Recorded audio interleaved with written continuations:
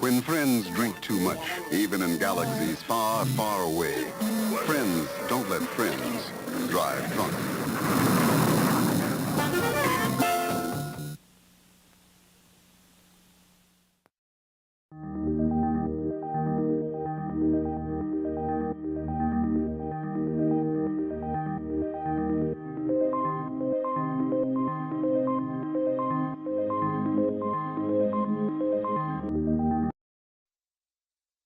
Park like a pro by not storing your vehicle on a city street for 48 hours or more. Salt Lake City has a 48-hour parking ordinance which states that no vehicle, boat, trailer, motorhome, or any other item can be parked on any Salt Lake City street for longer than 48 hours. This ordinance aims to prevent the use of streets for storage and to promote the free-flowing movement of road users on city streets. Thank you for parking like a pro. If you have questions about the Streets for Storage ordinance, please feel free to contact Salt Lake City Compliance. Heads up, Utah. Wondering what to do if you run out of gas on the freeway? Follow these 3 simple steps. 1. Move to the right. 2. Stay in your car. 3. Call 911. Following these steps will help keep you and those around you safe. After a wet fall and a record-breaking snowpack across the winter of 1982 and 1983, the Salt Lake City Public Works Department knew they could be heading into trouble come spring. City officials grew even more worried when, down south, the town of Thistle was swallowed entirely by the spring runoff. As floods wreaked havoc across the state, then Governor Scott Matheson remarked, "This is a hell of a way to run a desert." As Memorial Day weekend approached, temperatures warmed and the Salt Lake City floods began. City Creek, which was largely underground at that time, couldn't handle the melting snow and on the evening of May 28th, flooded at the North Temple conduit, spilling millions of gallons of water into the streets. Work crews did their best to sandbag local businesses and direct the flow down State Street. Even Salt Lake City Mayor Ted Wilson slung sandbags that Sunday. But the flow continued on. It was stopped eventually somewhere around 8th South. By the time June came around, the water was gone, leaving a massive job in cleaning up mud and debris. Today, building code improvements and better master plans have ensured that we'll never have a repeat of the floods of '83. Here she comes. I, Krista, take you, Jamie, to be my wife. When we found out that we were pregnant, we were just elated. We were just sitting there waiting for the pediatrician. She said she won't be taking you in as a client.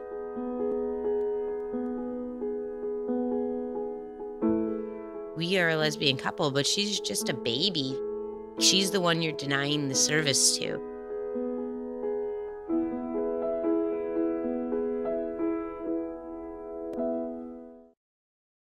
Idling cars, belching tailpipes, accomplishing nothing, and killing you slowly. Hi, I'm Herbert K. Masters, attorney at law. I'm glad you're here.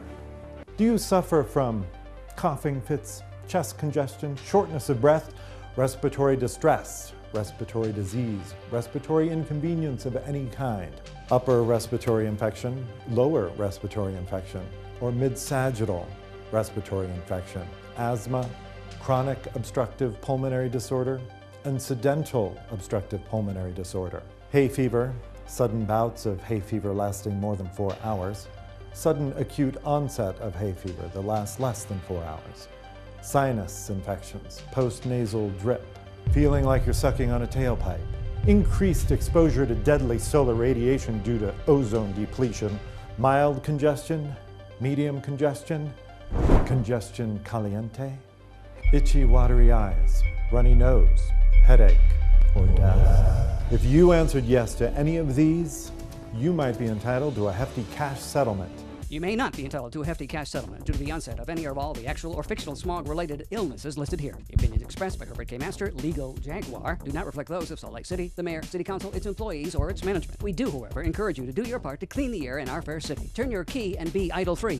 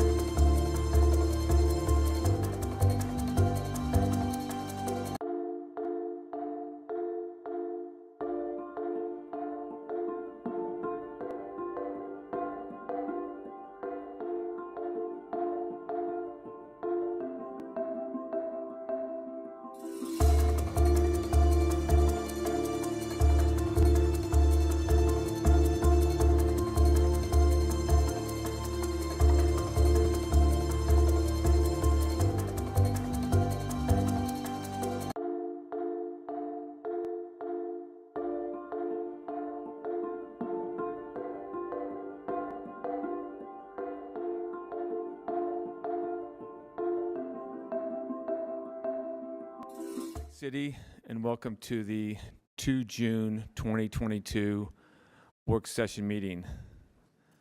We welcome the members of the public who are in person and who may be watching our usual video feeds online. Hybrid council meetings allow people to join online through WebEx or in person at the city and county building. We are continuing to watch COVID rates to make the safest choice for all of us. Masks are no longer required in city facilities, but attendees who prefer to continue using a mask are welcome to do so. We will continue to monitor the situation and take any reasonable precautions for the public and staff. As many as you know, there is no public comment during the work session. However, next public comment opportunity will be on this Tuesday, June 7th, 2022 at the 7 p.m. formal meeting. Our agendas are for the next several weeks. We'll continue to focus on reviewing the proposed budgets for each city department. Therefore, June 7th is also the second public hearing scheduled specifically for the public to comment on the mayor's recommended budget for fiscal year 2022 to 2023. We want to hear from you. Remember, it's your city and it is your business. And of course, the public is always welcome to any time to provide feedback with the City Council by mailing us at P.O. Box 145476, Salt Lake City, Utah 84114. Emailing us at council.comments@slcgov.com, calling our 24-hour phone comment line 801-535-7654. Scott will be moderating today's meeting. And just a personal message from me before we actually start the meeting.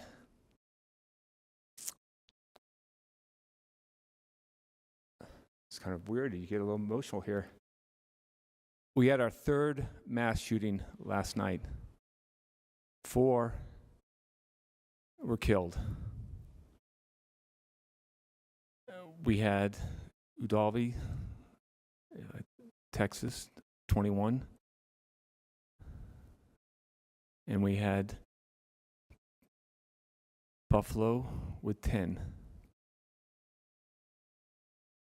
And I love that we take a moment of silence, and I love that we say prayers. But to me, when this becomes a recurring event, those really ring hollow to me. And we need more. We need more from our elected officials. We need some reform. We need to bypass or get rid of all this bickering, put everybody in one room, close the doors, and they can come out when they get us some reform and some decision and some action.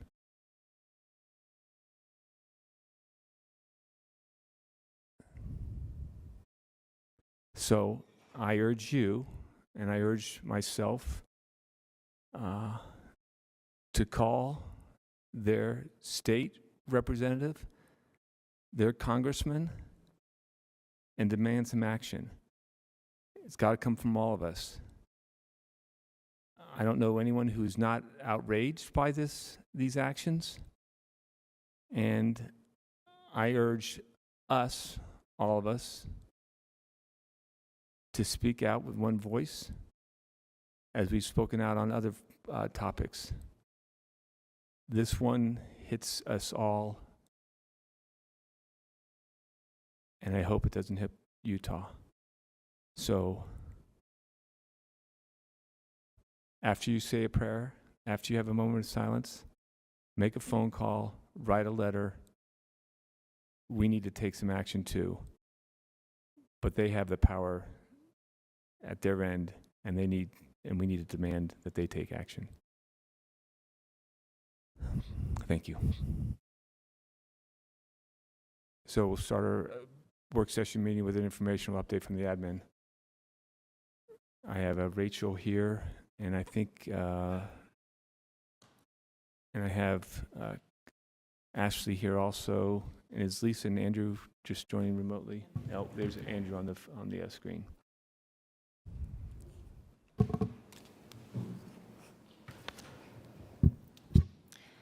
Thank you, Council Chair, and thank you for your opening words. I appreciate that. Andrew Johnston is joining us online for the homelessness portion, and Ashley Cleveland is joining me here at the table for the community engagement update. So if we go to the first slide, we'll start with just a quick COVID overview. Here's the regular dashboard, the weekly dashboard from the county, and you'll see that we're kind of back to ticking up very, very slightly with people up to date on vaccinations this week, but still trending in the right direction. Next slide, please. Hospital admissions, slightly down this week, so that's good news, at least for now. So again, people are getting vaccinated more, which helps keep people out of the hospital. Next slide, please. You'll see that cases are up, and that trends with the wastewater and the other graphics that I'll show you here in a second. But again, the story has been over the last couple of months that while I think pretty much everybody has heard of some people around them becoming infected with COVID and being positive, even if they've lasted this long without ever getting sick, we all know people who are getting sick now. So, but they're staying out of the hospital. So that's the good news. Next slide, please. So the wastewater data this week does show a bit more red than we saw last week. In Salt Lake City, or in the Salt Lake City water facility, there's really no trend. So we're seeing, actually just go to the next slide, please. And this is a different slide from what I normally show you because on the state site, it appears that the cases aren't tracking right, so it looked a little funky. So I just got this from Laura Briefer, who gets a special report every week. So I may start showing you this instead. It gives you a little bit more context. It shows that Salt Lake City is still has enough incidence of the virus to be in the elevated category, but that it's really there's no real trend. It's still plateauing or kind of an indeterminate type trend. So, but we are in that elevated category. So I'll bring this to you. I'll try to bring this to you each week so you can get used to seeing this visual. Rachel, you said that this is our wastewater data? Yes. Okay. And the health department actually collects that, or is our... It's actually, I think it's DEQ that collects the data, and they track it for all of those sites that I showed you on that previous statewide map. So it's kind of interesting to look across the state and kind of compare it to where we know the hotspots are in the state. This is that leading indicator of when this is just our facility. Yeah, and typically I show you just our facility each week, but it just looks a little different than this. So, I see. Okay, thank you. Yeah, sorry, I was trying to add a little bit more context to this, and Laura gets this report that I've just recently gotten. And just for context, back in December, it was at 4,000 when we had the Omicron. But we all seem to know a lot of people who've been getting COVID, so it seems like it's interesting that these numbers aren't really spiking higher than what they are compared to what we keep on seeing. I think it has been, I'd like to dig in a little bit more. Maybe this is down the road as we get more analysis on this, but basically everybody stopped testing at some point, right? And so the data got really hard to track and track it consistently in the way that we had been sort of used to looking at it, at least from my layperson's standpoint. And so now everybody's testing again, it feels like. So now it's like we are getting those elevated case counts. We're getting, plateauing levels, and people are not going to the hospital, but I don't know. I'll do my best to try to at least capture it for you each week from what we have. Any other questions about the wastewater? Okay, next slide, please. So just as I mentioned, just to sum it up, we do have increasing cases for the past 14 days. The New York Times is reporting us as the 4th fastest growing state for new cases in the country. But again, community levels are still considered low based on the hospitalizations and deaths that we're seeing. So some bad news, some good news. Stay vaccinated, stay up to date on your vaccinations. Okay, next slide, please. I'm bringing you something new starting this week, and we'll probably do this pretty regularly through the summer. But I know that, something we all care deeply about is our water usage and water conservation in the city. So this first graph I'm showing you is something that the Department of Public Utilities tracks and updates every couple of days. This shows, I hope you can kind of see it up there, but it basically shows that this light blue line on the chart is what Public Utilities considers our baseline water use, and that's the year 2000. So we use that as the baseline to measure our water conservation program efforts, because that was the year that conservation programs really started in the city. The red line is the average use over the last 3 years, so 2019, 2020, and 2021. And Public Utilities uses a rolling 3-year average to compare the current year use. The dark blue shaded area represents water used this year starting in January. So this shows you that we are trending below our 3-year average and, looking pretty good compared to our baseline year of 2000. But wanted to show you this just as context and as a way to encourage people to, continue reaching for conservation measures here. So I may bring this out from time to time throughout the summer just to give you something to compare to. I have a quick question. So the winter months, is that basically what we need? Is that basically drinking water, like people drinking the water, right? Because in the winter we don't water trees and plants for the most part, I don't think. So all that spike is usually people either enjoying the water, pools, but also mostly probably watering, right? Right. So the difference between that bottom line and all that gigantic spike is potentially just lawns, right? That is a huge amount of water. That is very interesting to me. Okay, sorry. I guess it was less of a question and more of a, I'm shocked. So thank you. Yeah, I actually have in a couple of slides, we'll talk a little bit about watering. And I know Laura Briefer is always tuning in. And so if she ever have detailed questions or if she ever wants to chime in, I'm sure she's welcome to. Okay, next slide, please. So there's some really great information if you ever want to really dig in on this website, drought.gov. And I probably won't show you this all the time because I don't think it shifts that much. You see that Utah is in the extreme or severe drought phase and has been for some time. So that's the kind of visual you can see if you look at drought.gov. And they do this for every state in the country. Next slide, please. And Rachel, just heads up for people, Laura Briefer is on the call, and Chris Wharton is also on the screen. Oh, okay, great. Oh, there she is. Thank you. Couldn't really see over there. Okay, so this is a more detailed slide from drought.gov that I just showed you that shows drought conditions for Salt Lake County. And this shows, just essentially that 100% of people in the county are affected by the drought. Our entire county is in a drought phase, which probably doesn't surprise you. What I thought was interesting is the stats that they follow here too.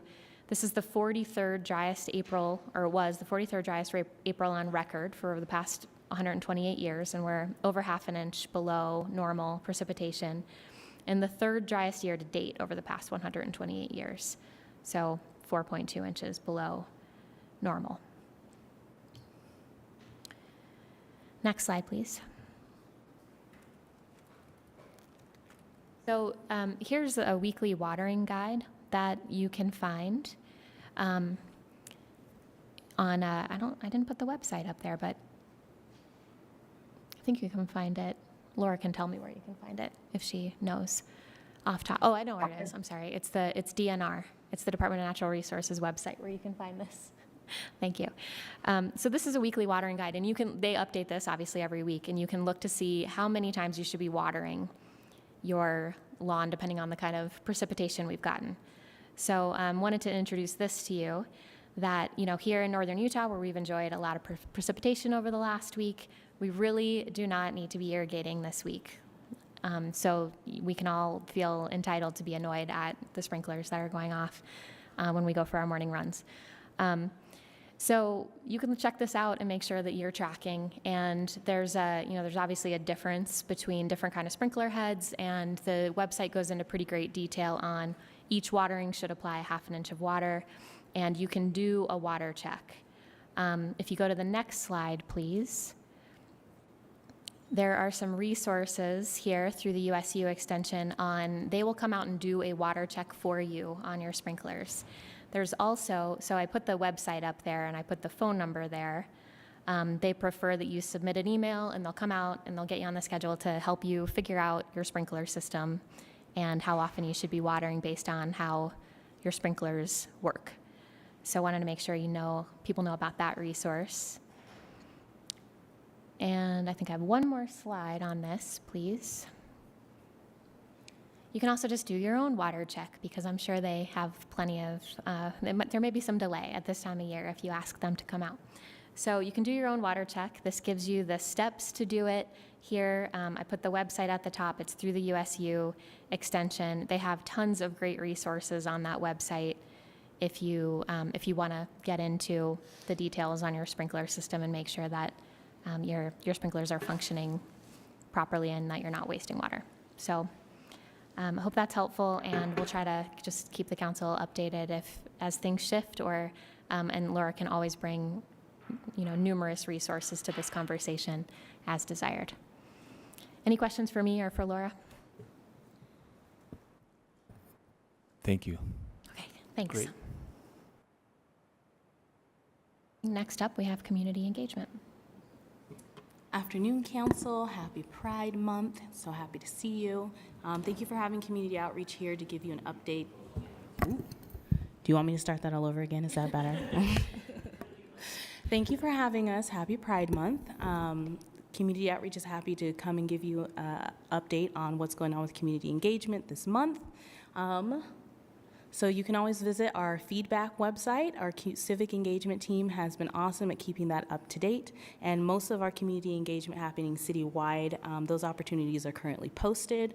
We have meetings regularly with all division directors to make sure that any nuances are added. Today, your updates will be from our planning, transportation, sustainability, economic development, and public utilities departments. We have our North Point Small Area Plan. They had a community meeting back on May 16th. There were some deliverables around drafting vision goals, objectives that were due at the end of May, and a proposed land use plan and implementation plan was due mid-June, but expect to see a complete draft in early July. Yes, please switch slides. Thank you. Next slide.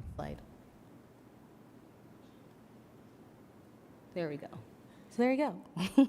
Next, we have the downtown implementation plan. We have a public draft of the proposal that was launched May 9th. Currently, planning is in the public input phase of the proposal.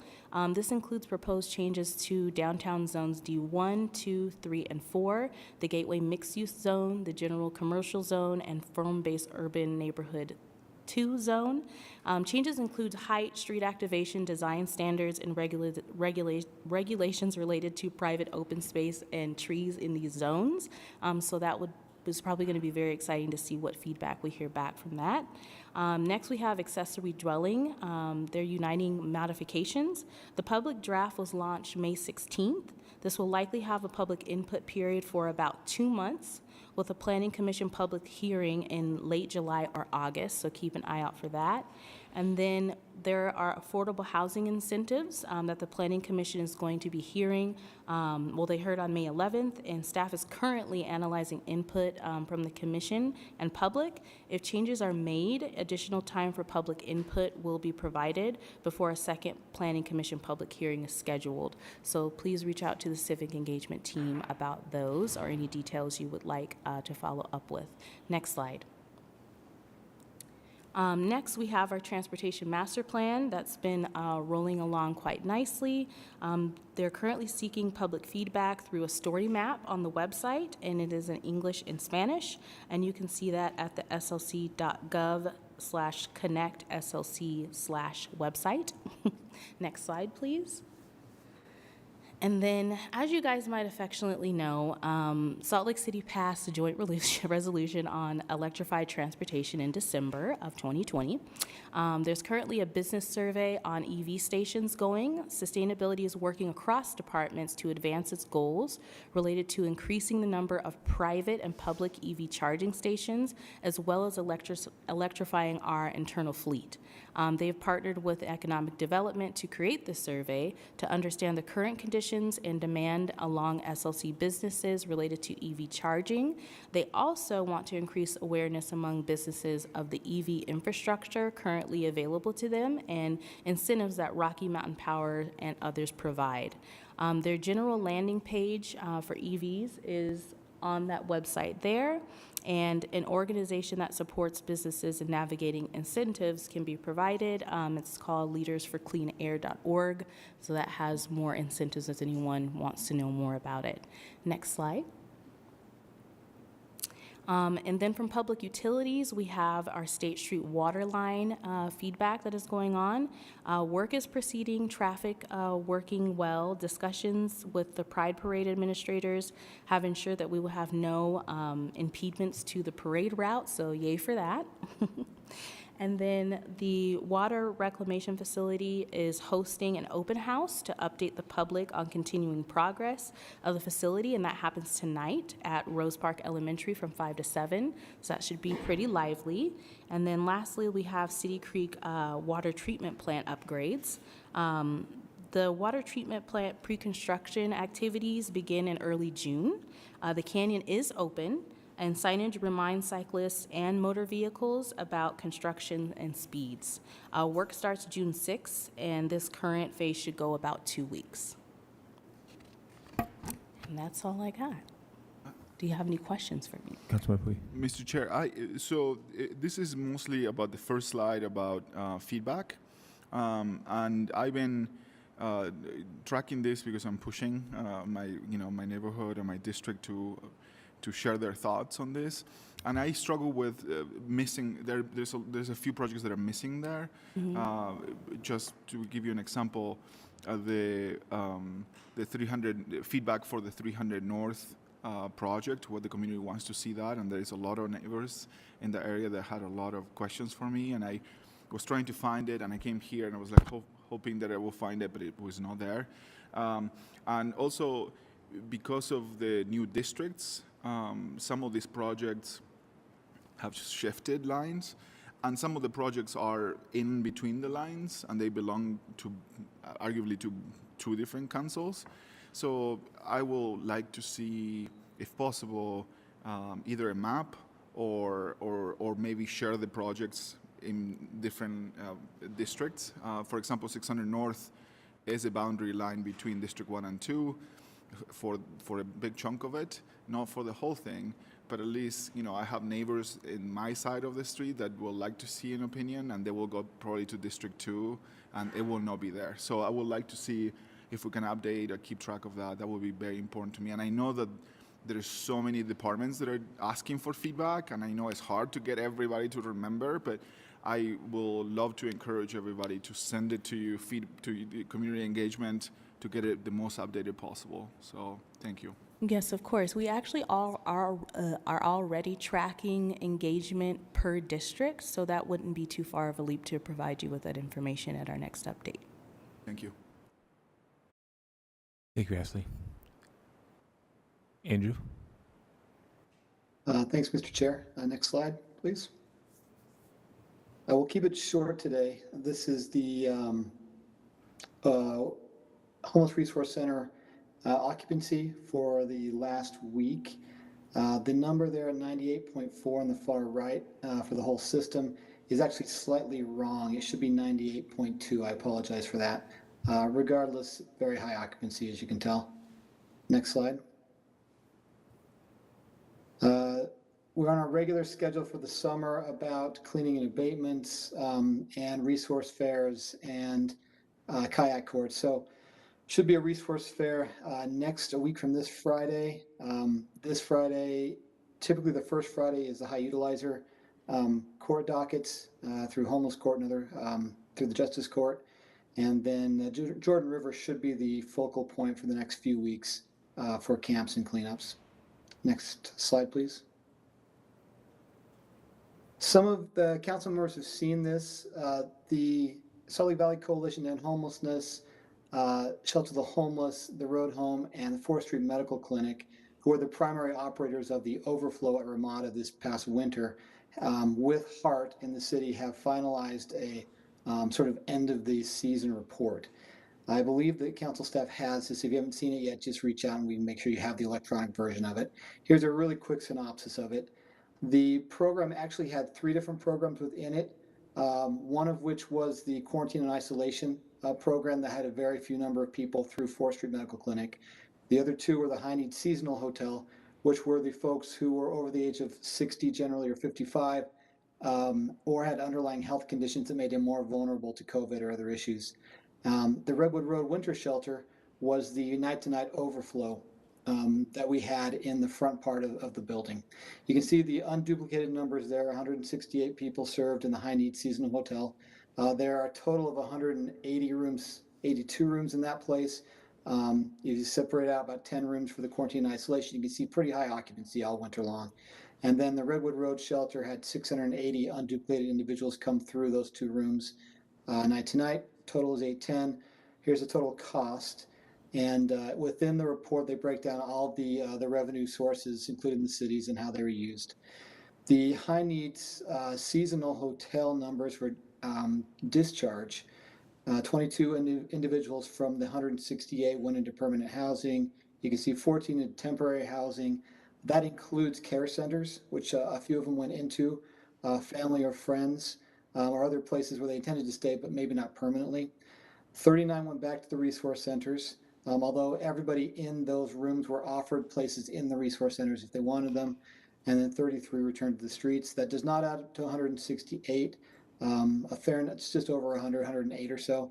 A fair number of individuals didn't report what they planned to do afterward that we didn't know. As a system, we didn't know. And then a couple things at the very bottom about the safety and security aspect. There was a slight increase in the SLC mobile app request for service in that area. It's unclear if there's actual increase in the number of issues or if there's a very concerted effort to advocate for and publicize use of the app for individuals, which we have seen over the last couple of years has increased in general. Their police department did report that a crime analysis of the half mile around it revealed, quote, no observable negative impact. There's a lot more information in the report to clarify this, specifically the safety and security and data from that area, which I would encourage you all to get into if you're interested.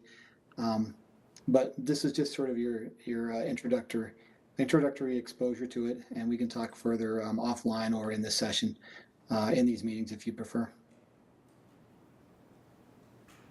Mr. Chair, that's all I have. Do you have any questions or things to follow up on? I see no questions at this end. Andrew, thank you very much. My pleasure. Thank you. Council will be moving on to item number 2, an ordinance of economic development revolving loan fund to Buddies Incorporated, 1150 East, 600 South. Allison Rowland, and we have Roberta here also. Hello. Allison Rowland from the council staff, budget and policy analyst, and Roberta from economic development. Peter Makowski. Oh, sorry. Thanks, Peter. Yes. Good afternoon, Mr. Chair. Just by a way of a quick introduction, this would be a loan for an EDLF, Economic Development Loan Fund loan to Buddies, Inc., who would own and operate the concessions and carousels, rides, all of those things at Liberty Park. It would be a $150,000 loan at 7.25% interest and would create 10 new jobs in the next year and retain 7 existing jobs. So I'm sure Roberta and Peter can go over that in more detail. Great, thanks, Allison, and thank you, council members. It's great to be here. I just wanted to quickly say we're really appreciative. We know there's a lot going on with budget season right now, so we're grateful that you were able to take the time to hear this loan. So I'm going to turn it over to my colleague, Peter. Thanks, Roberta. I'd like to thank the council for hearing us today. Can you hear me okay? Is that better? All right. Yes, would love to thank the council for hearing us today. As mentioned, this is an economic development loan fund, small business loan for Buddies Inc., also doing business as Liberty Park Rides. So we've all been to Liberty Park and ridden the rides. For those of us that grew up here, it's been sort of a mainstay there at Liberty Park. The previous owner has been looking to move along, and a new set of owners is interested in purchasing the business and continuing Liberty Park Rides to operate at Liberty Park. They've been working with our Parks Department on the land lease for that part of the park, and they are moving forward. Our loan here is to facilitate the purchase of the rides themselves and the concessions, so continuing both of those operations there at Liberty Park. As mentioned, the loan amount is $150,000. The terms of that loan are a 7.25% interest rate. They received an interest rate reduction based off of a few of our community development goals. They are a women-owned business. The term of this loan will be over 7 years. We're here recommending that council approve this loan to fund and keep Liberty Park Rides open moving forward. Happy to take any questions. Thank you. Council, questions? Councilman Romano. And I don't know if this is a question for you or maybe for public lands, but what specifically does the city own and what is privately owned in all of that whole thing? I know the rides are not ours, but the land is. What about the building with the concessions and like? The land and buildings are owned by the park. But all the equipment inside of the concession building would be owned by the company. Correct. Yes. Okay. And that's what's being sold from one owner. Proceeds from this loan would be to purchase those. Yeah, that equipment and the rides. Whatever the business itself. Yes. Okay, thanks. And Chris, if you have a question and I'm not acknowledging you because you're on the screen, just go ahead and start talking, and if you no have problem. questions. I won't be shy. Thanks. Councilmember Valamoros. So thanks, guys. So so did this business just come over and say, hey, we have this opportunity, somebody's leaving, or or did you guys recruit? And then what's the experience of this business? Like, are you guys confident this is going to work out? Or if it doesn't work out, what's the exit strategy? And how do we get somebody new? So the previous owner was actually a previous applicant for the EDLF and recipient, of the EDLF, and recommended the EDLF to these new prospective owners. We look at this loan in terms of really past history and how it's operated. We were able to pull business financials for 3 years prior. To look at the viability of the business and how they were functioning financially, and based off of those numbers and our projections, we found that they'll easily be able to make debt service for this loan. So we feel very confident that they'll be able to meet the debt service. And what did they do before? Buddies Inc. One of our owners is here today, Dustin Reed. He worked at Snowbird, one of the restaurants up at Snowbird, had a relationship with the previous owner, had done some catering and other operations for the owner, so they had that relationship. That's why he feels comfortable selling the business to these new owners. Okay. Councilmember Mama. How does the contractual relationship between the operator and the city for the lease of the land or the building? How does that work? Does the city issue an RFP every year for that? Or is it like a renewable lease? Councilmember Mono, I'm not familiar with the exact terms of their lease. Happy to come back with that information for you. I'm seeing the 10-year sign from Dustin in the audience. So. Thank you. And just more general on the loan structures, and we don't need them now, but it'd be nice if we had a better understanding of how you go about the risk factors of the businesses. What risk factors do you look at when you're looking at a loan? Years in business, other outstanding loans. What are some of the factors that you look at when you look at providing a loan to someone? I don't need it now, but it'd be nice for the council to know how they get funded and how they get denied. I think a great piece of information to have for you to have is our evaluation. Really, that kind of shows us go step by step, the points awarded and how much we value for each one. So we're happy to walk through it with you. But also, this isn't necessarily a recommendation from us. This is a recommendation from the loan committee of the 9 members that go through the whole conversation, a discussion, and evaluate it based on certain parameters. So yeah, happy to do that. That would be nice, because it would be nice for us to understand that the risk factors that they're looking at and what they're actually looking at and asking. So we don't ask the same questions. So sure. I don't see any further questions from the council. So thank you very much, Peter. Roberta? Thank you. Allison? Members? Moving on to item number 3, fiscal year 2022-23 budget. I'm not sure if we've been discussing that recently here. IMS, at the table here, we have Lehua coming up. We have Aaron is here. I see Noel, Joseph, and I'm not sure who's coming on the screen.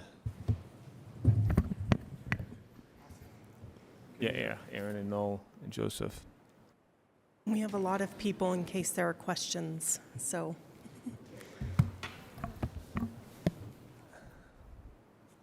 I just have a quick introduction and then I'll turn time over. As you mentioned, this is the Department of IMS, which provides technical support to the city. They operate as what is called an internal service fund, which means that they receive money from interfund transfers from all of the other city departments and funds. The recommended budget totals just over $25 million, which is a 32% increase from last year. The budget increase comes from 8 new staff positions, salary and personal services increases, and various contract increases. I'll turn time over to Aaron Bentley and his staff and crew, the IMS director and CIO, so that they can go through more details about the budget. They have a presentation as well. Thanks, Lehua. First, just want to thank Lehua, Jen, and all of your staff.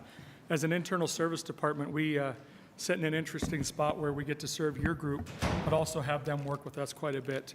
And as Noel gets into, we have a bit of a split presentation. We're going to talk about our budget, but also about the Workday ERP project. But you all have representation on most of the projects that we sit on. Lehua and Jen and staff members are present in our committees and on our governance boards, and we're grateful for the work and the partnership that we have with you all. So we'll go to the next slide, please. It's a little hard to read, but I'll walk through this for you. And I'm a bit of a storyteller, so I've been at the city for 20 years. When I came to the city from Intel, I wondered why we were called Information Management Services. And some of you may wonder that, why aren't they just the IT department? The first director, and Cindy, feel free to correct me as I'm wrong here, but the first director of IMS as a division was Ken Kelly. He was also the city recorder at the time. So the department made a bit of sense. We were managing information that way. The last administration, they came and said, well, maybe we should rename this department to follow what we see at the county or the state, but never followed through with that. But it's interesting, as our department has evolved in the last few years under the administration of Mayor Mendenhall and with your support, I think the name of Information Management Services makes a bit more sense now. We recently had the opportunity to have our divisions come together and come up with a new mission statement. And I'm just going to read it to you because I think it speaks a little to what our department does now more than what it did when I started here. It says, our mission is to be a trustworthy and valued partner that delivers the right information to the right audience at the right time. We're set up in divisions, and I'm just going to kind of walk through those. Traditional IT divisions are software services with Reza Faraji as the division director, Jason Struck over network services, and Daryl Lopez over our field services. That's the group that come out and help with your computers or anything like that. This is where we start to differ from most IT organizations. We have Nick Krieger, who we recently, over the last couple of years, brought over from Public Utilities, and he's our Chief Data Officer, and he's over GIS, which is our mapping services. You recently received a presentation from Valerie from that work group of how they worked with finance to show how sales tax is distributed throughout the city. These are the information they start to bring in so we can make data-driven decision-making. Next is Noel Walkingshaw, our Chief Innovation Officer, who joined our department just a couple years ago with that team. And they are here to help the city become innovative in the way we work. Noel likes to say we're not a smart city, but we like to be a clever city. And I really like how he says that, because it's, smart city is overused, and there's a lot of money that's been wasted throughout the world in smart city initiatives that are maybe pilots that just kind of went dead. But being a clever city is where we want to be. And then last, and this group, probably the most intimate, is John Rand, who is our Director over Media and Engagement Services.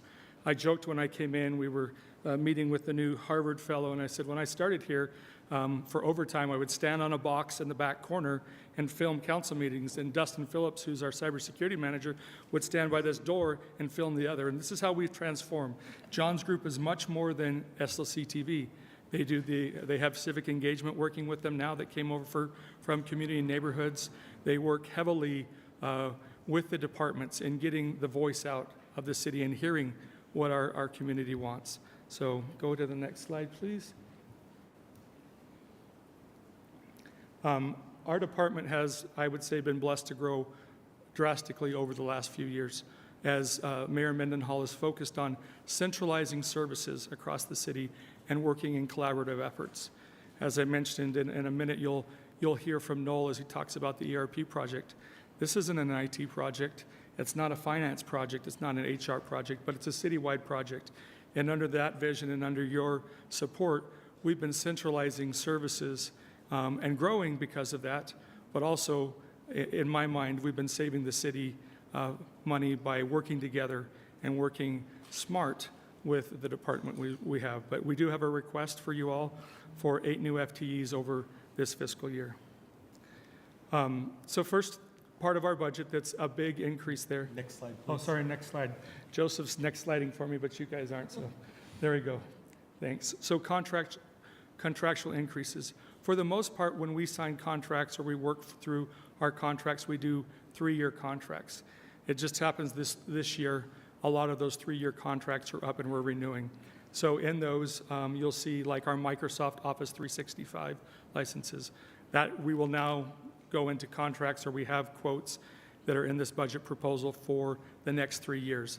So what you see a significant jump of over 10% there in that area, but that should hold steady for the next 3 years. You'll see slight increases as staff increase, and we have to buy additional licenses for that head count, but that's what you're seeing. Other licensing increases. During COVID, we moved to Adobe Sign for e-signature, those type of areas where we're renewing those. And that's that part. So let's go to the next slide, please. The other piece is just technical and inflation increases, which, like any other department, we're seeing huge increases there.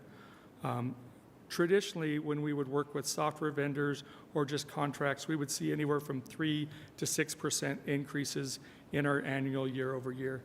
We have seen some vendors come back with 20% increases. On those type of vendors, we're saying, well, maybe we shouldn't be doing business with you anymore because that is extreme. And we recently saw that with our endpoint management system when we asked for more licensing that you had awarded the department through Budget Amendment 7. That vendor came back with a 20% increase. And instead of just saying, we're just going to eat that, we've went out and found another vendor who's much more willing to do business in a reasonable way. But we are continuing to see those increases. The other thing that we're working on from a security standpoint is more and more migration to the cloud. And part of this is to move the Acela system, which is used for permits and licensing, to move that to the cloud for increased security, but also increased functionality. Since that system came about, Noel, was that 15 years ago? Yeah. Well, yeah. We went live with Acela in 2009, I believe. So since that time, it's all been on-premise. We've had the servers and the databases. We're now moving that, or proposing to move that, to Acela's cloud services, so we can provide our developers and our residents better access to the system and increased functionality and security with their data. Cartograph, which is recent in the last few years has grown a lot in the city, also moving that to the cloud. It'll allow us to move faster with implementation of new functionality and provide better services. Thanks. Next slide, please.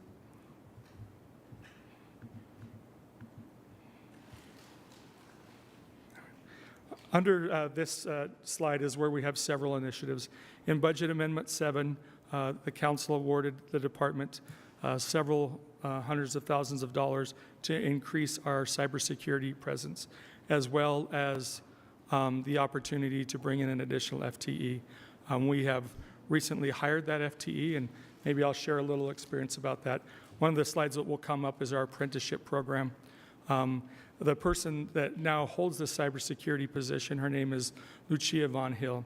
She started off as the city as an apprentice. She's an immigrant from Moldova, came over and wanted the opportunity to increase her technology skills. She had been working in that sector in Moldova, but when she came to the United States, needed more experience. So over the last year and a half, she was an apprentice and then hired on about 6 months ago as one of our network engineers, and just this week was offered the position as a cybersecurity engineer. So this is a great story for us of how the apprenticeship program helped us grow and also helped us learn from that. So also on the cybersecurity standpoint, we have signed a contract for the major piece of that. It's called a SIM, which stands for Security and Event Management System. All of your computers out here are kind of keeping track of what you're doing and writing logs, and all of our servers and all of our systems.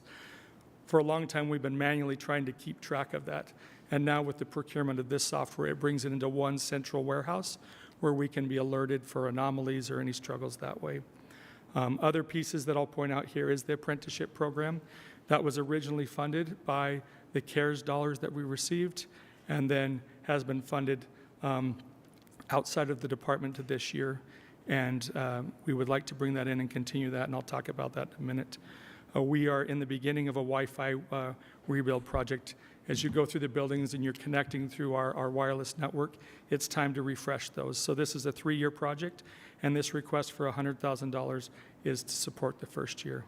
One of the things that will come with this as we build out this is the City Connect network will be available in all city buildings as we build that out. So we'll be providing free public Wi-Fi as well as our internal Wi-Fi that we do business in all the city buildings throughout the city. The other pieces here, we continue to work on our analytics footprint, and we can talk about that. And last one I'll probably point out here is the fiber build-out and for our connecting our city's facilities. As we use funding our future dollars and we repair the streets, it makes a lot of sense for us to be running conduit and fiber to stitch the city together so that we can begin to become a smart city, but also so that we defer the costs of us paying the provider as an ISP and we can become our own ISP.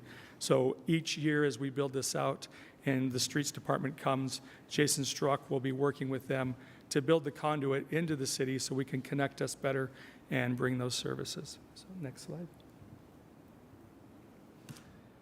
All right, and then I just want to talk quickly about this apprenticeship program.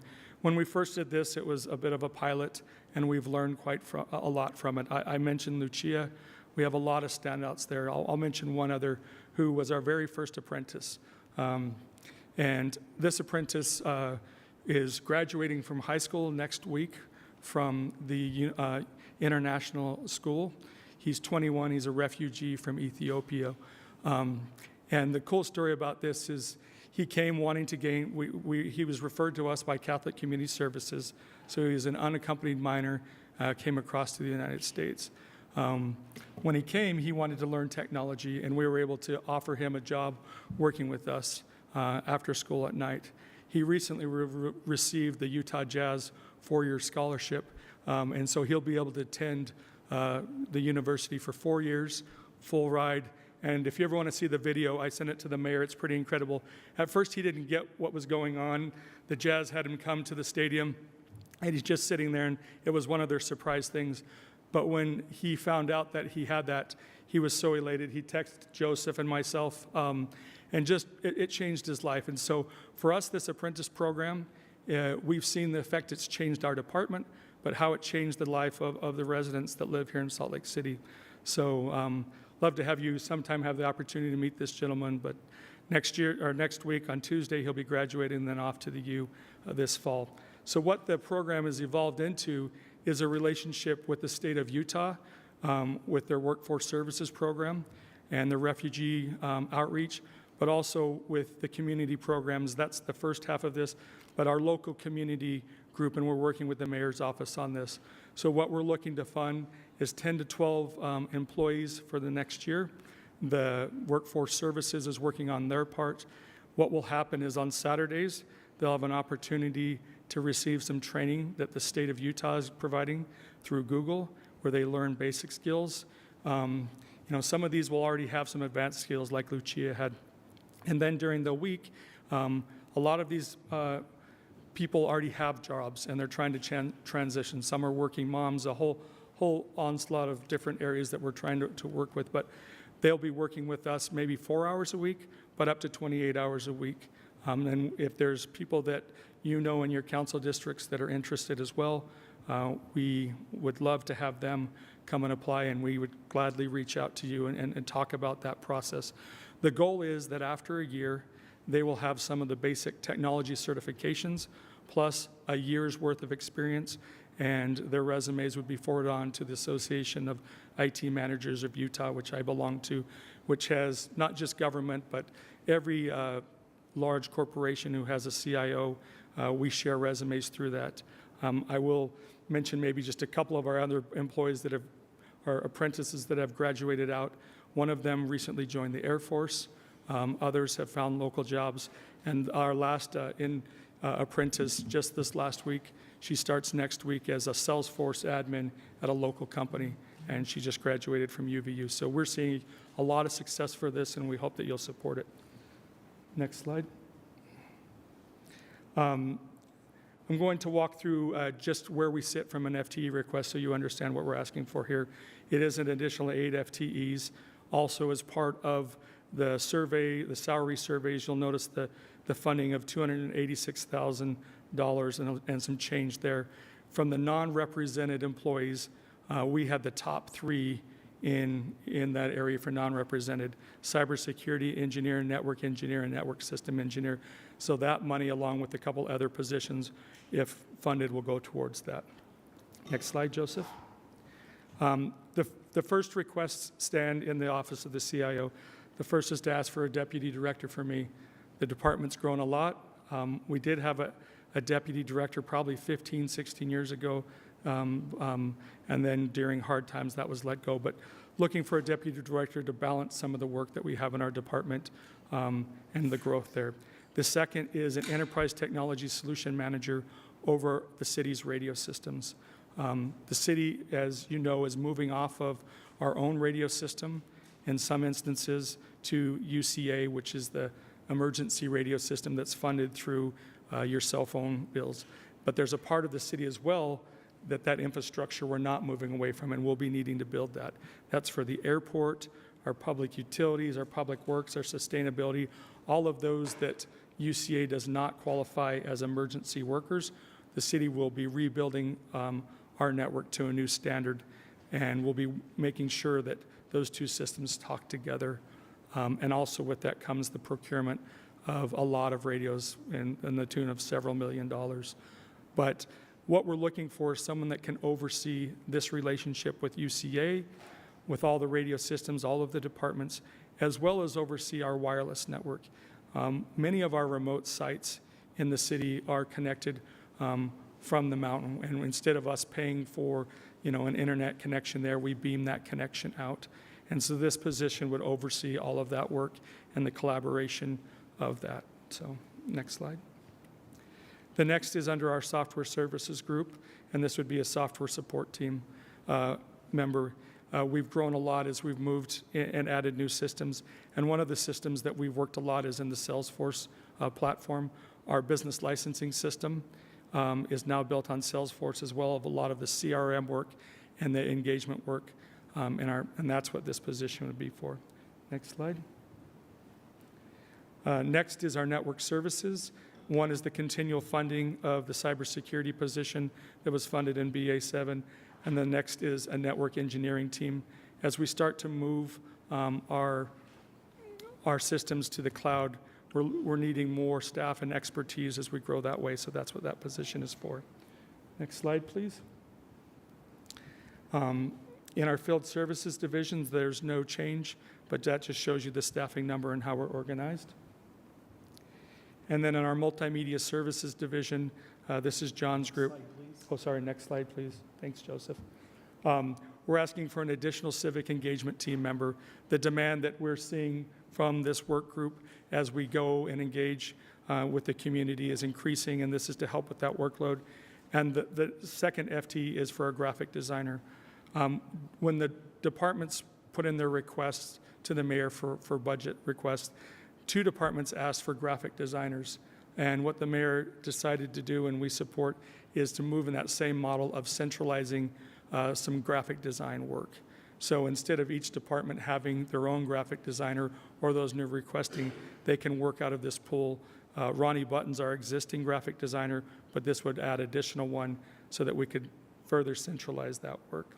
Next slide, please.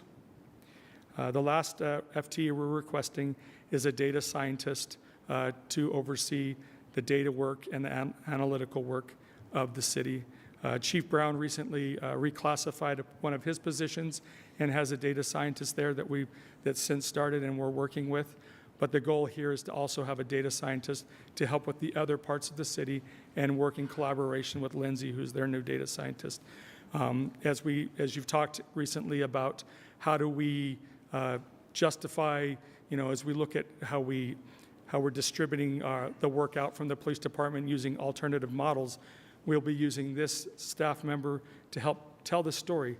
Does the finances behind that work, is the work that's happening and the work they're doing, is it worth the investment that you're putting?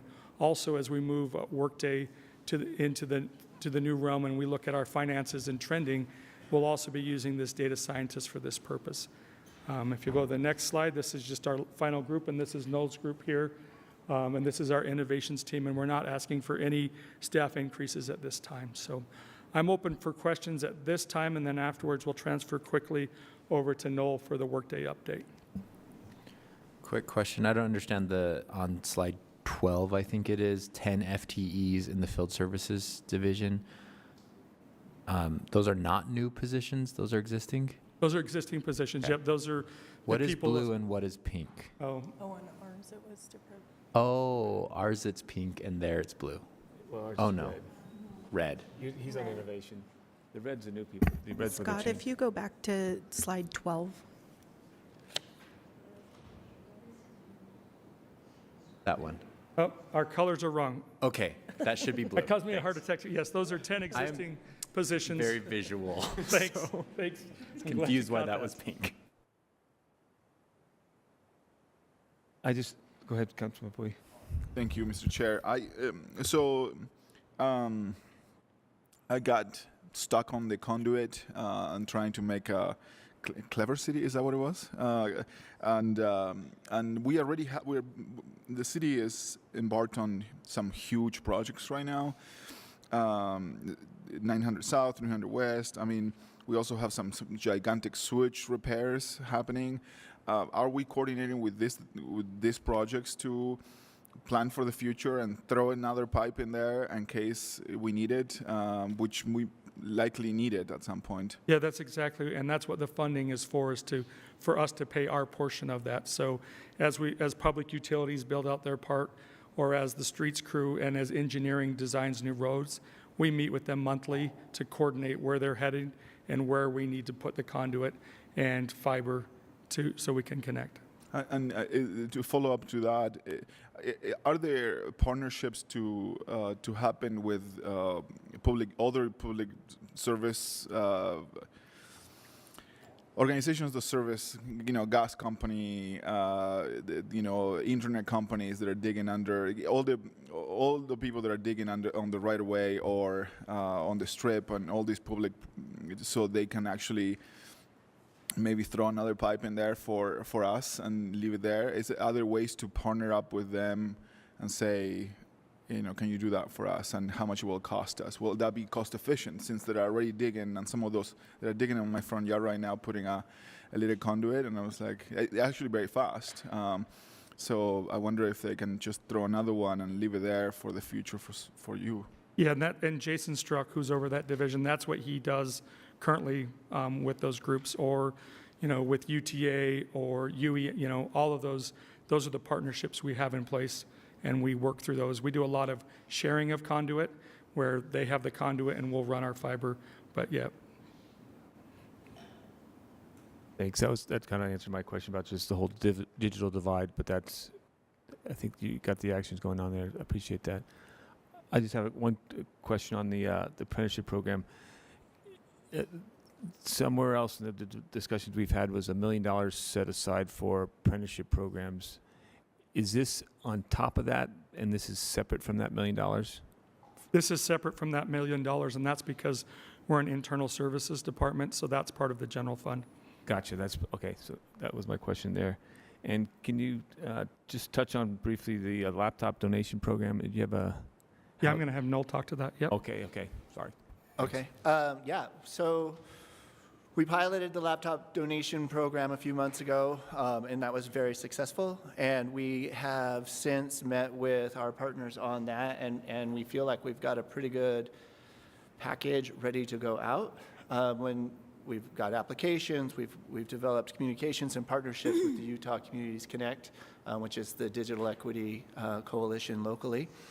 And when we got through that, I think we had about 25 units that were ready to go, but we know that this is the time of year when there's a lot of overturn in the units, and so we're starting to build a bit more of a stockpile at IMS on computers that we could use for donation, and so we've been sort of sitting on it to let that pile build up, so that when I come to you with that request for the disposal, we have more units to do it. And then a part of our apprenticeship program is going to be getting those units ready for reuse, because we need to go through a process to do that. So we are really hopeful to be able to start moving forward on that, get some apprentices in place that can help us clean those out and get through that disbursement. But I think that the next round grows in the way that we did it the last time, where we will not only be looking at doing individual donations, but also doing donations to our community partners that serve in a digital equity way. So I think we're close. We're just kind of waiting for the pile to stop stacking up. Civic engagement, I was looking, you guys talked about civic engagement, and I'm still confused about why is it the role of IMS, and again, forgive me, I'm the newest kid here, but why is the role of IMS to do the graphic design for the other departments, if I understood that right? And also, the budgeted amount for a graphic designer, it's high. So I don't know if that's a comparable amount. It's about $80,000 for a graphic designer, and I hire graphic designers very often, and that is a very competitive pay. So can you explain a little more about the role of this graphic designer and this community engagement person as it relates to all the departments in the city? Sure. So the civic engagement specialist, any engagement the city does for redesign of streets, where we go out and we create websites, or we go out and we put a table out at an event and talk about that, that's what civic engagement does. And they moved from community neighborhoods last fiscal year or the fiscal year before, because the work they were doing with media services was overlapping so much, it made sense to have them work together and to share resources. One of those resources, and John worked on this recently, was to reclassify that to a graphic designer. That's the majority of the work she does, but she also has other duties, and that's a fully loaded cost when you see that in the budget. So Ronnie's not making $80,000 a year. The pay grades for that are 23, 25, and 27 for that whole series of employees. So all of these employment salary items include both your salary compensation plus benefits. So that's why they're a little higher than you would expect. That makes a lot of sense. Thank you. And when you say 23, 24, those are pay ranges, Pay but they grades. don't have anything to do with dollars. That's right.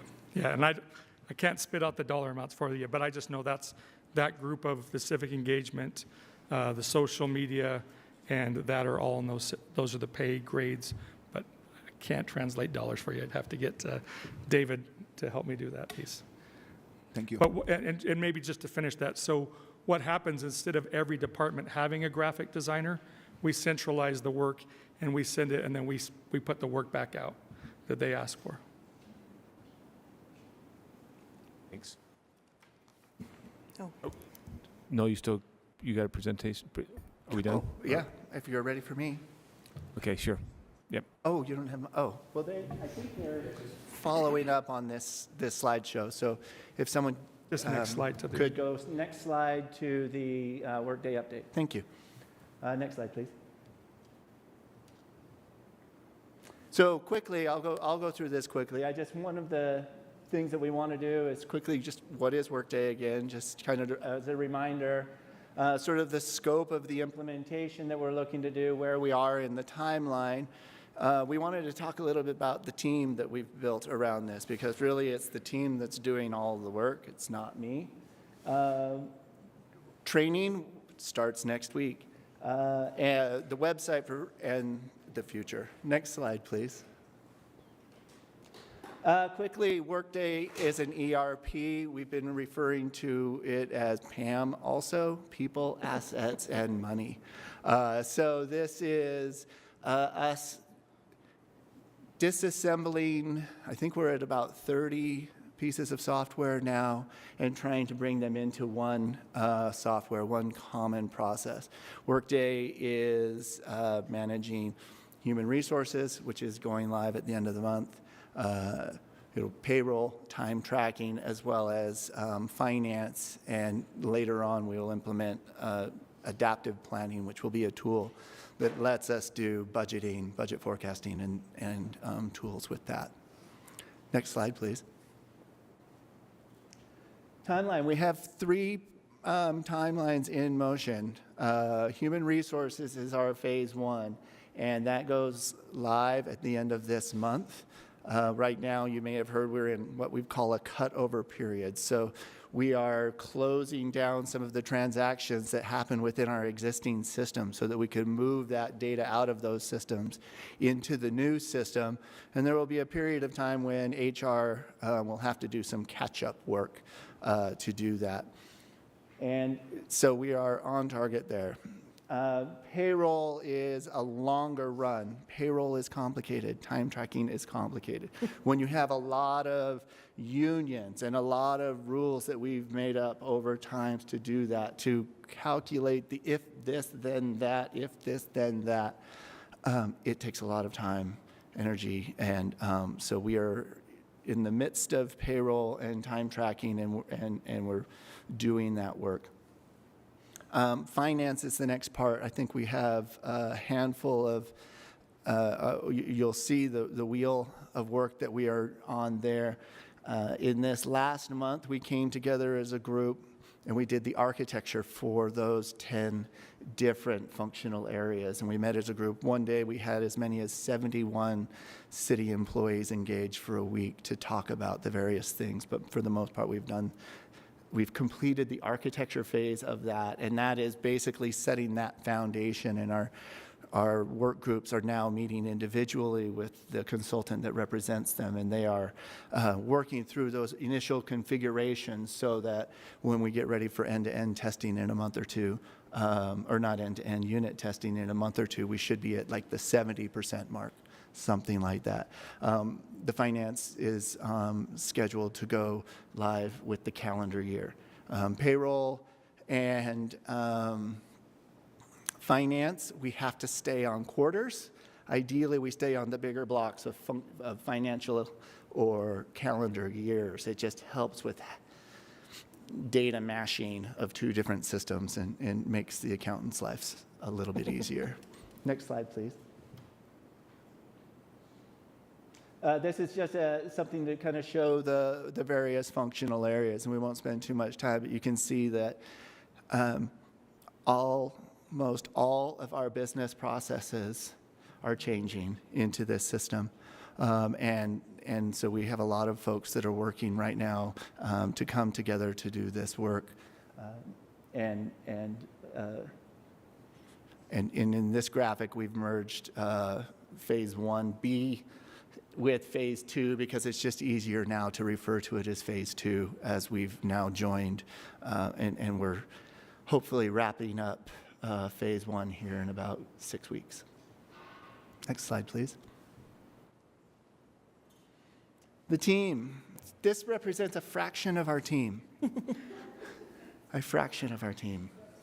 These are the leads of our team, right? When we started this project, we wanted to take a very formal process to how we built this team, right? We've adopted what is called a sponsor model, where we have leadership playing a strong role in the decisions we make, having a strong active role in the project because there's a lot of policy and there's a lot of resources that are going into this.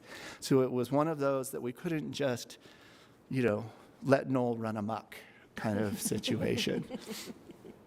But we've built a strong team around that in that sponsor model. And I think it's going to be important to keep an eye on this sponsor model as we take on more big projects, right? Leadership plays a very important role. Our job, as my job and my team's job, really is to help coordinate those who know what the job is that needs to be done and the communication between the leaders, playing that liaison role to help really give that structure. So in this chart, you'll see the sponsors, you'll see our project team, and you'll see those functional areas.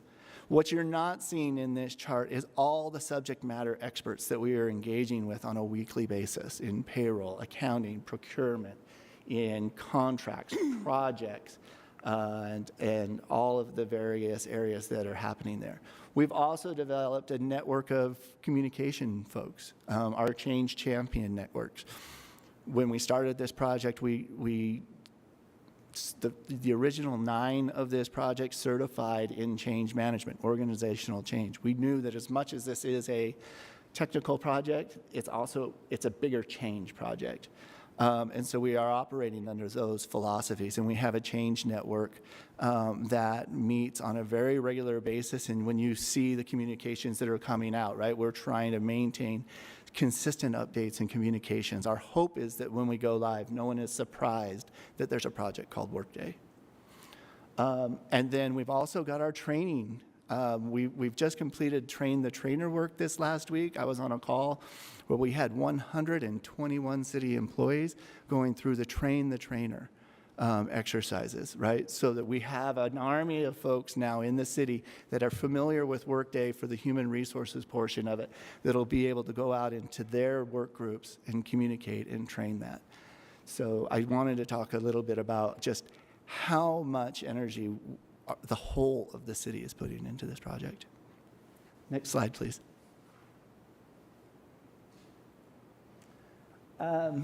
I just put this in. Next week's a big week. Training starts. So you may get some training, and the training starts. Our Train the Trainers are ready to go. We've had a couple of meetings with them today. Training for human resources starts next week. Next slide, please. I think that's it. I know that you have a lot of things to do today, and so I want to be quick. Our Workday site. All of this information is available through SLC Gov, Workday. We've got it broken down by where we are in our project, what it is, and over in the Workday user resources are all of our training aids, videos on how to use that, and as we go and we grow, this will become a library for employees to research to. You'll also start seeing some little handouts. I think we've got those in the mail that are coming soon. Our Z-fold, we call it, which is just the basics on how to access it. We're trying to make it as easy as possible. Next slide, please. The future. We talked a little bit about software as a service. in my experience with technology in the city and on projects, I've been with the city for a while, we often get to a finish line, we say the house is built, and we're sort of done. With software as a service and with Workday, it's one of those projects that we're probably never really done, right? The product, the value of software as a service is that product is constantly growing. Every week they have updates. Biannually, they have major updates where new services and new features come online for us to use. We have disassembled 30 different pieces of software and generations of workarounds to try to get this system to do what it is. Out of the gate, we're not going to hit 100%, right? We're going to have to make adjustments and grow, and we will be asking our work groups to behave in different ways. So it's going to be a constant evolution in that respect. And the ongoing administration, we have built a team to support that ongoing administration. We have people in finance, we have people in HR that are technologists, and we have people in IMS that are technologists to support this so that we are able to evolve those business practices over time and to continue to grow. And as we set goals for ourselves around financial transparency, programs, projects, and things like that, we should be able to be more agile to accommodate that.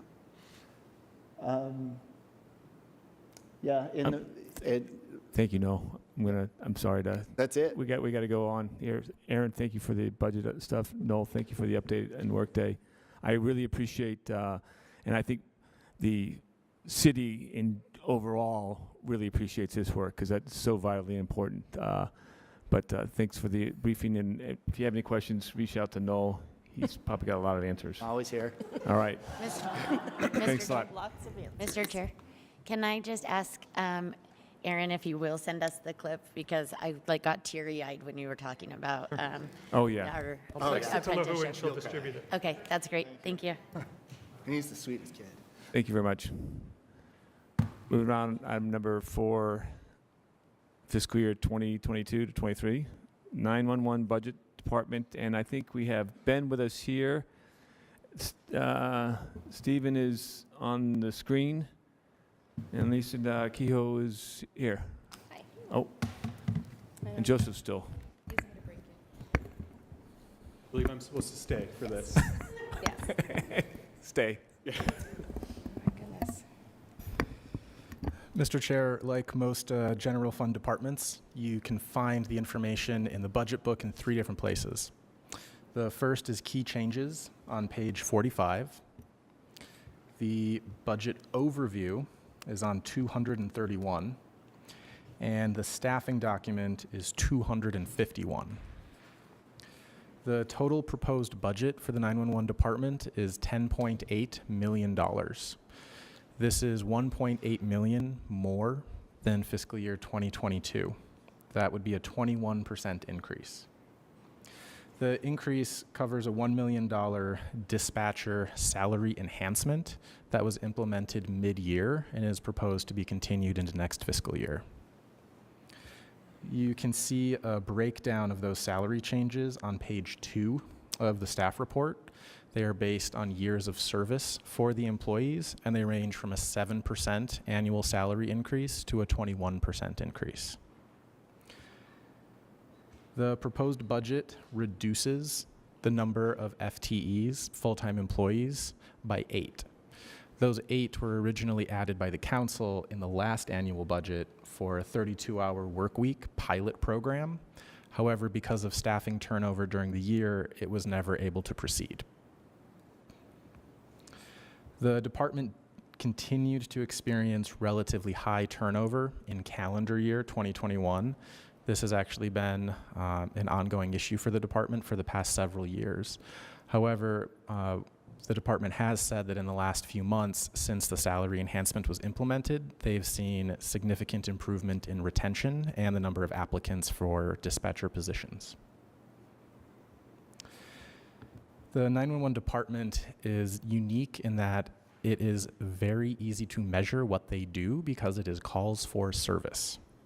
They experienced an 8,000 increase in 911 calls over the last 12-month period. But they also experienced a 43,000 decrease in non-emergency calls. So the 911 calls went up, the non-emergency calls went down. The overall volume of calls also went down slightly. And it does vary year after year.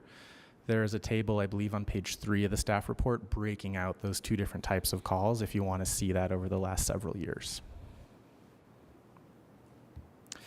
Importantly, for the 4th year in a row, the department has exceeded the industry best practice of answering within 10 seconds 90% of 911 calls. The department did not meet that standard several years ago, and this is the 4th year in a row that they have exceeded the standard. One last thing to note, council members may want to look at the table on page 4 of the staff report. It provides a breakdown of the mental health crisis calls for service that were evaluated for diversion to the Mobile Crisis Outreach Team at the University of Utah. The acronym is MCOT. And you can see there were 516 calls, and I think it was about half of them were diverted to MCOT. And there were several other outcomes as well. That's it for my intro. I'll turn it over to Lisa Kehoe, the Deputy Director. And as the chair noted, we have the Director, Stephen Meyer, joining us virtually. Thank you. Greetings. First and foremost, before I get a little bit deeper into the presentation, I would like to express my deepest gratitude to you for your continued support. Oh, a little better? Okay. You can move the mic on the table towards you. Okay. Thank you. Stephen, the director, and I are both new to the city and Utah as a whole. As an outsider coming in, I have to say that I am deeply moved by the proactive approach that the city is taking to ensure that its community is taken care of. There are so many departments, so many different responsibilities. Everyone is doing their part for the collective. Each of you is tasked with being that important voice that sets a tone for this city and its people. So I want to thank you for what you do from the Salt Lake City Dispatch Center 911 on our behalf. Just a simple thank you very much. I will continue. Oh, even better. Okay, and moving on to our next slide. These statistics show the gravity of what the SLC 911 dispatchers receive and process around the clock 24 hours a day. In 2021, 770,702 calls actually came into our center. These calls each represent individuals with a potentially life-threatening emergency that they are asking assistance from our community, for our community. They are real people, just like the person to your left and to your right. Out of those calls, 8,161 of them were transferred in by other agencies, and 15,251 were calls that SLC took and transferred to outside agencies. This is to provide perspective just on the volume of calls that come in needing assistance. Let's move on to another statistic that is astounding and I find inspiring. It is well known that law enforcement officers often respond to calls for service that may not have been needing an officer. I feel that officers have done an excellent job with the tools that they have at their disposal, but their time is valuable and it's also limited. Officers being able to focus on their expertise allows them to do their job and do it well, while allowing other professionals to do what they are best educated and trained to do. And finally, there are groups tailored toward the right response happening right here in Salt Lake City, and this is groundbreaking. The diversion of mental health calls is effective and it's sustainable. Specifically, I would like to use those statistics mentioned in the pilot partnership program with the University of Utah Mobile Crisis Outreach Team, MCOT, from 2021 and other partial stats in 2022. With MCOT's involvement in 2021, 516 calls total were diverted to them. To kind of break that down for you a little bit more, 234 calls were resolved by MCOT telephonically. From that, 39 required law enforcement after MCOT deemed it necessary. 232 calls MCOT deployed and responded themselves. And 11 of those calls required a higher level of care, again determined by MCOT. In 2022, where we are now, from January to April, 46 calls have been resolved telephonically, 5 required law enforcement, and 40 MCOT deployed and responded, making a total of 91 calls thus far. Again, I would like to remind you that those calls, they're people. Every one of those calls is a person.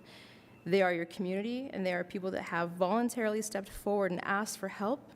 Programs like MCOT can get them the right help that they need. And I think that's important, and I applaud those programs. And I do want to reiterate also that I am only providing MCOT's numbers and not the other groups that are also joining in this initiative. There are many. The result of this is fewer calls holding for long periods of time due to officers responding to officer-appropriate calls, which means a better supported community all around.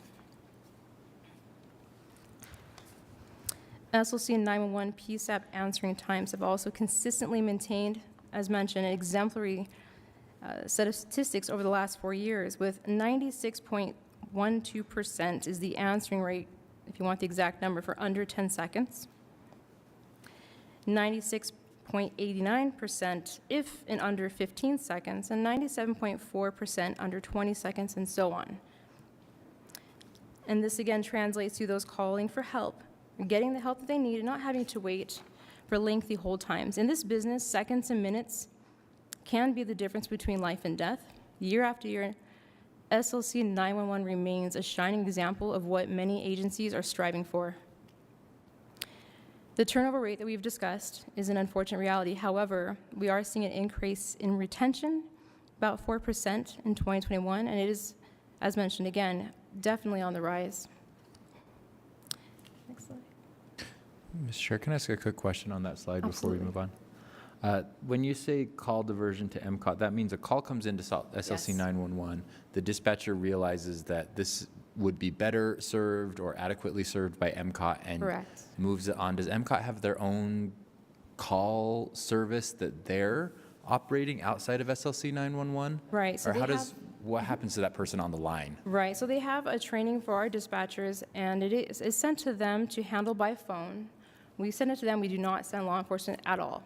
I know that they have, for example, law enforcement has their own social workers. This is separate. This is us stepping out of it, letting MCOT handle that phone call. They will contact us if they need us. If they've worked with them and they've decided, okay, you know what, there's maybe a higher threat, we do need law enforcement, that's when we'll get that call back and continue that normal route of sending an officer.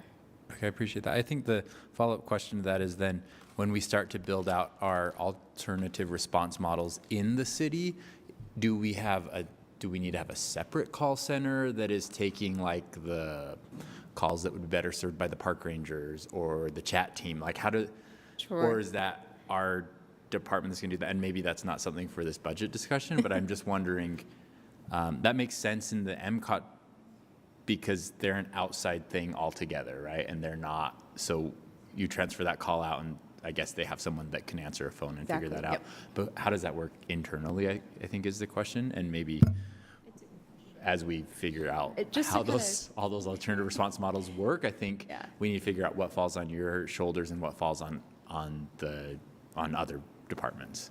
I think that since this is new and it's growing, there's a lot of opportunity to kind of fine-tune how this is going to work. Right now, those different groups, they do meet. They all get together, they kind of exchange how this is working, and I am under a confident assumption that we're going to fine-tune also making those meetings more frequent, and if, like you said, something else to kind of be on the same page as far as who's actually handling the initial call. Unfortunately, a lot of that will always go through 911, but right now, it's going extremely well, and the progress is amazing. I appreciate that. And we also don't want resident staff to memorize like seven different numbers It gets difficult. for specific things. We want to be able to have one number, I guess 2 numbers, a non-emergency and the emergency line that they can call and then get routed to the right place. Thank you. Absolutely. I would just add that there's not like an off-the-shelf protocol for knowing when something can go to the new alternative response programs. So it's definitely a moving target. It's something that the departments will be working together to craft and refine over the years ahead. And you'll also see in the unresolved issues staff report later today an item about the multiple response programs and trying to track and compare effectiveness. So that's on the list for later. Absolutely. Thank you. Okay, on to the next. Next slide, please. Okay. In getting fully staffed and fully trained are different challenges that serve the same purpose, which is to have a top-notch dispatch center ready to go at all times. At the end of 2021, we were down roughly 30 positions. We are now down less than half of that. Part of that is those positions and also just simply the recruitment process. The recent pay increase has allowed our dispatchers to be paid more appropriately for their expertise, thus also preventing many of them that were considering leaving for financial reasons to actually stay. We are beyond grateful, as this has also allowed us to competitively, actively recruit to fill the empty positions while also taking care of our current employees that we already have. And as mentioned, we have seen an influx in applicants and are filling the training classes as we speak on a constant basis. Training is necessary. It provides the tools needed to get the job done and to be able to do it well. It's a proactive approach rather than a reactive approach to handling the calls, from answering to dispatching them, etc. We are actively developing internal training programs to not only train the new dispatchers coming in, but also provide ongoing training to the ones that have put a lot of years in. Things change, laws change, and we discover better ways to help people. We must make sure the dispatchers are up to date and able to perform at their best. Today, for example, we use computers to input calls when some of our dispatchers we have on staff right now remember a time when there were no computers or software. It was pen and paper. And can you imagine what it would be like if we had never shown them the software and just said, here you go? CPR is also just another very common and great example. From its start to present day, the number of compressions and breath, all of those things have changed due to research and results. Again, can you imagine if we never trained those answering the phones in times of crisis on these important updates? In light of recent events in our city and this country, the active shooter threat is very real. At the beginning of dispatching, specialized active shooter training didn't really exist, but we do have that now. Times change, and we need to be able to keep up with those changes, and some of those continuing education trainings that we are getting started now is for the delicate situations like active shooter courses, hostage negotiations, and so on. We understand that the community needs and deserves the best service possible. We are committed to making sure the voice in that phone, should you have to make that difficult call that you don't want to have to make, is best equipped and trained to provide the best service possible. Next slide. Oh, a little more. Okay. Actually, one more. One more slide, please. One more, please. Thank you. Okay. Now, often the public does not think about 911, at least not until they must make the call, which thankfully isn't often. On the per-person average, the community does not see 911. They see firefighters. They see police officers. But they do not see the people that are responsible for sending help in their hour of need. And we feel it's time to change that. We are excited to begin participating in more community activities and events. And we are looking at ways to reach out to the schools, visit them, let them ask questions, and also guide them into what they should expect if they're in those types of emergencies. We also want to make it known that we do genuinely care for the community and that we support diversity, not just in the community, but in our own workplace. For example, this weekend, SLC 911 will have a booth up here for the Pride Week celebration in the city, and it is the first time we've ever had a booth. And it's a wonderful time to engage with the community and just put a face to those voices. Next slide.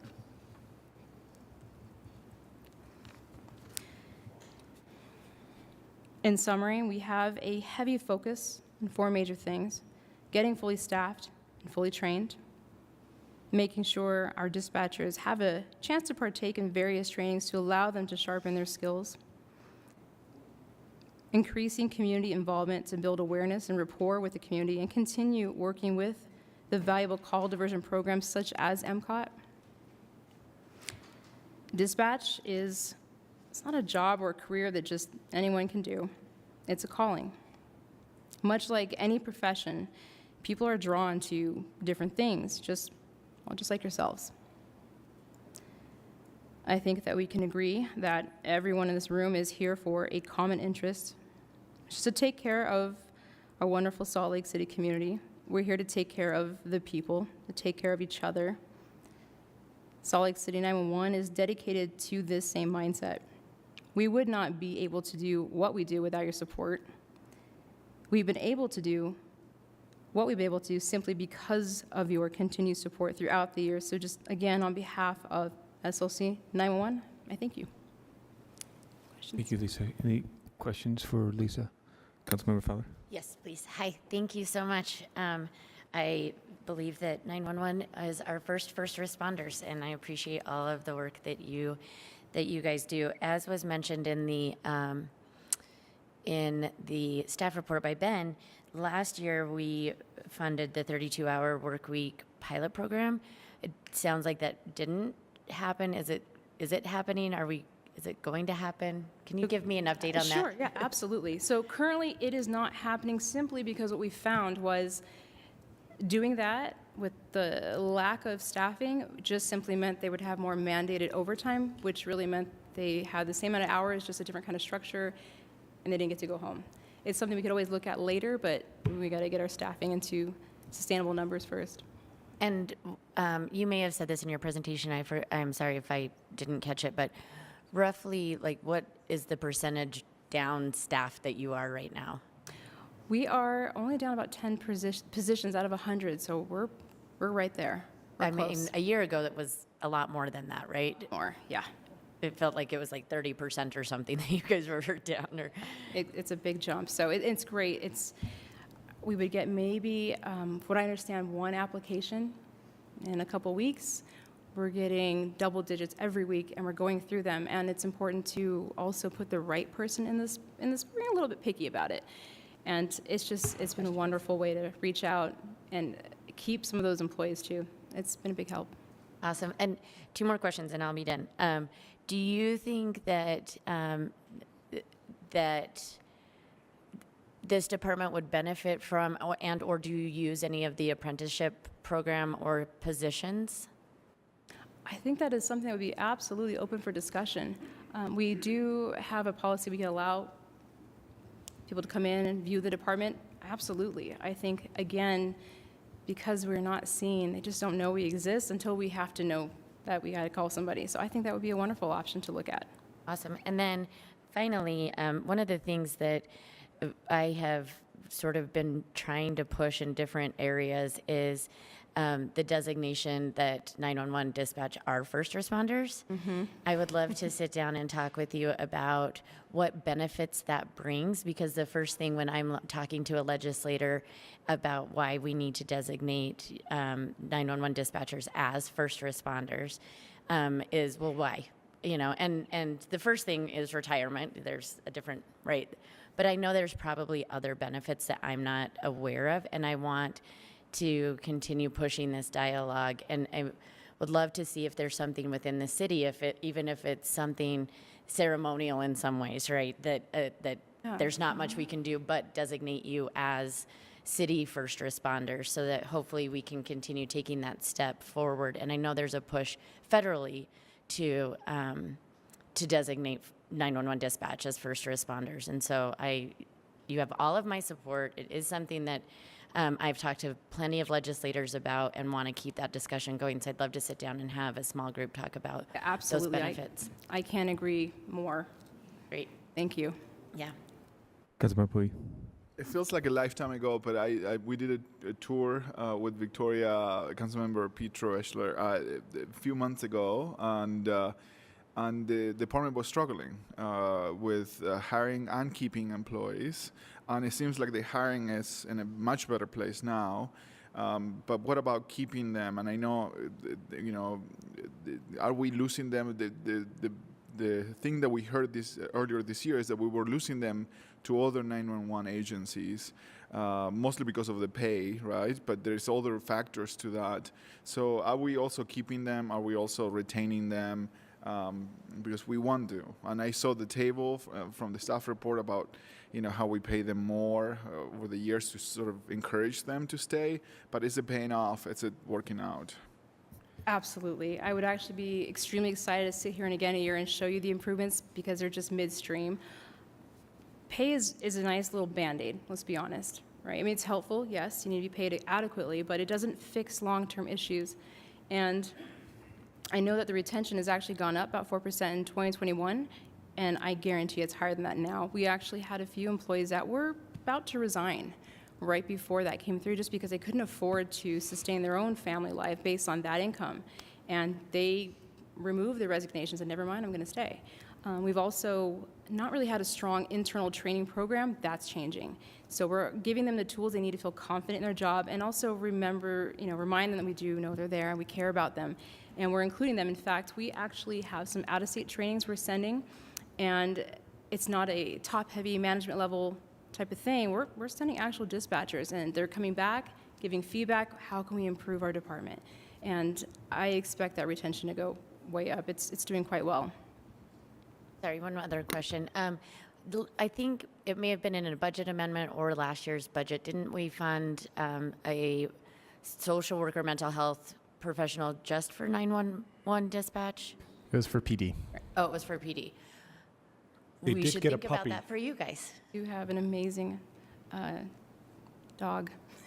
Oh, I know Also, you guys have I a should have dog, brought that's pictures right. of Flora. She has been also a part of that process. She's there. She's trained to recognize anxiety or stress and provide a little bit of comfort, which I really wish the last place that I worked at had one. She's amazing. So little things like that go a long way. I want to just keep that conversation going as well. I know I've said this 1,000 times, but my first year on the council, went to a conference and was surprised, but then suddenly shouldn't have been surprised that death by suicide is the highest among 911 dispatchers of all the first responders. It is. And so, we care a lot about that here. And so if there's something that comes up that is needed, don't be afraid to ask. We'll figure something out. But I'm glad you have a dog. I want to come meet her. And off topic, I'm going off topic, going a little rogue here for a second. That's a big deal. I am definitely one of the dispatchers. Give it back, or we're going to leave. So Nope. it's up to you. We can leave or you can give it back. Thanks. Okay. Oh, Yeah. just saying real quick, I can't agree more with that. And the peer support wellness program here in the city, I've worked with Derek Piles a little bit. There's other things we're working on to include dispatchers in their own wellness, just to kind of check in for that exact reason. So thank you for mentioning that.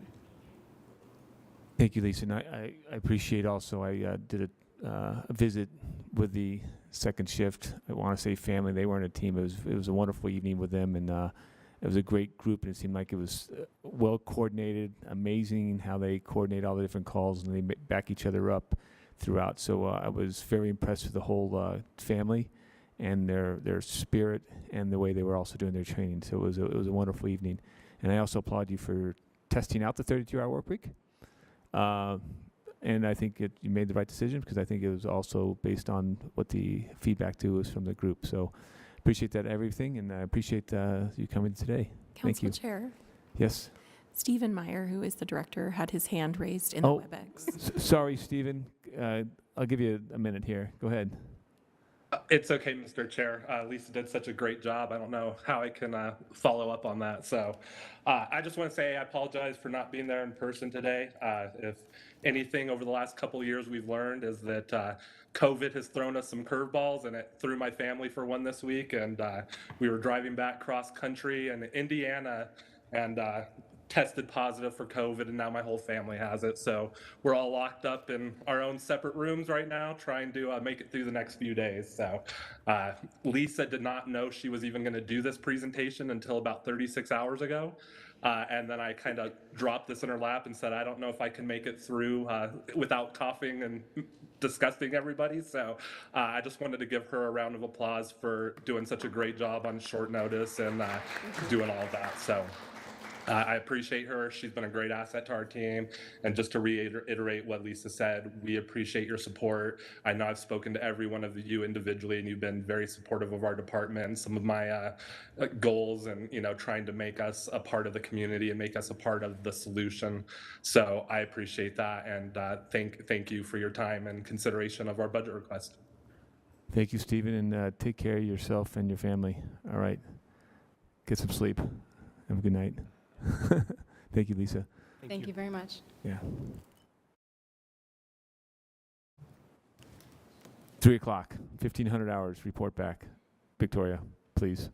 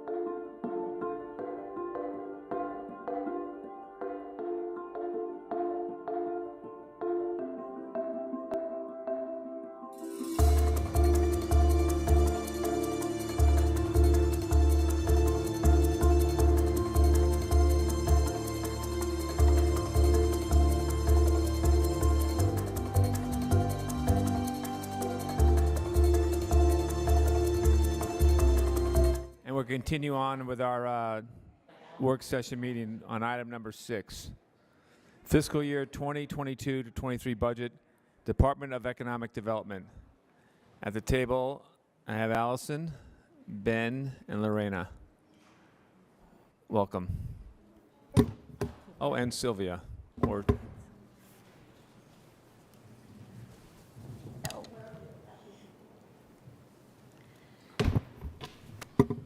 Thank you, Mr. Chair. I almost called you madam, but I'm sure you would take that with the respect that was intended. So this is the Department of Economic Development, and Sylvia and I are both up here because she works on the Arts Council side of the budget, and I work on the economic side of the budget, the Business Support Division. You can see the key changes for this department on page 38 of the budget book. The department overview is on page 159 to 163, and the staffing document is on page 262. As I mentioned, that the department is essentially has 2 divisions, that's Business Support and Arts Council. And I just wanted to mention that the total recommended FY23 budget is $3.7 million, which is just over $1 million higher than FY22 for a 37% increase. The 76% of that increase is from changes to personal service costs, so insurance rates, salaries, and merit pay adjustments, et cetera. And finally, the total number of FTEs would rise from 18 to 22 in the proposed budget. That would be 13 in economic development and 9 in the Arts Council. Thank you, Allison. The Arts Council promotes and supports arts organizations and the development of the arts, as well as the expansion, awareness, access, and engagement of the arts in Salt Lake City. And the Arts Council budget shows an increase of $396,152, or 63.2%, as compared to last year, primarily attributed to the costs of funding the annual salary and benefits for 3 FTEs, which were approved during budget amendment number 6, in the amount of $309,824. That's 1 program manager and 2 program coordinators. And with that, we'll turn the time over to Ben and Lorena. Thank you, Sylvia and Allison. I appreciate that introduction. It's great to be here with you, council members and Council Chair Dugan. I just want to start by expressing my appreciation to Lorena. I have her here with me. I was out for 6 weeks of this process welcoming our 4th child, Ava, to the world. So first of all, I want to say thanks for Lorena leading this process, and thank you to the council and to the city for this really generous policy. It was such a rewarding time as a father to spend that with our first little girl after 4 attempts. So I just want to say thank you very much. Next slide, please. I'm often asked, why economic development? We get this question from time to time, and we thought we'd start with a metaphor, and just something that we can use throughout this presentation to speak to some of our efforts and why we do what we do. And a lot of the ways that we think about economic development is a vehicle to facilitate a journey. And this quote expresses that pretty well. The purpose of our economy isn't just to go places fast, it's to take people with us. And so this is something that we're going to thread through a little bit as we're discussing some of our budget. If we can go to the next slide, please. This sentiment is expressed in our guiding principles in the 2015 master plan. So a balanced economy and a strong creative culture. So a balanced economy is one that produces quality jobs and fosters an innovative environment for commerce, entrepreneurial, local business, and industry to thrive. And a strong creative culture is one that's vibrant, diverse, and accessible to artists and has cultural resources that showcase the community's longstanding commitment to a strong creative culture. If we can go to the next slide. When we talk about the car, there's also the infrastructure, the road to get there. And this is how we're structured in economic development. We, as described by Sylvia and Allison, we have both the Arts Council and the Business Development Division guiding a lot of our efforts and what we're doing. And essentially what we're working on is bending the momentum, and a lot of our work is in bending that momentum to our local businesses and bending it to our local artists as well. We do this through partnerships, collaborations. We also have programs that we run that you heard earlier, like the EDLF, and facilitating those loans and bringing them before the council as well. And if we can move to the next slide, what we're really looking at is a destination, and not a destination as in an endpoint of we can raise a flag and say we're finished. It's an ongoing effort, but really what we're working on in economic development is looking through a lens of obviously, as the profession of economic development, increasing the tax base is always something that we have front of mind, and quality of life for residents as well as equitable economic opportunity. So when we say this is a lot of what the themes are going to come up that we're going to go through in terms of our ask, but I'd like to hand it over to Lorena to just cover some of the specific items. Actually, one more slide. Sorry, I jumped ahead there. My apologies. One more. So when we think about our budget and when we think about the actions that we take in economic development, we have work that comes with challenges, obviously. We call them potholes along the way. You know, we had COVID-19, and as this council will remember, you know, we were one of the first cities in the country to respond with pandemic programs. We had the emergency loan program, and we had other programs that we were not only doing on our own, but facilitating and reaching out to our local businesses to ensure that they were aware of what existed and what they had the opportunity to go after to help their business stay alive. We have, you know, some headwinds coming up in the next year as it pertains to workforce and inflation. We're all hearing about the headwinds of inflation right now, the impacts on the economy. Our local businesses are talking about that, as well as the difficulty to find workforce. While growth is great, it comes with its own challenges, whether that's preserving the character of some of our local businesses that may be displaced by that growth, or just generally other constraints that face our businesses, our artists, as we grow as a city. And then, you know, there's always a potential for a recession, and we're hearing more and more of that as inflation is more in our economy, and more economists are talking about it being here to stay. What I do want to say, though, it sounds like some of this is really negative, is we've got such a talented team in our department and in the wider city to address some of these situations. And our budget reflects our hope and our desire to face off some of these tough issues ahead. So with that, I'd like to hand it over to Lorena to cover some of the specifics in our budget this year. Good afternoon. I think it's critical, and I love the fact that Ben has recognized our team members and the incredible work that they do. They are passionate, whether it's business development, whether it's the arts.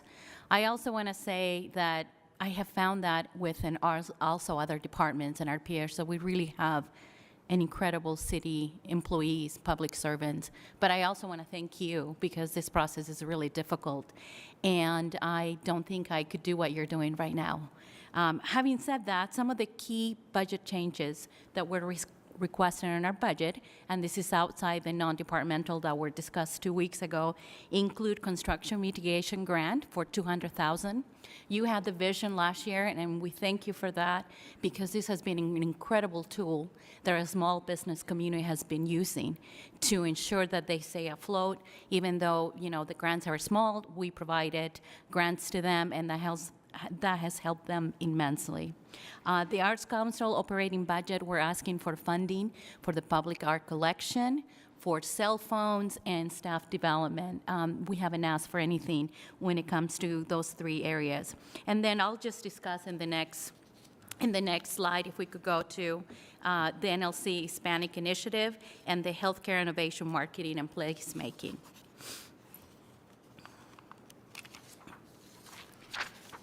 So the healthcare innovation, as we know, this is an industry that we're so fortunate to have in our community. It's a growing industry. It's an excellent industry. And Ben talked about recession. Our research has shown that this is a recession-proof industry. Having said that, we want to create and highlight what's here in Salt Lake City to ensure that our diverse communities, our schools, including our students, they can see themselves as part of this industry that would definitely provide great jobs in our community.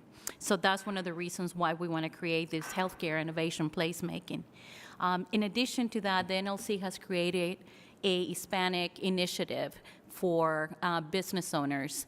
Now, the funding that we're requesting is not going to go to the NLC, but rather it would be a partner like the Suazo Business Center. We would partner with them to ensure that research is done to identify what the pain points are within the city. Can we remove those? As we learn from this research, we would love to have an opportunity to also do similar research for other ethnic diverse communities. What we are trying to do with this is really create policy that is supportive of underserved communities and the challenges that they may be experiencing when they're working with the city. Business development, and Roberta Reichel is here, and I have to give her kudos for the incredible work that she does in our community. We talked about earlier with your vision and your support of the construction mitigation. Round one, basically, we provided 43 grants to 43 businesses. That was about 86,000. We're now on round two, and we will be providing, I would say, all the funding that's available right now to businesses. Economic Development Loan Fund, you had the opportunity to hear what that loan fund is doing. During the pandemic, I have to say that the loan fund was not used as much as we would like it to. And the reason why is because businesses did have other options. There were other either grants or the interest rate with other loans through either federal government or other entities were much lower. And that's what we want entities to do with small businesses within our city, is to take advantage of those. However, in the last 3-4 months, we have seen actually more applicants. You saw one today. I think you approved 2 or 3 last month, and I think there's about 20 of them in the pipeline. It does take a few months to get them through because it all depends how fast they move. And yet, I think that we're going to see more and more loans. So we appreciate your support and your review because this is a great tool in our community. Open Streets, we have seen that is an incredible activation that has brought vibrancy and has also brought opportunities for our small business community restaurants. We have actually facilitated and we have worked with other departments within the city, so we actually thank them for their help and support. But facilitation has included, working with the fire department, permits, building services, and that list goes on and on to providing letters to the DABC, so patios could be extended into the street. So basically, our work right there has been one of facilitating and supporting and creating a place where our communities, our families can come and enjoy and take advantage. Districts, special assessment areas. This is an incredible tool. We were here in front of you. You supported another approval of the special assessment downtown area. Right now, we're in the middle, and we will be coming to you shortly for the special assessment area in Sugar House. And this is actually a study that the information is going to be brought to you. These are just a few examples. I also want to highlight the Arts Council work when it comes to open streets. Felicia Baca, who is here, and I'll be talking shortly about the Arts Council as well. They supported Open Street by providing performers through the Cultural Core contract that the Arts Council in Salt Lake County actually administers. If we could go to the next slide, that would be great. And here is a quote from a small business owner, Blue Copper Coffee, expressing his appreciation for the construction mitigation grant that he received in terms of the support that we were able to provide because of your funding of this program, and also recognizing that other businesses, also small businesses who may be located in construction areas, will benefit from this type of grant. So thank you so much because it is making a difference. If we could go to the next slide. sometimes when hearing about all the things we do, it can be a little bit complex to say we do this and this and this. We wanted to take a couple of cases and pull them out to discuss how a business has experienced some of our services over the last year. The case that we wanted to pull out was Quarters. So Quarters is, if you haven't been there, it's a wonderful establishment on 4th South, just right off of Main Street, not too far away from this building. They opened up business in 2019 as an arcade / bar. So you can go there, get a beer, go play arcade. But to start this off, they didn't have a good source of financing, and it was a high-risk proposition for some of the banks. So they came to the city, asked about the EDLF, and we helped to facilitate that process for a $150,000 loan to get them started. Shortly after they opened their doors, the pandemic hit. So luckily, they were able to get in their application for the emergency loan program, received $20,000 in that bridge loan to the SBA programs that were later put in place by the federal government. In addition,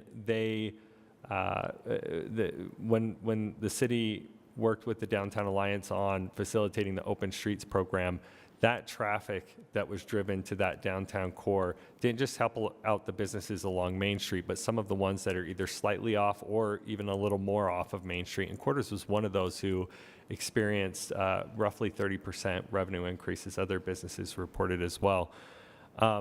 And finally, one of the challenges as a local business in getting started up is knowing exactly what points in the city to go if you're experiencing a challenge. And our team and business development actually helped to facilitate through the economic development liaison in the community and neighborhoods department, helped to put them in touch with that department to say, hey, let's work you through the process and let's make this as easy as possible. So they had a bit of a challenging time open that was made a lot easier once that connection was made. So it's our constant engagement in the community and reaching out to these businesses that helps to make this happen and helps to get them in the right place in the process so that the business won't hit the snag that sets them further back in opening. So, so if we can go to the next slide. This is not just the only case, but one of several that our team works on. So these are some of our wins. These are some openings or investments that our team has been quite involved in along the way, whether it's helping to, with a groundbreaking ceremony in coordination with that, or whether it's helping the business through a process or putting them in touch with some of the tools that exist, not just in the city, but outside of the city, whether it's EdTIF at the state or another program.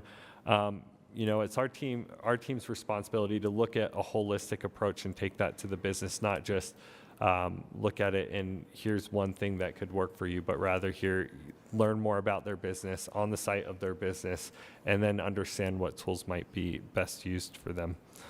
And one other thing to highlight with this as well is that our team, oftentimes the way many of us experience the work that's done by our team is a business opens or a piece of public art is in place.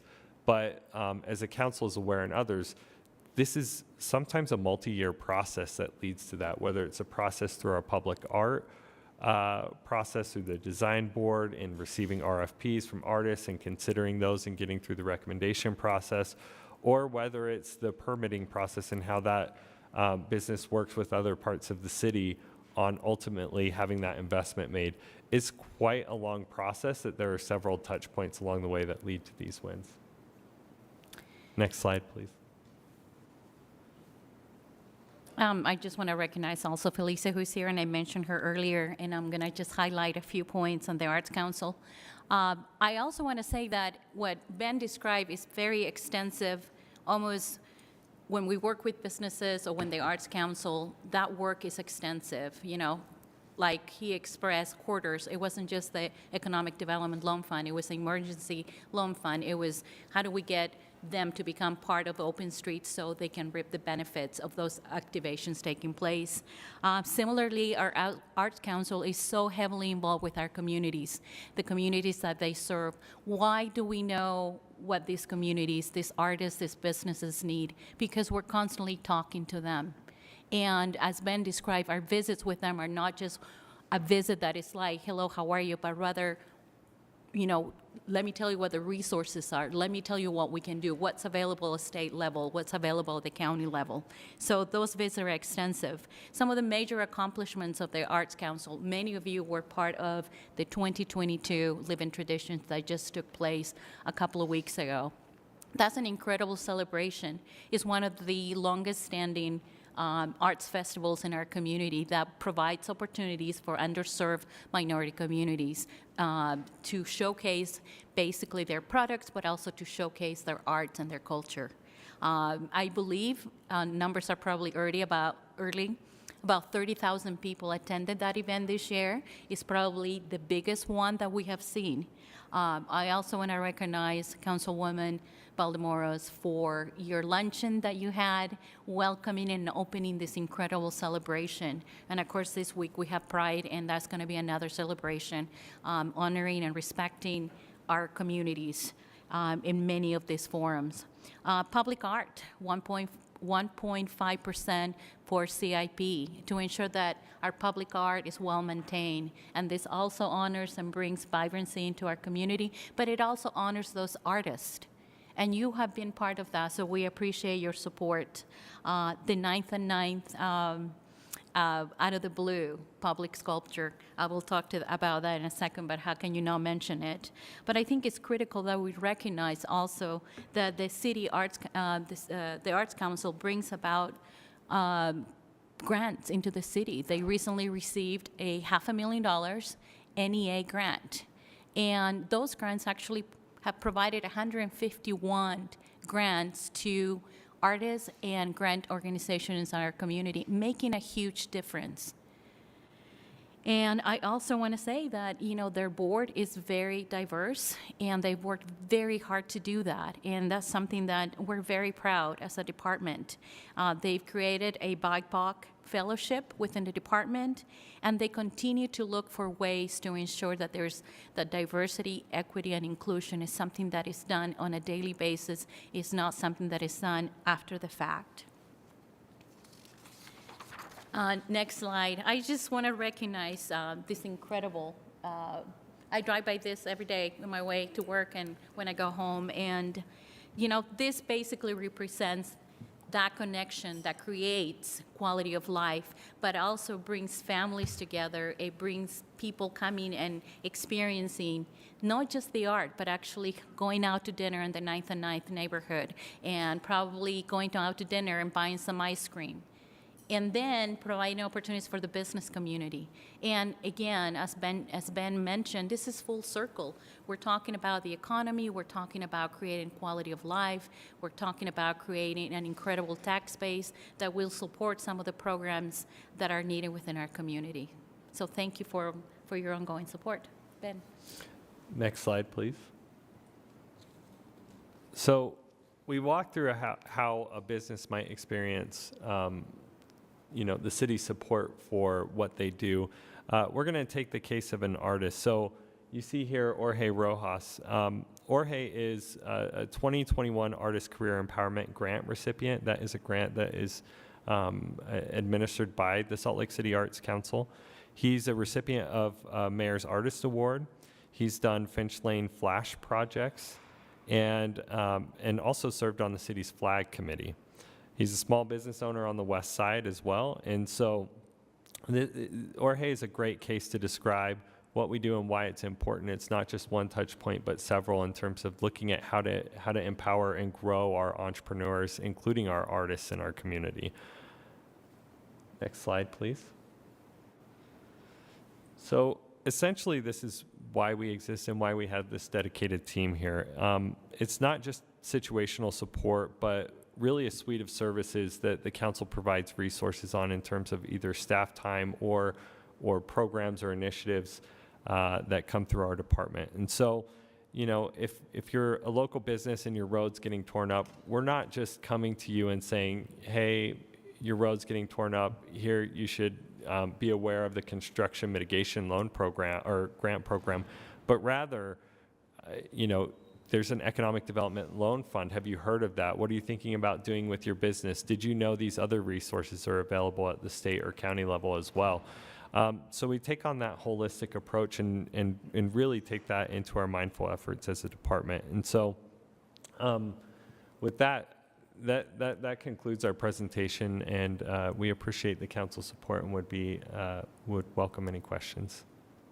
Thank you, Ben, Lorena. Questions, Councilmember Fowler? Yes, I have a quick question as soon as I find where it was. The blocks program, I noticed that the RFP, and this was in our staff report, I'm sort of looking over at you, Felicia, because you might have more answers, I don't know, but that it is expiring in July of 2022 and that another RFP is going out. And I noticed from the staff report that it was a kind of a joint venture between us and the county. Is that the intention for the next round of RFP as well, is that it will be a partnership with the county? So the funding comes from the city and the county, and it goes out to RFP to identify a partner. That process is underway now, and hopefully we'll have that will become public in the next couple of weeks on who the recipient is. Okay, so does this budget include that $250,000 that we have been including with the blocks project for next year, even though the RFP expires July of 2022? That's right. The cultural core does wrap up into the department budget, the overall budget. Okay. Which wasn't always the case. Thank you. I knew I had something that That's right. made sense. Thanks. Any other council members?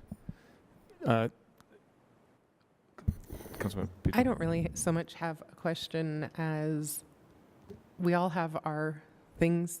This department is what energizes me in this city. We can do as many affordable housing initiatives as we want.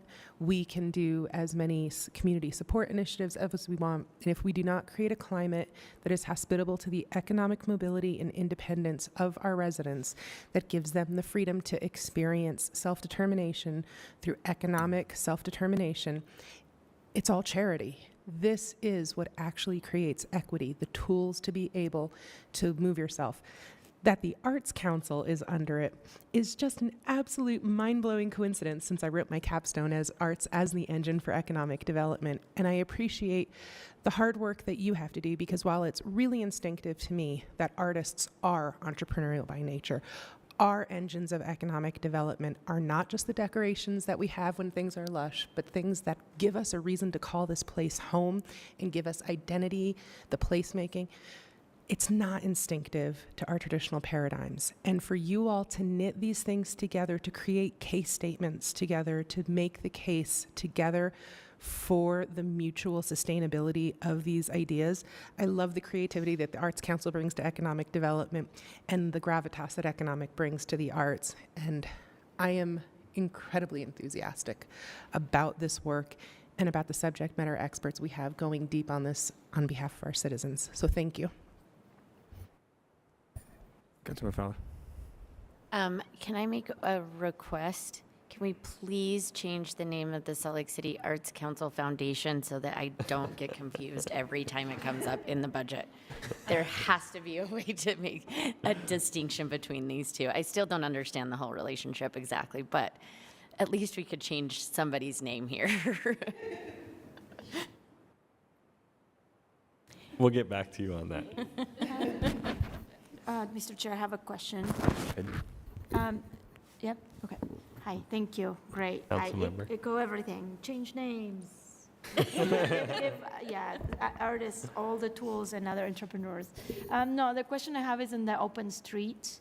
I know we had a request. It's still like, to me, in my head, maybe it's just me, it's in limbo in the sense of who pays for what, who's in charge of what. Are we really looking into closing Main Street permanently and then doing those improvements on the sidewalks for ADA compliance and stuff like that? So are you, was it you that sent us no, it was the Downtown Alliance that sent us a request that there's some missing funds, and if we were to grant those funds for the open, do you manage them? How involved are you with the open streets? Are you So- leading the whole thing? or with It's the a downtown little bit of it touches multiple areas of the city. So the Department of Economic Development oversees a contract for the Downtown Alliance, who initially engaged the city on the concept of open streets, as we saw other cities doing this in the pandemic. So oftentimes where we serve in this role is as a facilitator.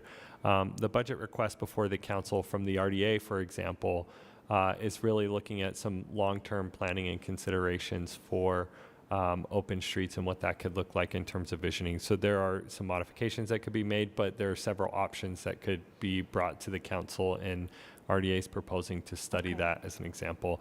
And then the process to set up the infrastructure, the barricades, making sure there's fire access, goes through the special events process. So it touches multiple parts of the city. But the Downtown Alliance and Economic Development are oftentimes the first interfacers to sort of say, hey, here's a consideration. Do we want to do open streets? How does this look? And that's normally where we play a role. Okay. All right, cool, thank you. Along those same lines, so this summer's, or this season, which started last weekend and goes through Labor Day, that budget to close the streets for the weekend's proposal, is that funding, is that in this year's budget? Is it in the RDA? Because I don't remember where that was in the budget. The money for planning for the future is in the RDA budget. The money for this year's special event is not right now anywhere. There's always in a budget this big, there will be things that are overlooked. That was one that was overlooked. So the council can add that in. One of the things that we have, this is secondhand, but we understand that it's probably okay to move $150,000 from RDA to, I guess, non-departmental. And then it's up to the council if you choose to help fill the gap with other funding. But right now, it is kind of in limbo. And so I'm kind of asking you and Cindy at the same time here, and we had this discussion in the chair, vice chair, I just want to kind of make it on the public side of the house. This is more on the unresolved issues side of the house at this time. The funding for this summer's street closures, and then just for everybody, we need to kind of clarify what we talk about when we talk street closures. Weekends, weekdays, nights, days, all that stuff needs to be, so we're talking the same terms across the plate. But that's in the unresolved issues at this time. Next question is about the construction mitigation grants. That last year was up to $2,000. We're now proposing to $3,000 per grant. That's correct. We received feedback from small businesses, and although they were extremely appreciative to have received $2,000, they consistently brought up the fact that those funds could actually increase to $3,000. So that's why we're proposing that. And did we use all of our funding from last year? We will our goal is to basically provide those fundings to the community before the end of the year. That's why we're working very hard to do that. Wonderful, thank you. I don't see any other questions. Chris, nope, Chris doesn't have a question either. So thank you, Ben, Lorena. Appreciate that very much. Council, we're moving on to the budget 22 to 23, Metropolitan Water District. Sam Owen is on the screen. Oh, there he is. Gotcha. I think I got Mike DeVrez and the Board of Trustees also somewhere on the screen. Sam, it's all yours. Thank you, Mr. Chair. Coming at you remotely this afternoon. The Metropolitan Water District of Salt Lake and Sandy, also known as the district, was created in 1935 by the by the voters of Salt Lake and Sandy. So that's it for the history, unless there are other questions from the council members. The budget for this year, fiscal year 23, is $49,463,484 request. That's up about 1% from last year. a rate increase of 3% for all water sales to member cities, so to Salt Lake and Sandy, is included as part of this year's budget proposal. The 3% rate increase is static over the next 4 to 5 fiscal years. So until calendar 2027, the 3% rate increase is anticipated. This year, the district requests a 7% graduated cost of living adjustment salary increase for its employees. Some factors going into cost increases for the district include capital costs for regional water distribution through the Central Utah project, as well as costs for obtaining water through the Central Utah project. So some water supplies that Salt Lake City uses are obtained through the Wasatch Canyons, and some of them are obtained from further away. The Central Utah project is one of those sources that brings them from further away. The costs associated with that water are increasing. As far as rate increases for customers in Salt Lake City's system, the cost is passed on through the public utilities bill. So the rate increase the council has already considered to some extent for the public utilities includes the rate increase for the Metropolitan Water District.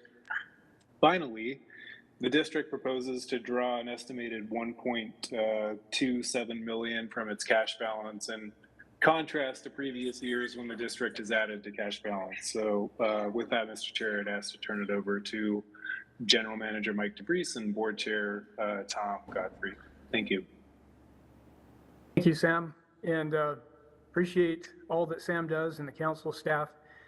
So as Sam did a great introduction of Metropolitan Water District, I appreciate Chair Dugan and council members this opportunity for us to visit with you a few minutes about the district and our budget, our proposed budget. So in the way of introductions, as Sam mentioned, Tom Godfrey is the chair of the Metropolitan Water District of Salt Lake and Sandy. He also serves as a president of the Provo River Water Users Association and also serves on the Public Utility Advisory Committee for Salt Lake City. So he wears multiple hats. And I just wanted to also note our appreciation for our working relationship, great collaboration with Salt Lake City Public Utilities under the exceptional leadership of Laura Briefer. Appreciate everything she does and the great work that Salt Lake City Public Utilities does to serve the public. So with that, I think Tom had a comment he wanted to share. So. Okay, thanks, Mike. I just needed to explain to the council that why we're meeting virtually. We were planning to be with you in person. However, I went to the doctor yesterday and I got a phone call from the doctor's office this morning indicating that she tested positive last night. So that put me out of the picture. And Mike and I were discussing it today as to maybe he could be in person, I could be virtual. And we thought most of you, 5 of you at least, are used to seeing us as a package. So we thought we'd both be virtual today. For the 2 new council members, I just want to let you know that we will be extending an invitation and arranging with the council staff to take you on a tour of the Metro facilities sometime in the near future. And but I promise it will be after you have finalized your budget. We'll give you a little breather there. Thank you. So with that, I'm going to turn it over to Mike. Thanks, Tom. Sam, are you controlling the presentation, or how are we handling this? Let's see, Taylor or Scott will be guiding the presentation. So I think as you wish, it's just instruct the next slide be shown, I think is typically how it goes. Thanks, Mike. Okay, sounds good. Thanks, Sam. All right, let's go ahead and go to the next slide. As we get into this, council members, feel free to interject at any point. I don't want you to feel like you can't ask questions or dive into any of the details if you have any topics you want to further discuss. Maybe one other thought as well. It looks like you're a bit ahead of schedule, but I do want to be sensitive to your time. So if there is a time constraint that you'd like me to work within, I'd like to be sensitive to that as well. So. Yeah, thanks, Mike. Just 30 minutes. because we have some more pressing stuff too, other pressing stuff. Perfect. Okay. If I'm carrying a little bit too long, feel free to cut me off. All right, so jumping right into it. So as outlined here, we'll get into a little bit of a Metro overview and also discuss the budget, debt service, and the schedule for the budget. Go ahead and go to the next slide, please. All right, so the Metropolitan Water District of Salt Lake and Sandy was established in 1935, primarily in the midst of a severe drought. So it was Salt Lake City at the time, as you can imagine, this was the worst drought on record, was in dire need of additional water supply, more robust, resilient, reliable water supply. And thus the Metropolitan Water District was established to provide those services to Salt Lake City. Salt Lake City, of course, being the founding member. One of the things that was an important component of the Metropolitan Water District being established was its role as being the local sponsor for the Aqueduct Division of the Provo River Project. And I'll discuss that here more in just a minute. But so we were the local sponsor, Metro was the local sponsor of that project for the Salt Lake Aqueduct. And then the Provo River Water Users Association was the Deer Creek sponsor for that project, the Deer Creek Division. So Sandy City, as noted here, joined in 1990, and that was an important step in providing additional resource and resiliency for the Metro family as well. A good, helpful move and a good step. Board members are appointed by both city councils. So Salt Lake City Council appoints 5, as noted here, Sandy City 2, and they serve 4-year terms. Next slide, please. And actually, I guess I missed that article on the previous page. There's one note that I wanted to share on that, and I just realized that I missed that. When the Metropolitan Water District, the concept of the Metropolitan Water District being formed was advertised, it talks about this being an opportunity that may not be available again in the future. And that is very much true. The Salt Lake Aqueduct was constructed back in that time, as far as, and again, it was a United States Bureau of Reclamation project. It was constructed for $8 million. And we repaid the construction of that, Metro repaid the construction of that over 40 years with no interest. So it was a huge benefit to the member cities, in particular, early on, Salt Lake City. So next slide, please. So this map shows the service area of the Metropolitan Water District. So the tan area reflects or represents the service area of our district. And again, we serve 2 member cities, Salt Lake City and Sandy City, so 2 incorporated cities. And then there are other cities that are served by Salt Lake City and Sandy City as well. Salt Lake City serves, as you all know, Holiday, Mill Creek, Cottonwood Heights, some unincorporated parts of Salt Lake County as well. We also have surplus customers that we provide water to on a surplus basis. As water is available, we're very careful about that because we want to make sure we don't take away from the critical resource and reliable resource that we are focused to provide to our member cities. But when we do have it available, we do sell to Jordan Valley Water Conservancy District, to other irrigators and to other entities as well. And we can use that water to offset costs for our member cities. Next slide, please. This is a good summary of the water supply for Metro. The Provo River Project is the key component of our water supply. As you can see there, 61,900 acre feet, the largest component. And again, this relates to Deer Creek Reservoir and the Salt Lake Aqueduct. And those were the original components of the Provo River Project, along with some other conveyance facilities that provide water to the Provo River system. Central Utah Project, the municipal and industrial portion of that, which is related to Jordanelle Reservoir, 20,000 acre feet is what was allocated for that and is associated with that. So that is a benefit that provides some additional flexibility as far as water supply to our member cities as well. My apologies.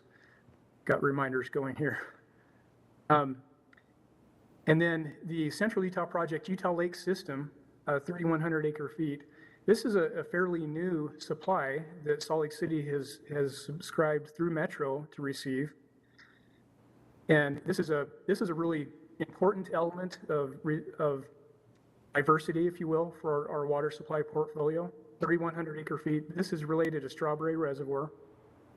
And so it provides a resource that in the event that other resources are unavailable or there are water quality issues, whatever the case may be, we have this additional option to draw from.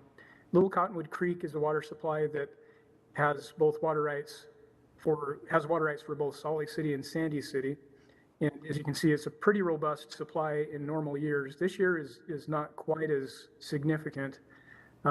We're looking at something quite a bit less than 20,000 acre feet as far as yield, probably more like 12 to 15,000 this year.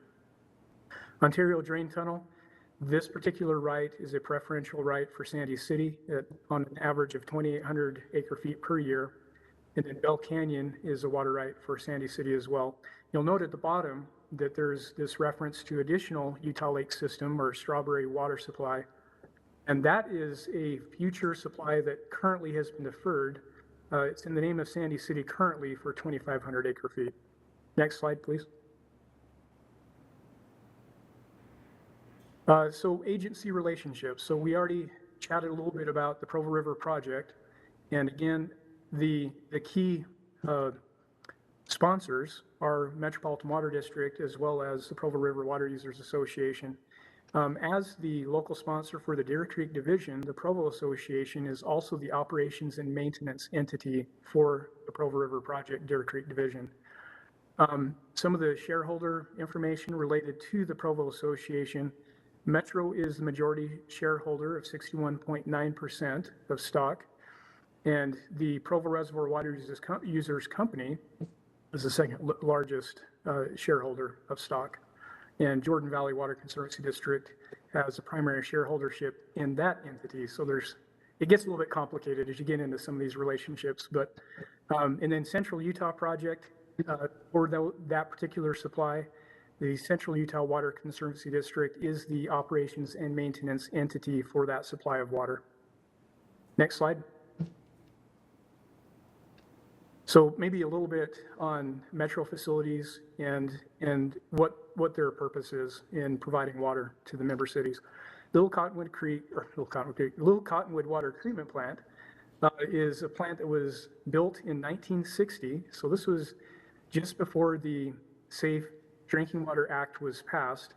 And what it did is it allowed for Metro to provide water to Salt Lake City at that time and have it at a higher standard. Originally, before that, water was being conveyed through the Salt Lake Aqueduct from Deer Creek directly to Salt Lake City without any treatment. So after 1960, with this plant in place, the water from Deer Creek was being treated. And so that was an important step in 1960. Original capacity was 113 MGD, or million gallons per day. That was expanded to about 150 million gallons per day back in 2007 as part of what we refer to as a Metro Water project, which was a capacity improvement project tied to various facilities to help our member cities with their capacity needs into the future. Point of the Mountain Water Treatment Plant was also a Metro Water project, completed and commissioned in 2007 with a design capacity of 70 million gallons per day. This is an important plant for peaking primarily, but as demands continue to pick up, there may be a need to actually run this plant year-round, depending on the needs of the member cities. Next slide.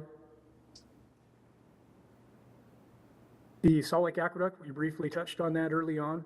Again, this is a part of the Provo River project, 42 miles long, the 69-inch inside diameter, so roughly 6 foot inside diameter, mostly reinforced concrete pipe that has a design capacity of 113 million gallons per day. An important note on this: Metropolitan Water District, as a local sponsor of this portion of the Provo River project, has since paid its obligation off to reclamation, and the title has been transferred to the Metropolitan Water District. And the benefit for us is we now have the flexibility to operate, maintain, and replace this aqueduct as we need to, without sometimes the extra steps that need to be taken if it's a federal project. So it provides a lot of extra flexibility and latitude, including financing opportunities.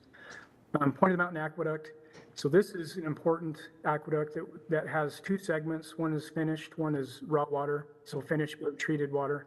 The 12-mile section is the finished, and that's a 60-inch diameter pipe capable of conveying 77 million gallons per day. And that is connecting the two water treatment plants that I've previously described, the Pointed Mountain Water Treatment Plant and the Little Cottonwood Plant. And it provides the flexibility of moving water from north to south or south to north. And so that is a very important element because it provides redundancy and also, as I mentioned earlier, kind of the peaking supply component that helps meet needs that we have during high flow season. The 2.5 miles that I have noted there, 4-inch diameter, that's the raw section of the Pointed Mountain Aqueduct that supplies water to the Pointed Mountain Water Treatment Plant for treatment. Next slide. The terminal reservoir, and many of you probably have seen the construction that took place back in 2016, 2017, and completed in 2018.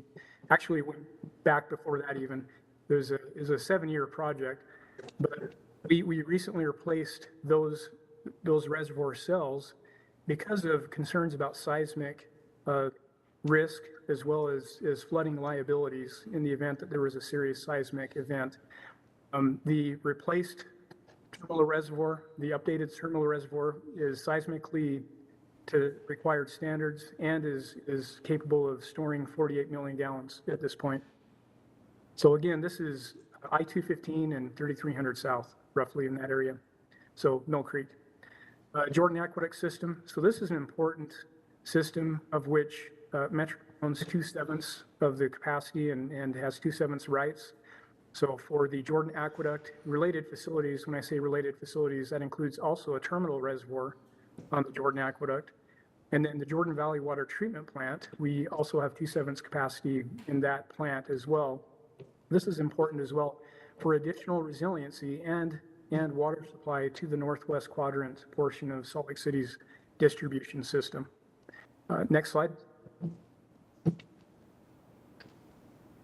So just into the budget now. On the revenue side, you can see here that there are really three key components of revenue, kind of a three-legged stool, if you will, for the Metropolitan Water District.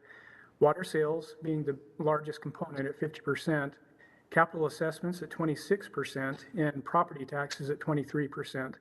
There's also a very small element of miscellaneous revenue, which includes interest and other types of similar types of revenues. So one note here is with the property tax, even though it's only 23%, it is an important stable source of income for our district. And I'll share some additional thoughts on that here in just a minute. Next slide, please.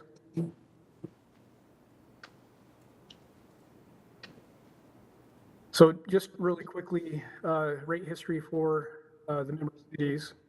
At one point, and this was before 2010, fiscal year 2010, the district was charging on a per acre foot basis for water. And then we attempted a seasonal per acre foot charge that would basically have a peaking element associated with it to encourage conjunctive use. In other words, utilization of surface water over groundwater when and where possible to rest the aquifer. Unfortunately, that didn't work out the way we needed it to in the way of revenues. We returned to the prior per acre foot approach in 2014. In 2017, we established this fixed rate approach noted here. The good thing about that is with the fixed rate approach, it supports conjunctive use. It really encourages the surface water use idea over aquifer use. In other words, resting wells when surface water is available. And it also provides predictability for Metro and its member cities, which has been, as far as we can tell, to this point, a win. So, okay, next slide, please. And this just kind of shows after 2017, when we implemented that fixed rate arrangement for rates, kind of the increased 2017 and beyond, the increase in use by both member cities. Next slide.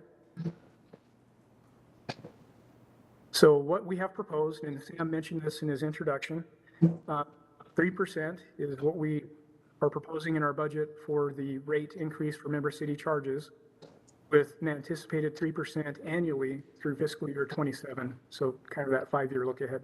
Next slide. And then as for other revenue sources, we are increasing rates to non-member entities for water sales. And again, this is kind of back to that surplus sale idea. And we, as far as the other sources of revenue, we're not increasing the certified tax rate, nor are we proposing any changes to the capital assessments. Next. So just a quick note, and I alluded to this earlier, Metropolitan Water District completed a property tax analysis in 2016, independent analysis to ascertain and better quantify the importance of property tax in our revenue portfolio. And so I've listed here in the next couple of slides some of the reasons that for the Metropolitan Water District that property tax is important as far as a revenue source. That first bullet item in the gray there, a stable, predictable source of revenue. And so that is one of the key elements, and that's really important when it comes to rating agencies reviewing our district and giving us a rating, and that directly ties to the cost of money, as I'm sure you all understand, when it comes to borrowing and bonding. Also, it provides a mechanism for fairness. So properties to be developed in the future are paying their fair share for facilities being developed today. And so that's kind of an important element as well. It also provides a resource in the event of new capacity needs or natural disasters. And it also provides an additional revenue source when we're not at the certified rate. As maybe just a quick note, Salt Lake City, currently, the certified rate for Salt Lake City is 000253, and we are able, Metro can raise the certified rate all the way up to 0005. So we're about half of what the maximum certified rate allows at this point. So next slide. So as noted here, also it bolsters good bond ratings, and I mentioned that just a minute ago. It also finances redevelopment agency community improvements. So there's that component that is set aside for those types of efforts with member cities. Some of the unintended consequences, potential and unintended consequences, get it out here. Increased rates for surface water will likely promote more groundwater uses as noted here. Also, tax-exempt entities will likely pay more in rates in covering the difference that normally be helped or assisted with property taxes. And this last bullet item, in fairness, where I talk about the lower valued properties potentially seeing a relatively greater financial burden, that really depends on the rate structure of the member cities. So in fairness, that may or may not be the case. So next slide. So for the operations and maintenance expenses, specific to those that Metro looks at year over year, 6.8% is what we're looking at for an increase, primarily due to chemical cost increases, as I've noted here. And those are based on unit cost increases as opposed to increased quantities. This is based on the actual cost of the chemical going up. As you can imagine, with the inflation that everyone is experiencing, we're seeing cost increases across the board, not just for chemicals, but for equipment and other things as well.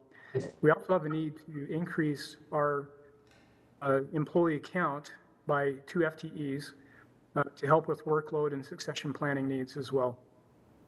Next slide. How am I doing on time? Are we? You got like 5 more minutes, and we probably have a couple more questions. So okay, if we could wrap it up here. Thanks. Okay. So really quickly, Central Utah, and I wanted to note one of the big impacts we have with the O&M budget increases is the Central Utah increases that continue to hit us year in and year out, and we have no governance or authority or say in what the Central Utah Board chooses to do, but we do have to pay these assessments to be able to continue to receive that water, so that's really important. $5.2 million per year for 23,100 acre feet. Okay, next slide. And so this just shows kind of that trend of increasing costs as far as operations, maintenance, repair, and replacement. Next slide. So Central Utah, also just quick note, 19% of Metro's water rate charge to Salt Lake City is allocated to Central Utah projects. So that's a pretty significant chunk. Next slide. Provo River Water Users Association. Just really quickly, Deer Creek Intake Project is really the big project that's on the radar right now that we're working with that association to prepare to execute. That will maintain reliable deliveries through the dam, and we've already programmed the cost increases associated with that into Metro's cash flows. So when we say we're looking at 3% increases for the next 5 years, these estimated costs are already programmed into the cash flow. So 4.1 million total for the Provo Association for 61,900 acre feet and holdover in Deer Creek. Next slide. Capital expenses, probably the really important thing to note here is the district is embarking on an aquifer recharge project, and we have 42% of the cost being covered by ARPA funds from the state. So a grant from the state, a match, which is a huge benefit, and to be able to help recharge the aquifer and provide that resiliency and that resource into the future is a really important and a valuable project for the member cities. And that's going to be a multi-year project. And maybe just one other quick note, the hazard analysis that's noted here will also prepare and qualify Metro for BRIC FEMA grant funding in the future for some of its key facilities. Next slide. So debt service, just a really quick note here. Last year we did refund our 2011A bonds, which were synthetically fixed. To accomplish this with a net present savings of 1.1 million was a huge accomplishment and a big de-risk of our debt portfolio. So a great accomplishment there. Our current bond rating is AA+ with S&P and Fitch, so good bond ratings. We want to maintain those. Not anticipating any additional debt for fiscal year 23. Next slide. So that's our tentative budget schedule. We just recently had our public hearing on May 16th. Final adoption is going to be considered on June 13th. Next slide. And then just finally, the key takeaways. So despite the drought that we continue to be experiencing, Metro supplies are in good condition. And this is, again, because of the long-term planning of Salt Lake City and the Metropolitan Water District with the Provo River supplies and the strawberry supplies and everything that we've done to build a resilient portfolio. We've already talked about the rate increase. We're diligently working to control costs as much as we reasonably can, and no new debt for fiscal year 23. Next slide. I think that's it. That is it. So, and most of you have probably seen this slide before. It's one of my favorites. This was our SCADA upgrades project, automation upgrades project at one of our plants years ago. So with that, I'd be happy to entertain any questions. Thanks, Mike. Any council members, any questions? Mike, I have council member for you. You give me well, thank you, Mr. Chair. It's more of a random question, but I was reading about your mitigation hazard analysis, and I was wondering, when I was looking at the historical photos of those pipelines and how impressive they are, the aqueduct, and they're old, and well, I mean, I don't know what you guys consider old, but they're very old for me, but they're very old for me too. So I was just wondering if we are if they're ready for an earthquake or a catastrophe like that. In my district, very recently, there was a water main that broke and swallowed a car. I cannot even imagine one of those breaking and how much water will just, swallow half of the city. But and also jeopardize, probably millions of people's quality of life for I don't know even how long. I wonder if we are thinking about this, and if so, if there's federal money to make them more reliable and safer for in case of catastrophe? Yeah, that's a great question and excellent points. So for the Pointed Mountain Aqueduct, that is a newer facility and is seismically designed and constructed to be more resilient. The Salt Lake Aqueduct is the older one that I think you're alluding to. And that one is roughly 72 years old now, beyond its design life. So a couple of points related to that. One is the Metropolitan Water District goes through a conditional assessment of that pipeline, and we get in and we inspect basically every foot of that aqueduct over the course of about every 5 years to see what kind of condition it's in. And what we found so far is that the Salt Lake Aqueduct is aging gracefully. A nice way of saying that it looks really good for its age and is in really good condition. To your point, though, it is not seismically sound. It wasn't designed with the intent of being able to handle a serious seismic event. And as part of the multi-hazards risk assessment and hazards analysis and mitigation plan that Metro is currently working on, we are evaluating all of our facilities, including the Salt Lake Aqueduct hazards relating to seismic types of risk. And in fact, most of the seismic risk analysis has been completed. And so the plan is to take those results from that analysis that we've completed, including all the seismic elements, and have that be a part of a compiled list of all of the concerns of our facilities as a district and prioritize the needs based on risk. And that one, I'm guessing, will be one of the ones that rises to the top because of the needs that are associated with it and because of the flooding liabilities that you've alluded to. So we are moving that direction with these analyses that we've been completing. And because we are completing this multi-hazard analysis, it will qualify us potentially for FEMA BRIC grant funding. So that's federal funding through FEMA. That will help offset some of those costs if we qualify. So hopefully that answers your question. Thank you, Mike. I have a couple just questions on water itself, the water flowing. Sure. It shows that on the one slide that the water delivered to Salt Lake City has increased over the last couple of years, but our usage has gone down. And I'm trying to balance those two. And then with a 3% increase over the next few years, how do you account for our conservation of water and then our needs of your water and in your rate structure?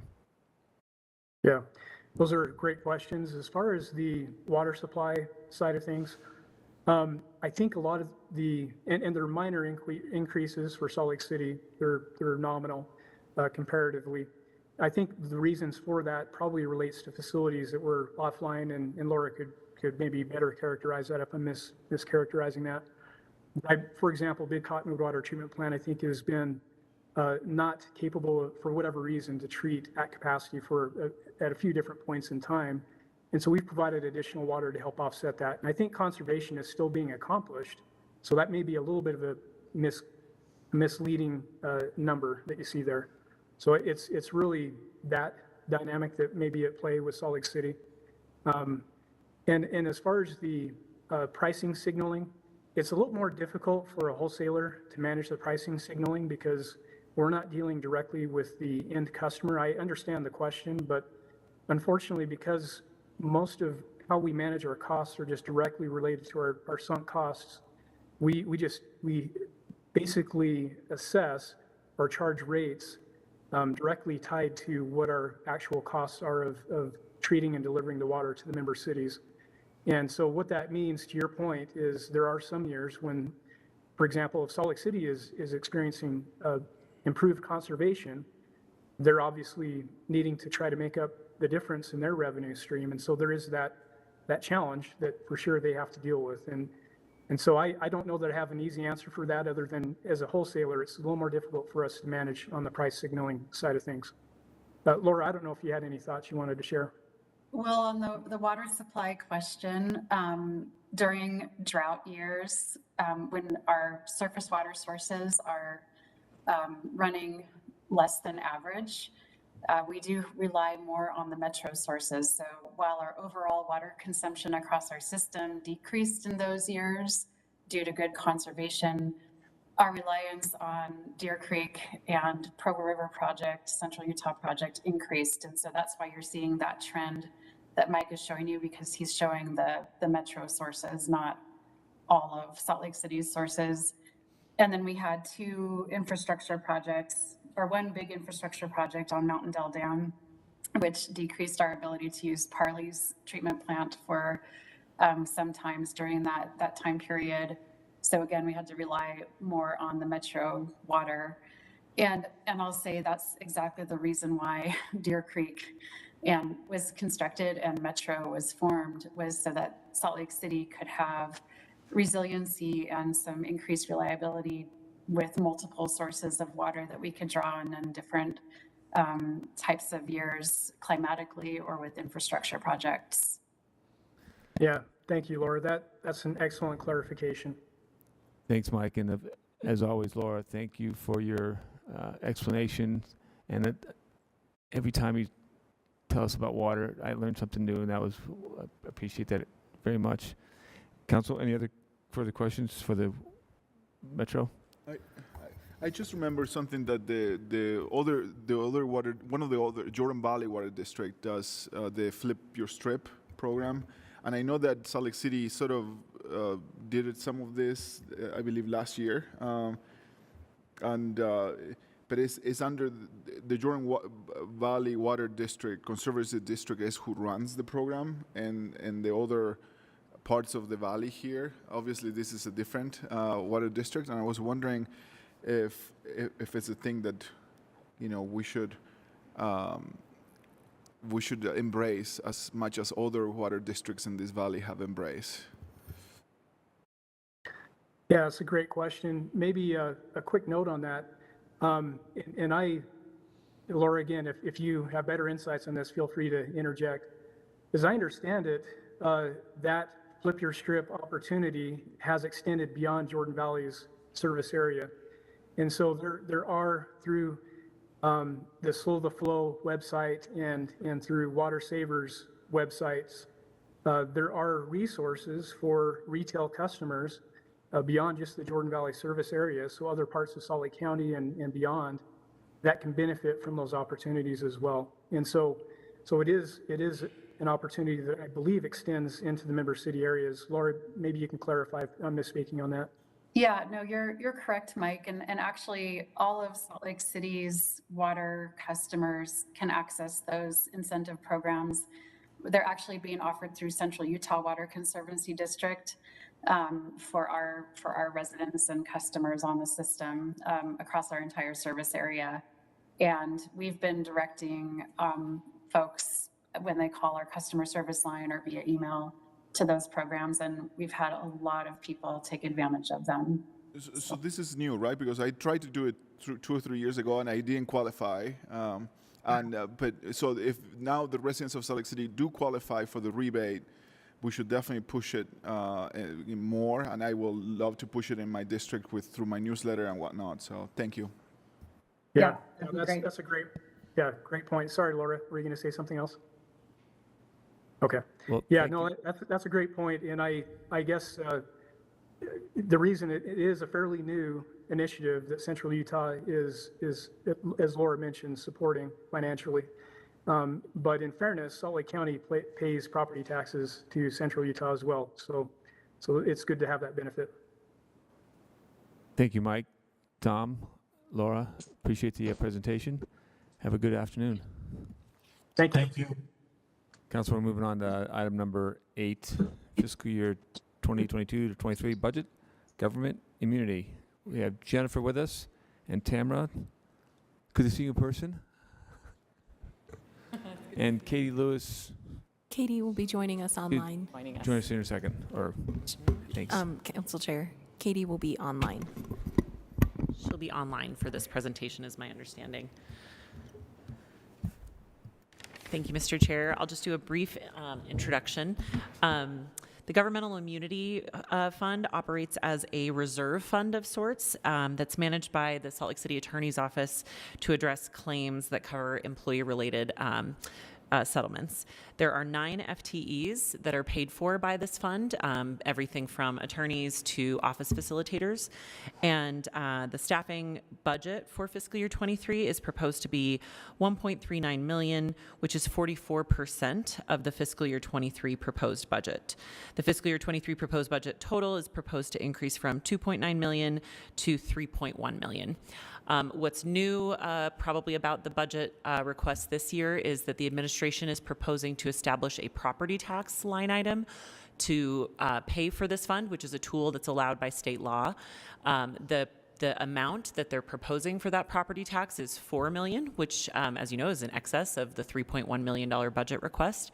Our understanding is that that would set up a fund balance of sorts that could be used to address claims in years where maybe the amount in the reserve fund is not sufficient to cover the costs of claims. So with that, I don't know if Tamara has anything to add, or Katie. So I don't know if Katie wants to start, or I can just kind of tell you what I've got. So as risk manager, I manage the group that handles non-litigated claims. And then there are also in-house litigators that defend the city in matters that are litigated. And so the information that I've got to share focuses just on the non-litigated claims. And you've got in your packets a graph that shows claims by fiscal year closed. That includes both litigated and non-litigated, and provides claim counts for the past 10 years and average amounts. And what you'll see if you look at that graph is that there's really not a steady number, in terms of volume or settlement amounts. It's really hard to gauge. And on litigated claims, which of course are the ones that tend to cost more to settle, it can take a number of years before we have resolution. One other attachment I wanted to call your attention to that Tamara provided was the attachment of actual claims paid by department. So it's sorted by department, and you can kind of scroll down and see the amount and type. The type of claims is, I think, also very interesting in terms of the kinds of things that employees are involved in that result in settlements. So I don't know if the council had any questions about the proposed property tax shift or anything else. Councilman Romano. So currently there is no fund balance at all. If there's ever an overage, that just comes directly out of the city's general fund balance. Is that correct? So in previous years, the city has, through the non-departmental fund, allocated general fund dollars to essentially act as this fund. In cases where claims exceeded that amount, we would have a budget amendment. And so fund balance would kick in to, assess any specific claims. What the proposal is to do is to reduce that contribution from non-departmental and have it exclusively come from property taxes, from its own property tax. I call it a line item, but really it's Does it show up on the bill? No, it would not. Okay, so Could I add something that I think will help? Okay, so there is a fund, a governmental immunity fund, that's separate from the governmental immunity budget. And there's an actuarial report that's done every year to look at what our losses are and what our history is. And they make a recommendation as to the amount of funding that we need to reserve for those claims. The problem is that the amount that we have in reserve is really not enough for some of the anticipated matters that we have coming up. We need to build that up. And by taking this approach with the property tax, it would allow the city to build that up so that we don't find ourselves in a case with maybe a major settlement or a judgment that we couldn't pay for. Yeah. I'm thinking of it as just the city is, instead of having one bank account, we're adding another sub-bank account to sit there and collect funds, because as that self-insurance, that when something happens that we have a liability claim, there's some money there. It still may not entirely cover it, but we're So we don't want to save be money for that uninsured. purpose. We want to make sure we do have the money to cover it in the self-insurance fund. And I see Katie Lewis, City Attorney, just popped on. I don't know if she has anything to add. I don't, although I would say that this is an insurance policy for the city. As Tamara said, I like thinking of it that way to make sure that we always know we have enough to cover any claims that might be coming in. So it's good, proactive, and forward thinking. I have a question. Councilmember Alvarez. Two questions. One, so this is allowed by law that a city may ask for... Have a property tax levy, a separate property tax levy. And it's unique for this specific purpose. Okay. And it's very unique in state law because like state law doesn't allow us to do that for parks, for example, like other states do. They allow cities to do a separate property tax levy for parks. So it is an unusual tool. We've pointed it out in years past as a potential budget saving and yeah. Okay. And so what prompted this year to go for it versus the many years that law has existed and we never really tapped into it? Is it because there's an increase from a certain group, certain department overall of money that we're liable for? It doesn't look like there's a trend for an increase in claims. Like to Tamara's point, if you look at that bar graph, there's not an uptick in claims. Okay. In fact, if anything, it's a decrease. I think that what Tamara was saying about the claims on the horizon being a concern is probably factors into the decision. I don't know if Rachel wants to speak to why the timing of this year versus other years, or Katie. Or Katie. Either. Rachel's Yeah, here, Katie. So I'll actually jump in and say that I really view this as the insurance policy and good governance on the part of the city to make sure that we always have enough in our self-insured immunity fund for any of those potential future claims. But to your point, Councilmember Valdemoros, is there something specific that we're anticipating? No, it's really forward-looking and anticipatory.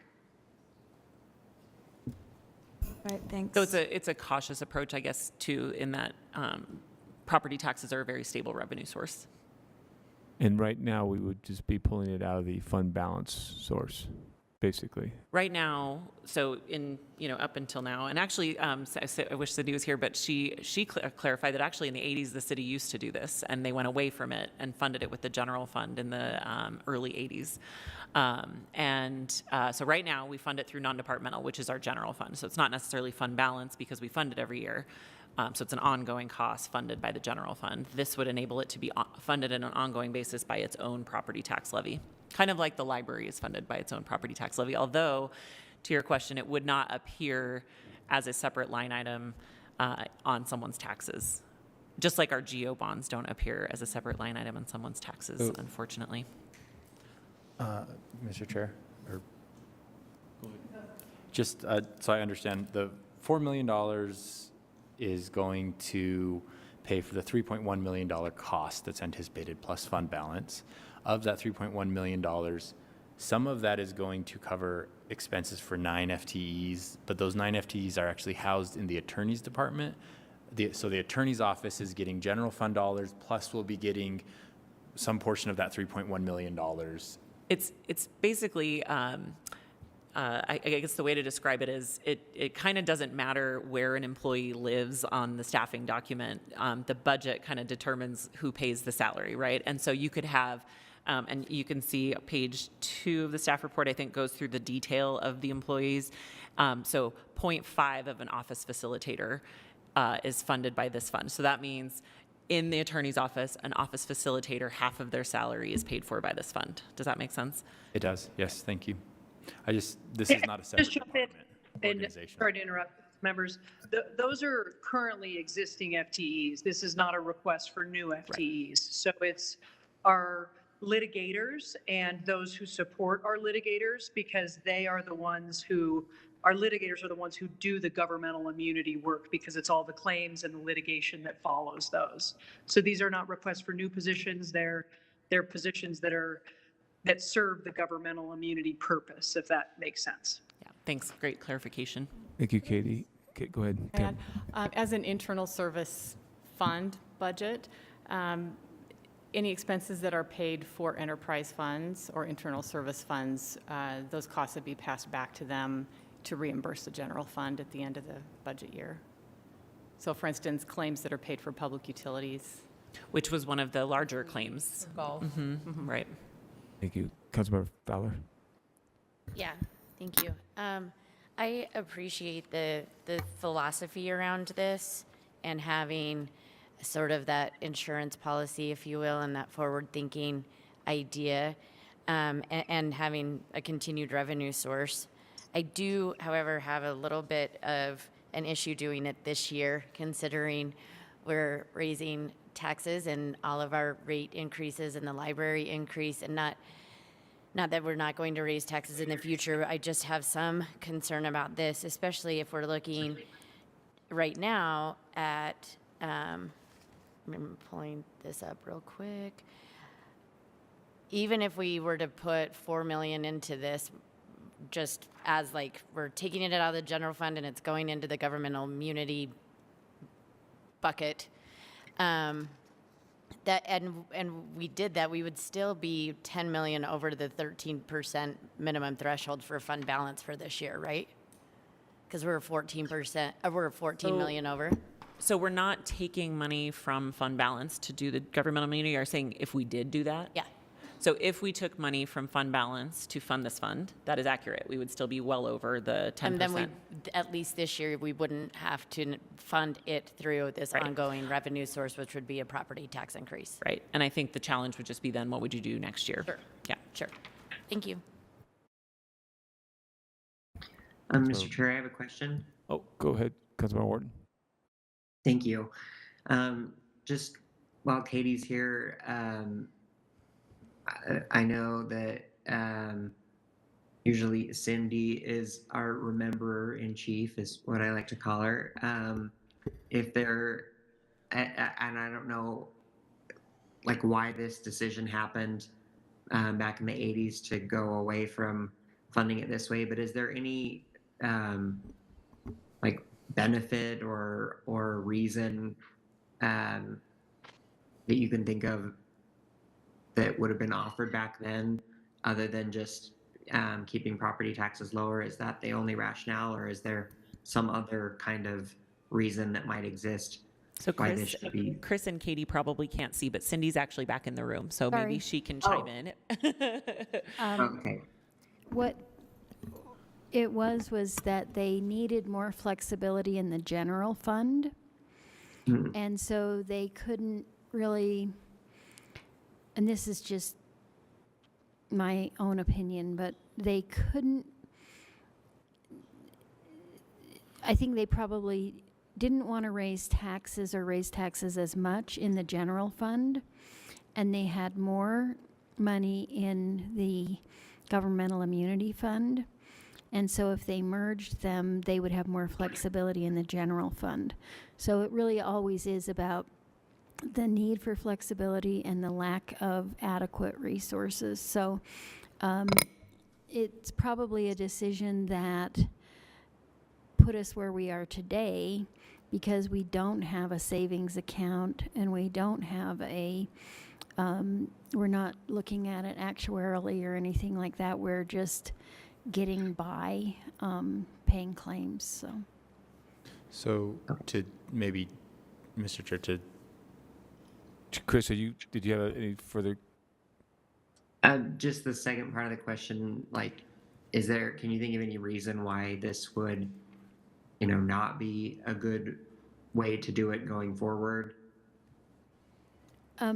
Just my own opinion is it's far better to do it this way, because the funds are specifically identified for a particular purpose, and you have the chance to possibly get a little bit of fund balance in that area, and you can begin to do some of the things that would happen in a regular insurance profession.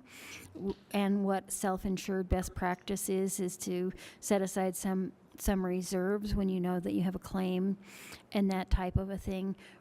We're so far off of being able to do that this would just be the baby step into that. Tamara, is that fair to say that we just haven't had the resources? We've had the desire, but we haven't had the financial resources. So this change doesn't make us rich or anything. It just means we can begin to move in that direction where we can hopefully get to the point where we can have some better planning and that type of thing. I mean, there is a fund balance that's maintained, but it's pretty minimal. I mean, it's a couple $1 million at any given time. It's the amounts based on an actuarial, evaluation that's done every year. But with federal claims, they're not subject to governmental immunity caps. A bad judgment could just wipe us out quickly. We just don't have a very good reserve setup. And I think this approach would allow us to build that up and have some kind of security against those larger claims. Okay, thanks. Councilmember Mono. Just to maybe translate what Cindy said to a way that my brain can understand it. If we do this, then we're being maybe smart because we're creating money in an account for when we have judgments or claims. But let's say the economy completely turned and our general fund sales tax or whatever went really low and we had all this money sitting here for governmental immunity and miraculously we didn't get sued for anything for several years and we had all this money sitting there and we didn't have money to maintain parks, then that would make it a little more difficult to take this city money and use it for something else because we've identified it for this. Although it seems, all that said, it seems smart to do this still, but in the 80s, maybe that situation is what existed and maybe. Okay. Mm-hmm. I was here, maybe. But I'm not sure, and the attorney's office would have to tell us whether there are some other expenses that could go into that fund if you got in that position. Like, for example, the training and safety programs that are currently funded in the general fund. If you had, or loss prevention, basically, I don't know if that can come out of this fund or not.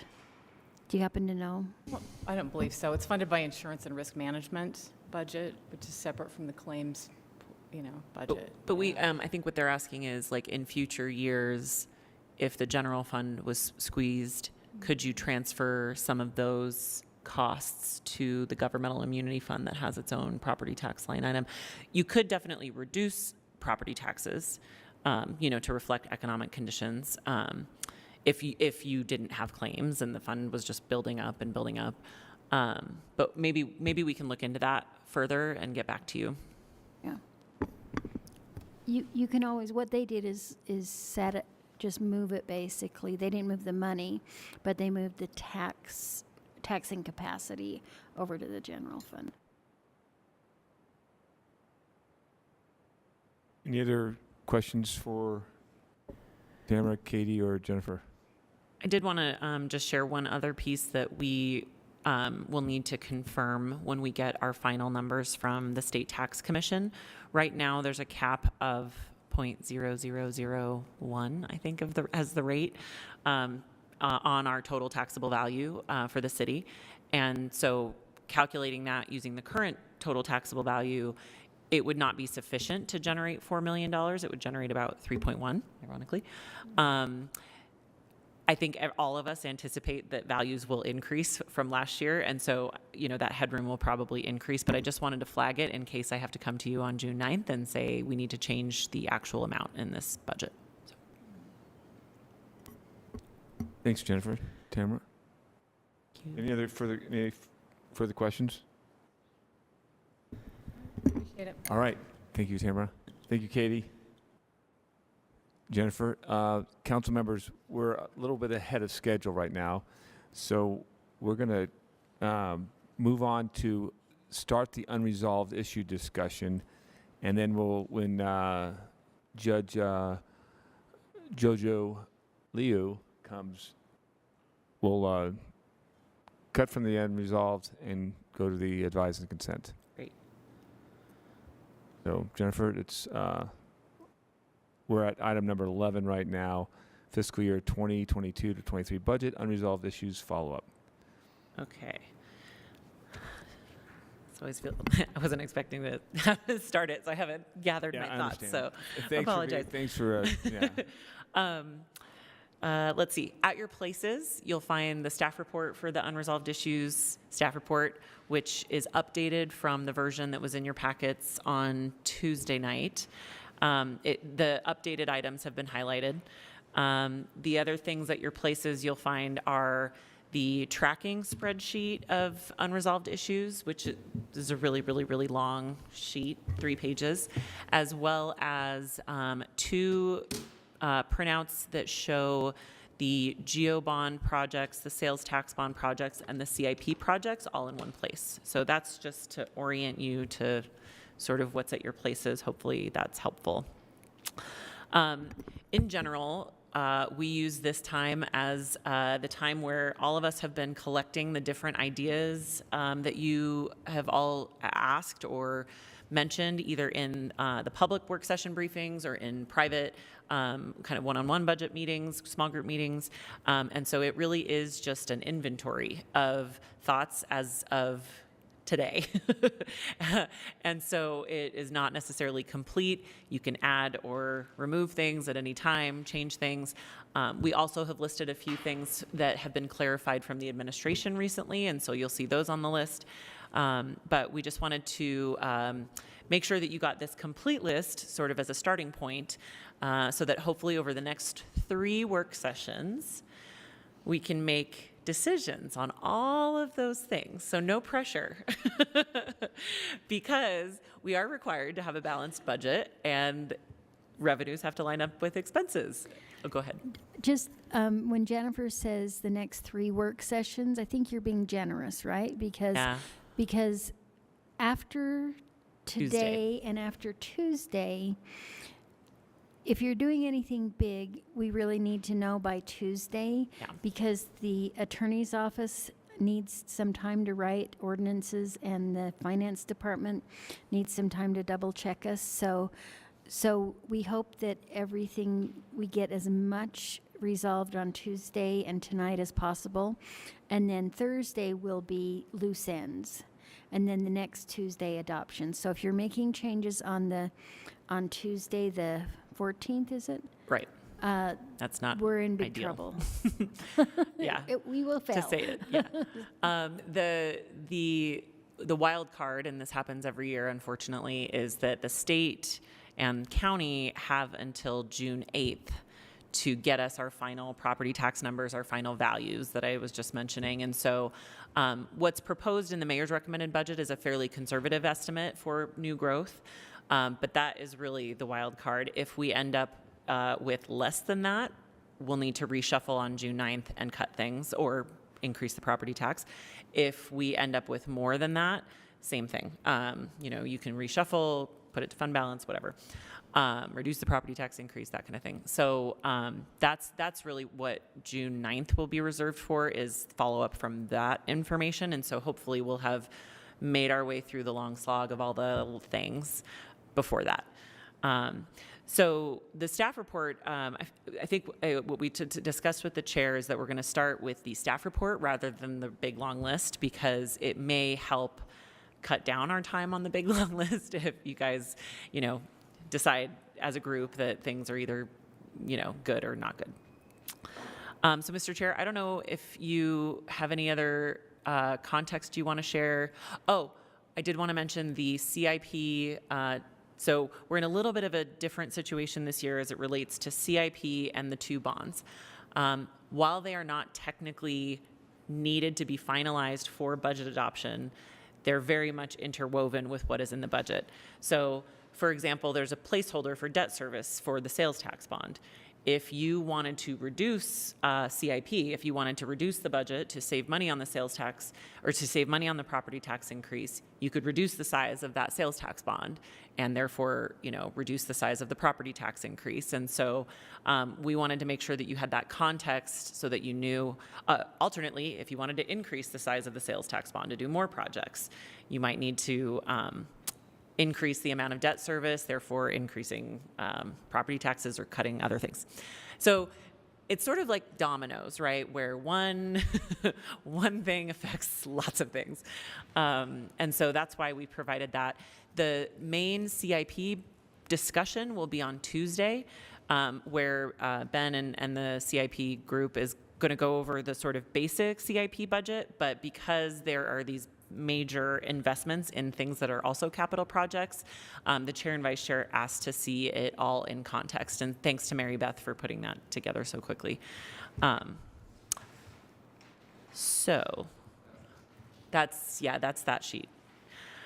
And I sent it to you guys, and I think they printed it out both with and without the extra notes, just for legibility, just depending on what you prefer, how good your eyesight is, that kind of thing.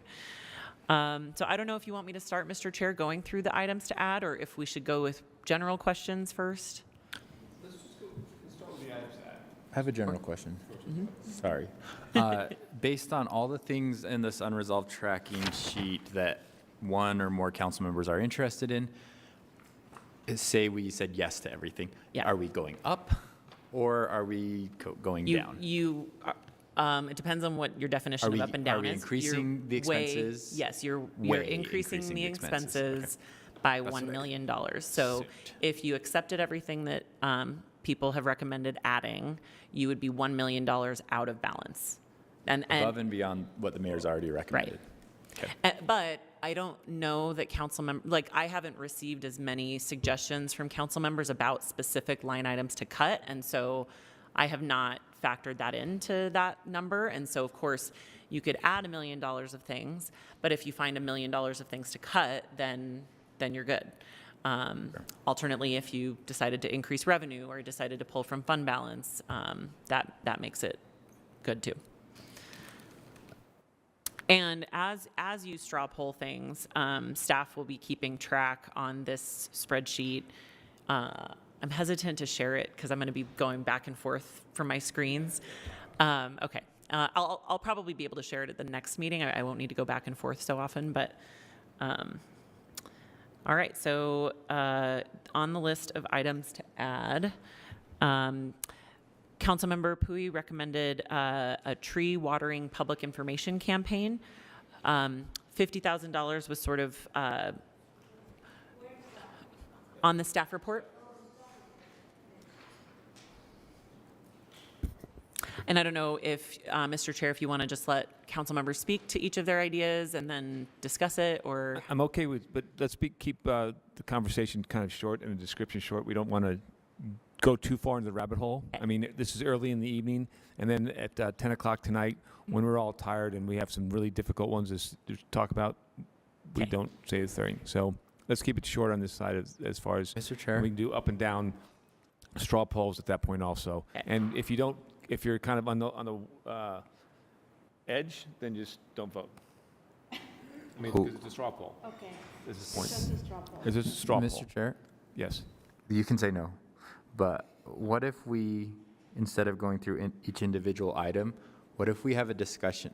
I think there's one fundamental, enormous question that I'm not sure where other council members on, and that is, do council members support the tax increase, the property tax increase? And what if we start with that big question to figure out, because if we have 4 council members that are not going to support the $4 million or whatever dollar property tax increase, then we know we need to cut things, and we know we can't vote for these added items, or we can't vote for most of them. And so I'm just not sure, but if we have general consensus on that, then yeah, it's probably easy to find $50,000 for tree watering information. But if we vote yes on all these little things, and then we also realize that we have to cut $4 million out, then we're never going to get there. But that's just a suggestion. You know, I don't know. I kind of, I understand that. I'm just kind of looking at this list, hopefully not very long, and we Okay. do have a whole section about cutting it too in a second. So let's just kind of quickly. Okay. And that's why I want to be kind of quick on this list. I don't want to. So. Mr. Chair, I don't know that I would feel comfortable having straw polls on people's baby projects without knowing sort of, I mean, I'm fine like hearing about them, but, and maybe looking at where that would, I know when we do CIPs, Ben always kind of adds the thing in, and I think we're going to do that next time, and then we can see how far out of budget we are, out of balance we are, and then at that point, it seems easier to be able to say, okay, yes, I actually support this or not, because I think even though it's a straw poll, we kind of have to make decisions so that we know where we're at. And I'm not sure that I'm comfortable doing that yet. I don't know. Yeah, and that's what I was kind of saying, that if you're not unsure whether you want to approve or you're for it or against it, you don't vote on it. So that's why I was looking at the straw poll. If you're like, hey, we got 7 people that are all totally like this one, but if we have a number of people that are kind of up in the air, we just table it. And maybe that straw poll is the wrong word. We used to call it like, let's star it and come back to it later.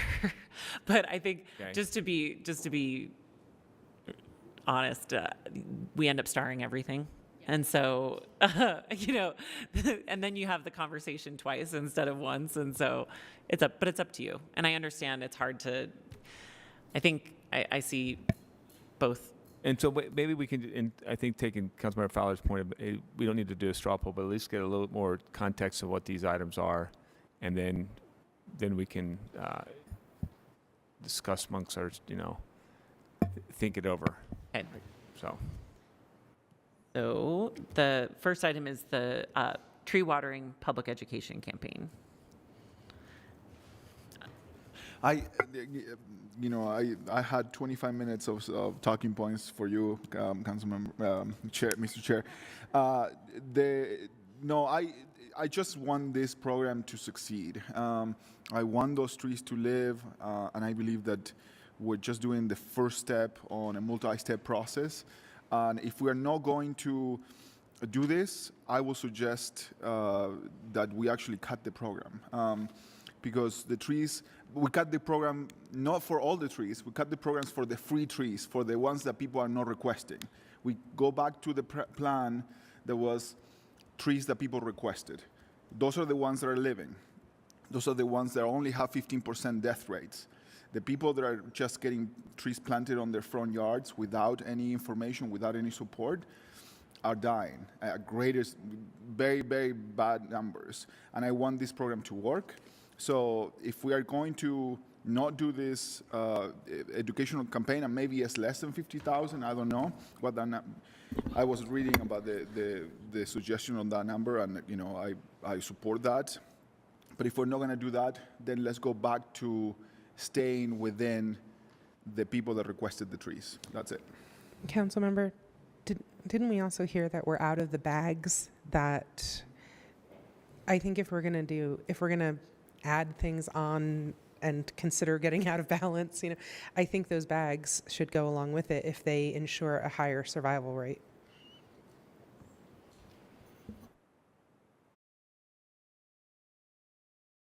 thanks. Any other good comments? And definitely the bag should be with the tree. Yeah. Sorry. I actually have a question for you, Alejandro. Adding 50,000 would be like educational resources, like information, or are we also talking then in, 6 months as Parks Department is trying to fulfill this obligation, we have a budget amendment for a new FTE? So I asked this is a very good question because I also didn't know what we needed to do to make this program, which I believe is a very good program. I want more trees, and I believe the mayor's vision on this. I want to see more 1,000 trees every year. And And I was wondering what we need to do, and this is the response from the administration for us. Say, if we do this educational campaign, we can ensure a higher survival. And they allocated this in different, $50,000 is the total amount of money, if I remember right. I just cannot find it right now. I have too many tabs open, but part of it is to educate people about the value and about how much it's not expensive to water your tree. Some of it is probably for bags and other materials for it.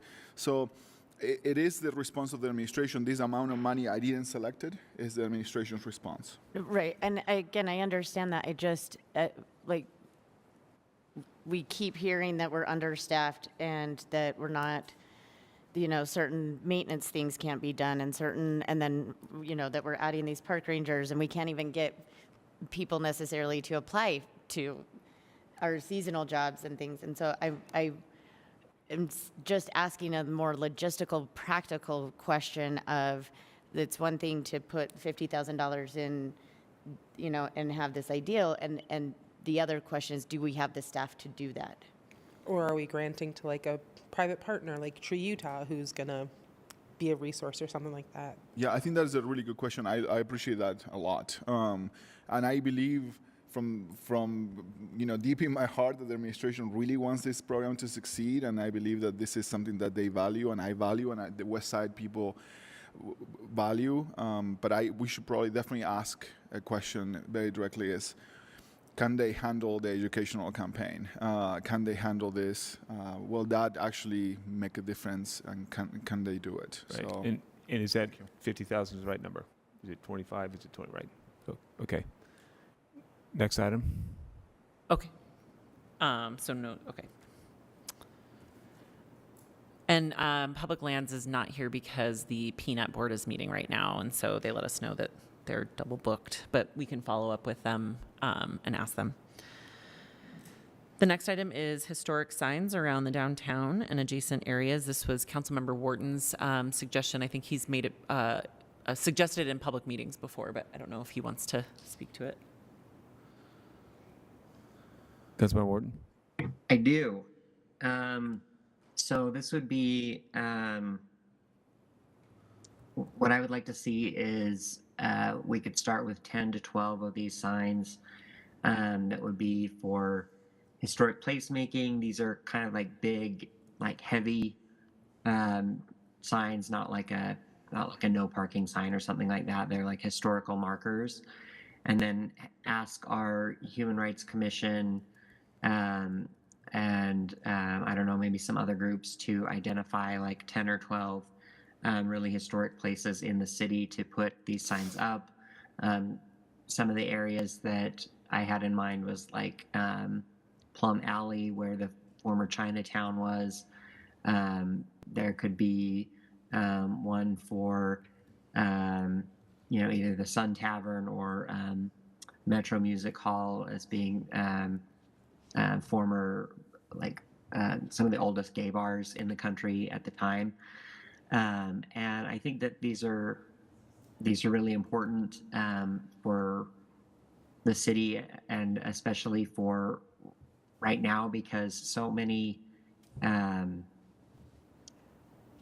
think we've lost a lot of our some of these historic places where some of the first communities in our city were established, and sometimes it's difficult in Utah for people that are coming from either an ethnic minority or a religious minority or some other marginalized group to look around and see yourself and your community's history. So this is my suggestion for trying to bring some of that back. I also think that it provides an incentive for people to go out and walk around our city and our downtown area during their lunch break or whatever. As potential attraction for visitors to our city to come learn more about the historic narratives of Salt Lake City that maybe are lesser known. That's the purpose for this request. And as far as trying to make it neutral, I would just ask that this come from fund balance because it is only 30,000, and it's not likely that this is something that we'll have to. I mean, these signs are pretty intense in terms of strength, so I don't anticipate that there will be much maintenance or that we'll have to replace them very often. They're usually about 2,500 each. Thanks, Chris. As far as I know, I have a community in my area that's doing some signs, historic signs, street signs, and it's up to $50,000 for them. I think it was 10 or 12 signs there. So that's recent CIP. And so my first question is, should this be on the CIP list, a community CIP or a historic preservation CIP? So this, because it's not at 50,000, it doesn't qualify for CIP. Yeah, I think the signs from the Yale Crest area it's costing them, I think, $50,000 for 12 signs. So Right. There's generally been a kind of policy threshold that anything under 50,000 does not go to the CIP budget, I'm just but that's thinking just policy that you guys I was just could thinking that the change. signs are going to be more than 30,000. That's what I was saying. Well, I don't know necessarily that they will be. And if they are, then I guess I could ask for, or then I guess we could revisit that. But so I'm not sure. I don't know if we want to ask like how much they would be, but and then I should clarify that these would be for the downtown area, not for like other neighborhoods. Thanks, Andy. So is this amount just for the actual capital expense for the materials, not for the manpower to like place them and install them? Is that how maybe Yale Crest is getting to 50,000? And No, I think the installation is usually done by city staff, which is a sunk cost. Could this qualify for a bond? Oh, and do we have them, going back to the last discussion, do we have the manpower for that? Not to be out of order, but you guys are talking about $30,000 and you've got millions to get to. Yeah. So anyway, in summation, I think we can cover this with 30,000 from fund balance. and if I lower the request of 50 to 30, we can move move ahead on the tree too. Okay. So do we not want a straw poll on anything? Without straw polls, You're just going to have the conversation twice. Okay, so let's go back to the first one on the straw poll on the first one, the trees. and maybe you could say, like, are you okay or are you uneasy? Because even if you just let us know you're uneasy. So are you okay or, no. right? Is that terrible? Figure it out. So going back to the trees. Go back to the tree one. Okay. Are you okay with looking at that and adding this to the budget for the tree preservations if we have the staff? Can I qualify this? I'm okay with this but we were just talking about it. I feel like maybe this would live not in the parks department, but in the community engagement department out of the mayor's office or in that area. But I think that's for a different discussion. Just putting the money there, fine. It's fine with me. So that's my straw poll. We got two for right now. Okay. 3. Chris is a Oh, yes. Chris, sorry. Yeah, this one, the tree. Yeah. Yeah. You can. So we're pretty much neutral there. We got 3 yeses and we got 4 no's or on the fence. 0 no's, right? 0 no's. Oh, 0 no's. We haven't voted no's. Any no's? Who's against this one? Yeah. So we really didn't tell you much there. Guys, it's going to take a really, really, Yeah. really long time Can to I- figure this budget out. Can I ask a question? What information do the other council members need in order to make a decision up or down on the tree issue? Because if we can get that information, then hopefully we can actually do a substantive straw poll. I, Oh, sorry, go ahead. manpower, can they do it? Are they going to come back next year to say, well, this is a great program, now we need an FTE just to water and teach people how to water the trees and when? And then third, I'm still, I think, like last week when we met, I'm still like not 100% sure about all the increases and where we can squeeze so that the increase is not as high in general, like in Texas. So I don't know if it's appropriate for me to vote on this right now because I don't know if we have the money or not and if this is something that is necessary or not. So that's why I'm like, I don't know, like I'm in the fence. The information I need is similar. I just feel like I've heard from enough council members, not necessarily 4, but enough council members that there's interest in not doing a tax increase. Sorry. Which makes me feel like, well, if we're going to be cutting things out of this budget, then I can't add anything else in. I'm not in that camp. I feel like the increases are important and we need to be supporting our city residents and our city's residents' quality of life. But if we're that to me, that's like, if we're going to end up having to cut $4 million worth of things, then I don't want to add 50,000 and 30,000 and another 60. But these decisions are not either or, right? Like we can still find savings on the budget and the proposed budget from the mayor. $50,000 more of savings we have to find from the proposed budget. Potentially, I think between all of us, I think I already found some interesting questions I have, and during this meeting and so forth. But I will just mention this: the West Side has the worst air quality in the city. The West Side needs trees. We also have very few trees in the West Side, and I believe this mayor's vision on the trees. I also want these trees to live. And if we're going to be planting trees on people's yards without the permission, without the education, let's just not do it. So if we're going to find savings, let's just save it there.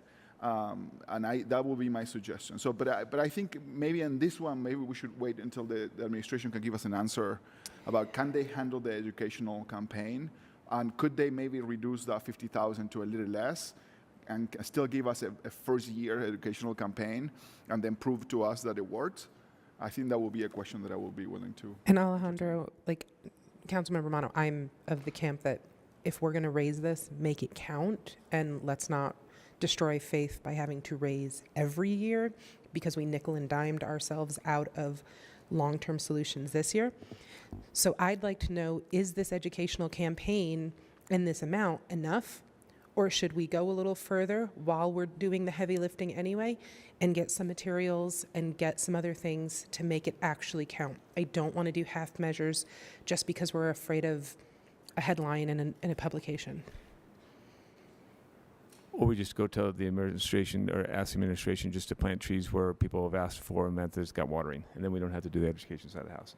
So back to the straw poll. Right now we have 3, 4, and we have. I'm going to say no.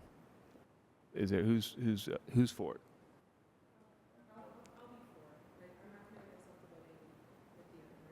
Okay.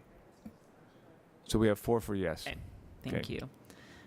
I will propose my own that we fund this and that we do it. This is a one-time thing that I'm asking for. I'm asking for it out of fund balance. I am not asking for it irrespective of what we do with the budget. $30,000 is not going to tip us off of the threshold for fund balance that we try to keep. So that's why I'm asking for it. Thanks. So the next straw poll is on the historic signs. Who's in favor of the historic signs? I have 2, 3 in favor, and I would rather go with CIP for community action and make it 50. Wait, does District 1 count as downtown? Potentially. So we have 4 votes for yes on that one. Sorry, who are the 4? I just want to remind you. Chris, Darren, Victoria, and Ali. Okay. Great. Next is an item that the council would have to add if the council is interested in doing a GEO bond this year, which it sounds like the council is interested in doing the bond, potentially changing the projects, but regardless, if you change the projects, we need to pay the county to run the election because there's not currently funding in the budget for that. I don't know if Cindy Lou has an update from the county, or you said they were going to get to you Monday? Yeah, I'll have numbers from the county on Monday as far as adding the GO bond to the ballot.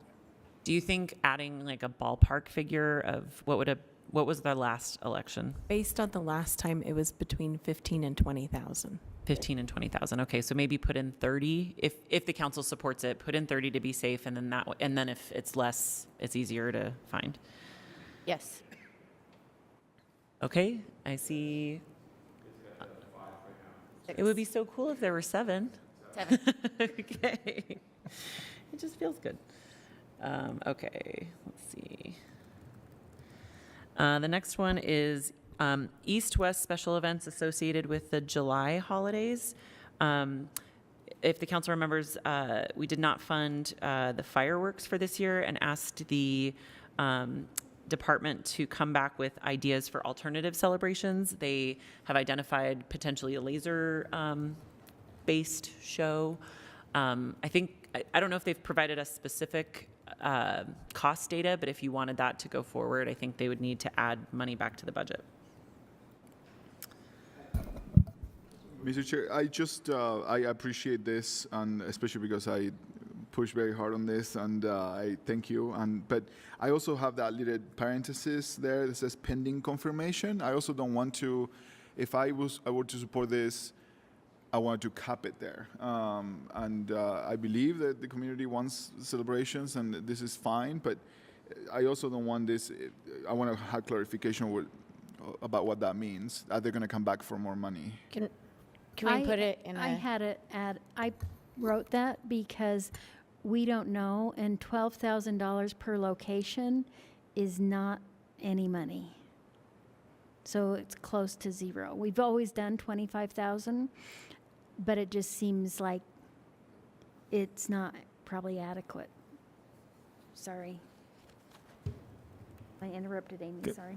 Oh, no, you're fine, Cindy. I agree, but I was also thinking we can do my favorite thing, Jen, and put this 25,000 over here, and then if it doesn't, yes, and I didn't say it, Jen. You did. A lockbox. I think the and then if we can use it, yes, and if not, it would just fall back down into the general fund, right? I think the challenge would be that would mean no celebrations this July. Yeah. But I mean, city sponsored. Sorry, thank you. What I'm saying though is like we allocate it there, but then if something can't happen, does that make sense or no? Yeah, I think in this case, either you need to allocate it or not, just because it's time. They're playing catch up as it is, and so it'd be a pretty rough spot to be in to not have it for sure. But you can, if it doesn't happen, you can easily just in another budget opening just take move that back out. Okay. Then Lisa Schaefer just clarified that it's 15,000 for July 2nd at Jordan and 12 to 15,000 for July 2nd at Jordan and 12 to 15,000 for July 23rd at Liberty. So maybe 30. 30. Okay, straw poll, thumbs up for the firework or the non-firework celebration. Lasers. The laser celebration. I always wanted to have thumbs up lasers for in the laser budget. celebration. You have 7. Okay. Okay, next item is some council members raised the idea during the police department budget to restore the street racing mitigation funding, which would include renting and moving steel plates and officer overtime at $60,000. I have some questions about this one. Obviously, this is something that is a huge problem in my district, and I realize that I'm going to be the only one probably like very strong about this. But this is a gigantic problem in my district. The question is about the overtime. Could the police department absorb this overtime and try to? I know that that is hard to ask, but can we cover this rental of the steel plates and not the overtime? Try to just bring the cost down because it was significantly smaller before, but the rental fees have gone up significantly. I was going to say, I know that it says that it includes overtime. I'm skeptical that it does. Oh. And so I could see that fund being needed just to rent the plates. Okay, I see. This problem hasn't been solved. The only thing that changed is the law now allows the police to charge the people that are doing this speed racing harder fines. That's it. But this problem, and they race through the neighborhoods on the west side to get to this place, and it's a gigantic problem. And those steel plates ruin the cars. So I really think that we need to not give up and still support this. Okay, so we have, yes, 7. Awesome. Okay. Then Councilmember Dugan suggested that we fund the free fare transit the way the city funded it for free fare February, but extend it to 3 months to cover most of the winter months. I didn't know what amount to put in. Obviously, the amount, if we paid for all of it, would be very significant because I think it's $2 million a month or something. Yeah, this is a longer push because we have a weight lift. It's a heavy lift because it would also include a couple of other counties. So, and this would be towards the end of the year. So, I like to just that we earmark it, make we an intent that if we have the fund balance, then we can get the buy-in from the other counties, and maybe even some of the state to do a winter 3 months. I hate the idea that we're going to do a free fare day because families don't plan that far, so quickly, right? Oh yeah, it's free fare tomorrow to ride public transportation. Well, I already have my babysitter lined up. I already have everything else lined up. But if we do it over a month of time, we can actually see some motion, movement in the needle on the air quality and probably the use of public transportation.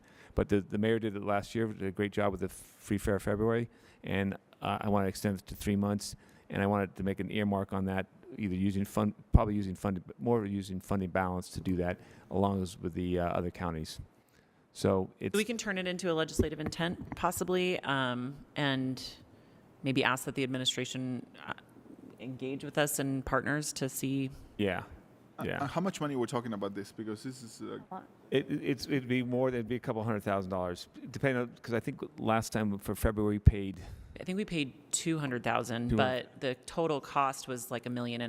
Yeah, for 1 month. But Cindy clarified that cost was lower because some of the employers still paid their employee passes. And there was another factor, which is that the fare box revenue was so low because of COVID that's what they charged us based on. Now the fare box level revenue is higher, so it would be a higher charge in 2 different ways. But so what you need is more partners, and that's the job ahead of everybody. That's the job ahead of us. I just wanted to make sure that it was an intent that we move forward on that one. Oh, yeah, I would be fine with the legislative intent, and then the admin can come back. And I know that I'm saying this, but with a budget amendment with 1 item on it. 1. Yeah.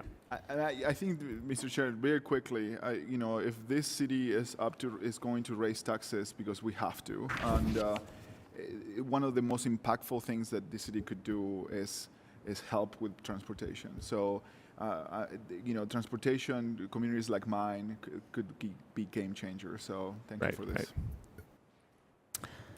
All right, the next items we grouped into, because they were all related to traffic calming.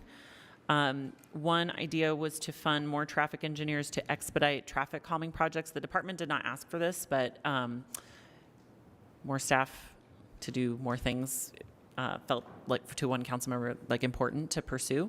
So we just have the annual cost per FTE there as a reference.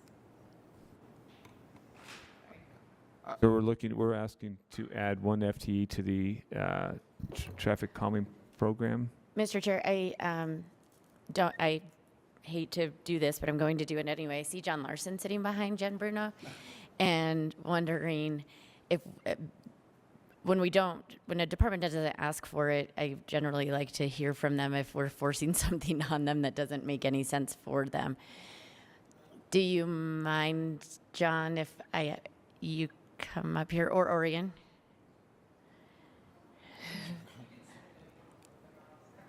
You can't say no, John. And could I give like a 30-second thought onto this, since I'm the one who been pushing for this? Can I finish this question though? Oh, yes. Yes, thank you. Because I'm with you, and we have traffic calming measures that have been funded over a couple of years and aren't done yet. So, John, one is, would it help if we got some more FTEs in the department to focus on traffic calming? And two, do you think we can hire people that can do this? I know there's sort of this hiring shortage in all departments and everywhere, but can you give me some thoughts on how we could actually get traffic calming done quicker? I'll just say that the program's highly scalable. And so, I'm not going to advocate for anything not in the mayor's budget, but I will say that it's highly scalable. And so it's staff and it's capital. The more you have of each, the more you can implement, right? And then as far as staffing,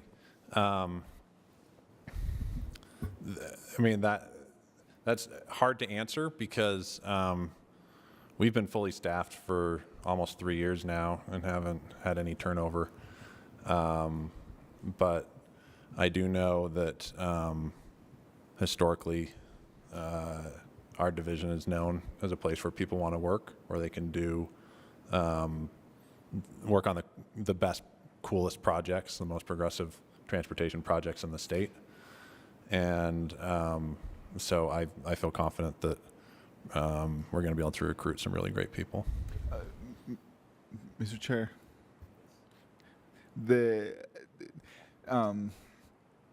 so how many projects your traffic engineers and your staff handle, and what is the standard, the national standard for them? Do they have more? Are they handling more projects than the national standard is the question, and will that be useful to add another person? So right now, our project delivery group has a manager and 6 employees, a mixture of about half transportation planners and half transportation engineers, and about 60 projects total for that group. And typically you'd want maybe 1 or 2 big projects and 2 or 3 smaller projects per project manager. So we're probably close to double that. But they're we hustle. We get a lot done. Thanks, John. So that's the issue, right? So I think that this is, in my opinion, and I think many of us in our conversations, traffic mitigation and traffic, streets is one of the most important things and most visible things that the city is asking for. And we have a department and leadership and this mayor's vision on this, but they are overworked and they're handling a lot of projects, way more than double the national standard. And this is what I think we want to see. And I just leave it out there.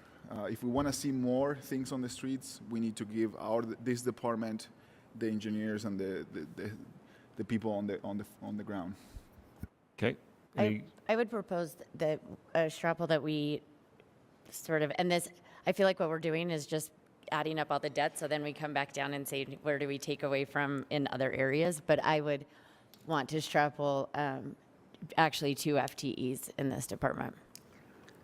Can I ask, would these positions expedite the projects actually being done, or is there a bottleneck elsewhere in the system that prevents hawk lights from being put up and those sorts of things?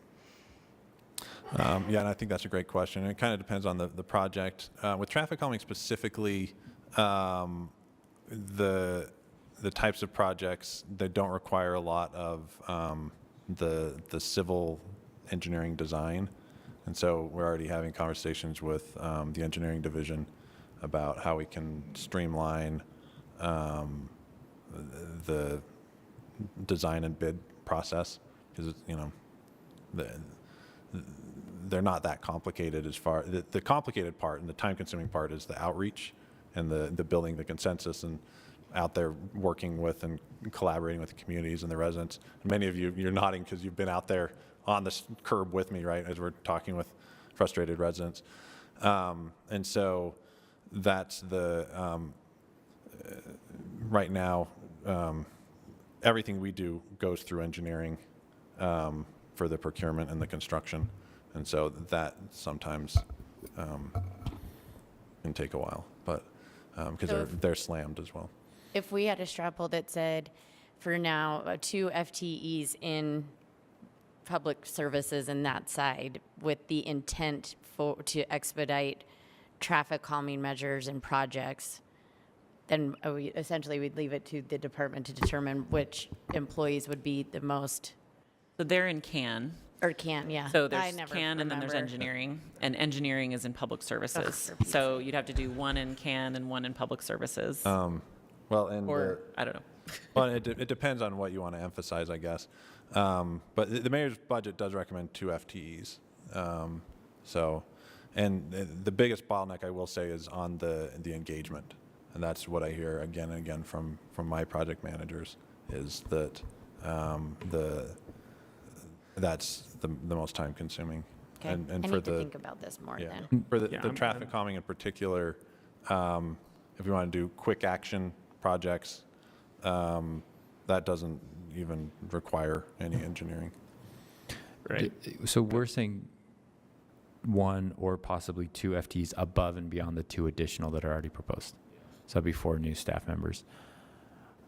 So, I mean, I could probably support that, but I want those, at least 1, if not more of them, to be dedicated to those quick short-term things that theoretically shouldn't require engineering and could be used as test cases for future, like you put the rubber speed bump down, and that could be used as a test case to see if the neighborhood comes unglued about the rubber speed bump, then we don't want to put in the concrete one, or whatever else. To me, I think and that seems like something that could be fully in one department, and they can just go do this thing and then collect feedback and then decide what the permanent solution can or should be later. Correct. Am I understanding that accurately? No, that makes sense to me. Okay. Okay. So back to Councilmember Fowler's 2 FTEs. You want to stick with that one, Councilmember?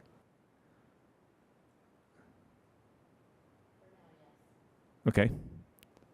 Thumbs up for Councilmember Fowler's 2 FTEs on basically what Councilmember Mana was talking about, the fast track. We have 6 thumbs up this time. Okay, so. And sorry, Councilmember Fowler, you mentioned a legislative intent to ask the departments to coordinate how bottlenecks can be addressed. Yeah, that Maybe. sounds great. I'm sure we can fix my rambling before next Tuesday. Okay. Okay, Jennifer, we're going to pause at this moment. Okay. Okay. Thank you. And council, we're going to pause at this moment for and go to item number 9, advice and consent, Salt Lake City Justice Court, Judge Jojo C. Leo. Okay, welcome, Judge. And the mayor wants to say an introduction. It's a pretty unique opportunity to bring a proposal to the council for a new justice court judge in Salt Lake City. I remember pretty clearly the few that I had a chance to be a part of when I was on the council. And I want you to know that the city undertook a very thorough process. Jojo can probably tell you just how terribly thorough it was, 6 months long. A lot of community engagement in the vetting process and an incredible candidate pool, a really, truly remarkable pool of candidates that eventually I had the opportunity to make a selection of just a few of a large pool.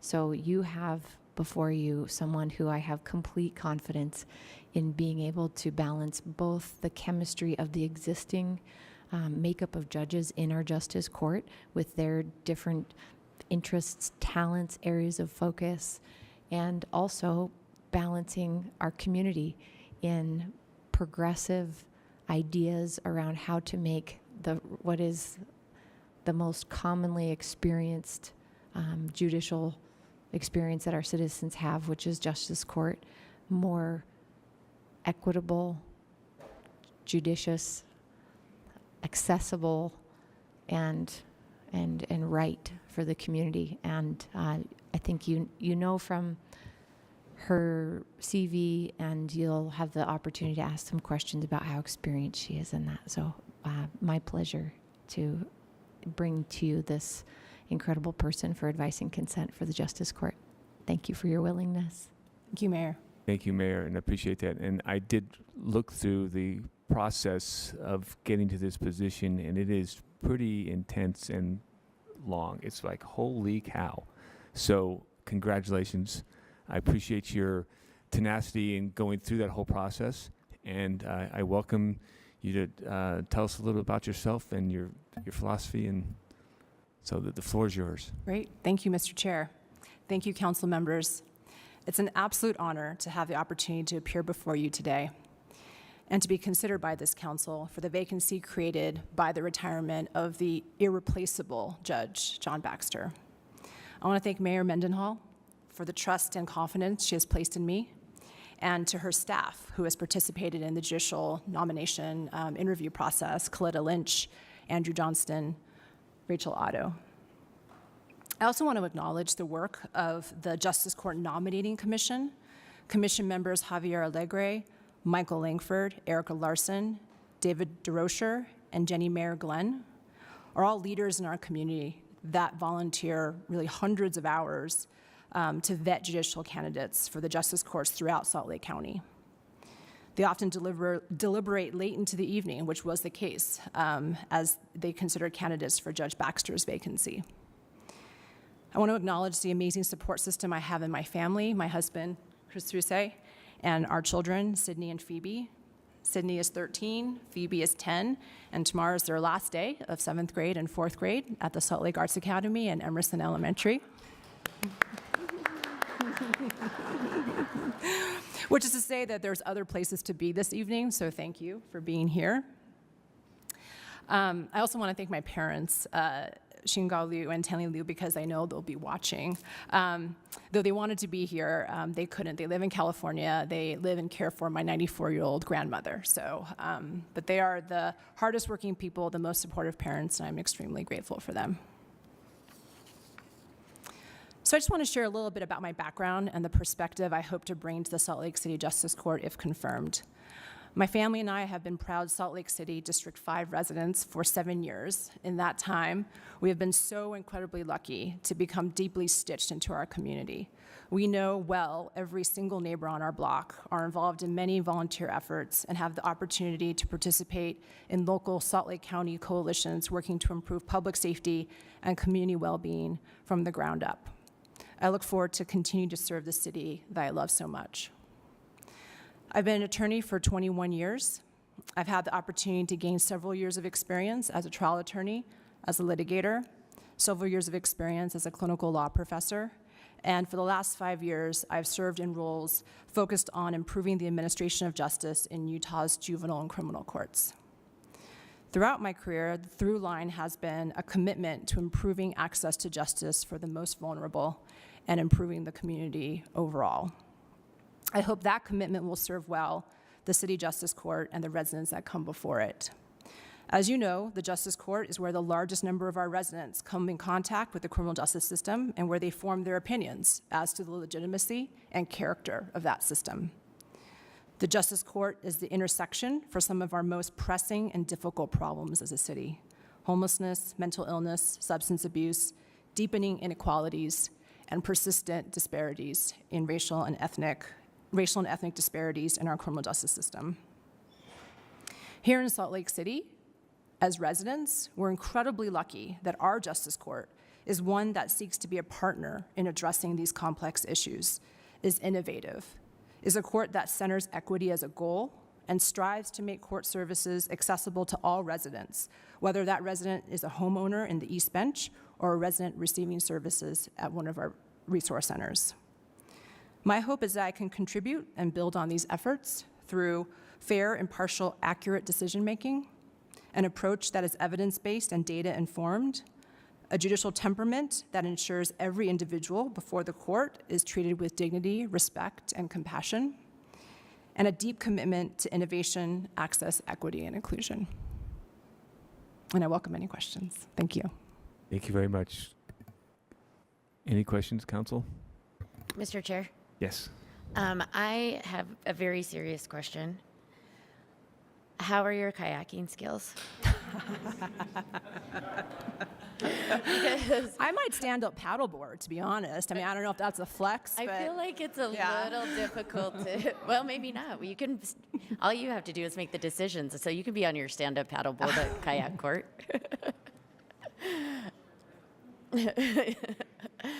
I don't have any other serious question. I'll have a comment in a minute. Councilor Fowler. I was going to ask that question, so I'm mad that you did it first. I have a question, Mr. Chair. Go ahead, council member. Hi, Jojo or Ms. Liu. I haven't had the opportunity to meet you in person, I don't think, but I know you by reputation. And I just want to ask, sometimes I think that even though the Justice Court judges are, they're municipal judges, these are minor offenses that you're going to be looking at. Still important, but minor in terms of the severity under the law. And sometimes practicing in Justice Court and sitting there, you wonder how a judge can do that and go through so many cases that are going to be so routine and still be able to put like the thought and the engagement into each one. And I think that's what was so crazy about Judge Baxter's abilities, is that it didn't matter if this was like the 500th time he had done the colloquy that day. You felt like he was doing it like this was the only, you felt like your client was the only one he was talking to that day. And I think that's so hard to do on a court where, like our Justice Court, where you have, 70 or 80,000 cases a year. It is so high volume to make sure that you have give that care to every defendant that comes in. How do you feel about, what's your energy level in being able to do that? Because it is very repetitive.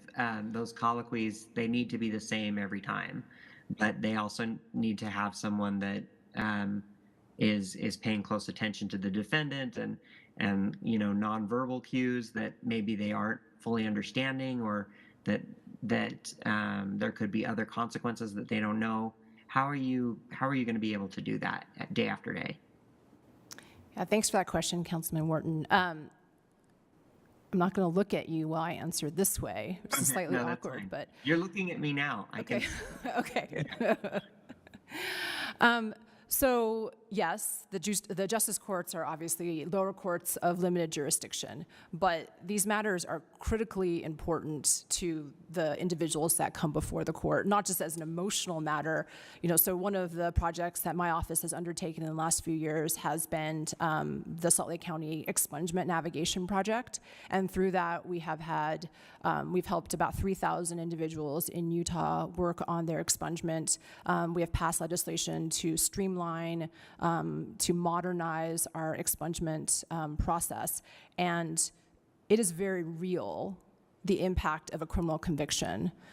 You rack up a certain number of misdemeanors just from a numerical standpoint, those 80,000 cases that the councilman's referring to, and that essentially bans you from being able to expunge your record and seek stabilization and economic mobility. So every single one of these cases are critically important, not just to the individuals before the court, but to all of us.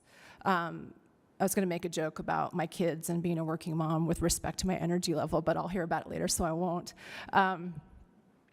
You know, one of my desires to seek this position was because I really enjoy that interaction with individuals who are having a hard time understanding legal proceedings. This might be because of my background as a juvenile defender, my background as a legal educator. It's just so important to have that direct connection for the folks to believe and know that the court sees them as a person, sees their matter as mattering, and that justice is not a conveyor belt to be moved through, and that they see that the court sees its most important institutional concern is not court efficiency, but rather fair outcomes. Thank you. That's a great question, or great answer. And I only have one other question for you. That are, I don't expect you to map out any like specific plans or projects, so don't feel like that's what I'm asking. But our justice court has been the site of a lot of access to justice initiatives and justice reforms in the state of Utah that have, been adopted in other courts. And Councilmember Fowler made reference to that just a minute ago with Kayak Court. But there's quite a list of programs. Do you feel like you can add to that list? And are there opportunities that you see right now of where we could either make the system more efficient or more fair or more accessible to people who are accused? Yes. So, well, first of all, I mean, so much of what the Justice Court is already doing, I am so excited to participate in. One of the endeavors that Judge Landau has led out on, I'm part of that same endeavor with respect to high utilizers just on the county side. And so I look forward to continue to work on those issues from the Justice Court if confirmed. Much of what I've done in the last few years has focused on criminal justice data and data transparency and having that data inform the public, stakeholders, judges to be able to make better choices and better decisions. The reality is that though these decisions are critically important, it can be a little alarming how limited of information judges have before them as they're making these decisions. Some of this has to do just with technology. Some of this information actually exists with jail screeners at our jail.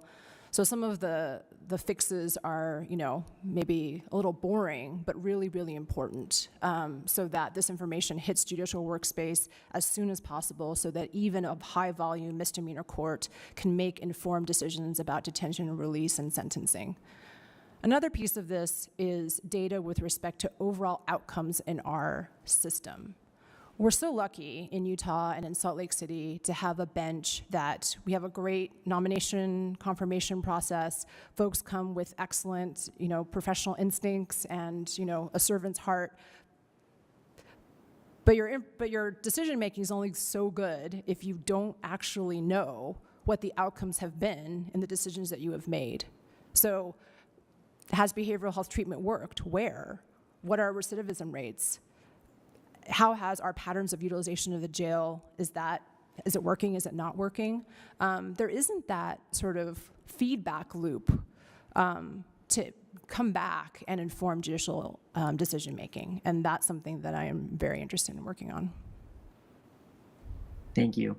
Those are the only questions I have. I'm really sorry I can't be there in person to meet you, but I think you've given great answers, and I think you'll be a really great fit for our Justice Court. So I was excited to see your name selected. Thanks. Thank you. Councilmember Pui. All right. Councilmember Petro. Hi, how are you? Congratulations and thank you. So restorative justice and all of these progressive initiatives are absolutely worth embracing. In historically disenfranchised communities like ours, because we focus so much on the offenders at times and not educating the public, we meet a lot of friction. We have neighbors who feel like offenders who repeatedly are in front of judges are given passes. And while I'm okay with people not understanding justice and fairness, I'm not okay with weakening trust in institutions. And ultimately, we're in danger of doing that, especially among certain constituencies in my neighborhood. So without sacrificing any of those wonderful things about restorative justice that we are implementing for the people who appear before you, do you have any advice, thoughts, experience, any insights to offer on how we work, particularly in the communities like ours, where that we have that fragile tension?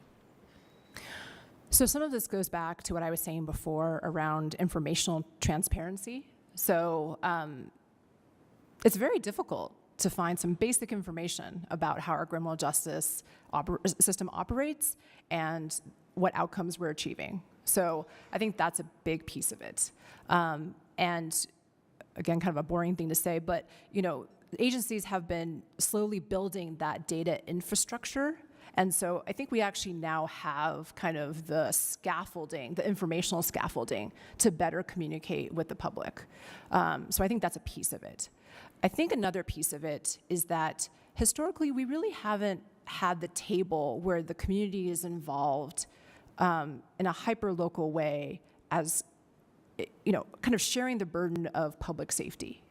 So one initiative that we've been working on recently through the county is seeding 2 local community violence coalitions, one in Midvale and one in Magna. And we focused on that because within our UPD jurisdictions, that is where we see the highest rate of increase in community violence. And so we are kind of leveraging our existing health coalitions, so the work of our community educators who bring people together to talk about things like obesity, COVID, and to really embrace taking a public health frame and a hyper-local coalition approach to community violence. And at that table, traditional criminal justice stakeholders are there with folks who work in programs, folks who work in interventions, and community members. And then finally, I'll also say that I think it's fair to say that if you look at any individual judicial officer or any particular court, if you were all knowing, not that anyone is, it would turn out to be that decisions with respect to incarceration and punishment are both over-inclusive and under-inclusive. So, the instinct of your neighbors and the folks that you represent that maybe we're not always getting it right is probably right some of that time. And I think it's just the responsibility of the court and judges to just be constantly improving the quality of their decision making through just leaning into these very difficult, very complex, but very necessary projects around data, around outcomes, and really questioning their own assumptions about whether or not their instincts are right or wrong. Thank you. It's more of a comment than a question. I mean, it's not a question at all, I guess. So I know a lot of people that work with you, and a lot of people that all of them have an incredible appreciation for of your work and your vision for this. And I want to wish you good luck. And I also understand that many times people interact with our government through the courts, and I hope, and it is my wish, that while it is supposed to find justice, and sometimes the justice, it leaves an aftertaste. I hope that we can heal, and we can educate, and we can help my community understand the value of the rule of law. So thank you. That's what Valvos.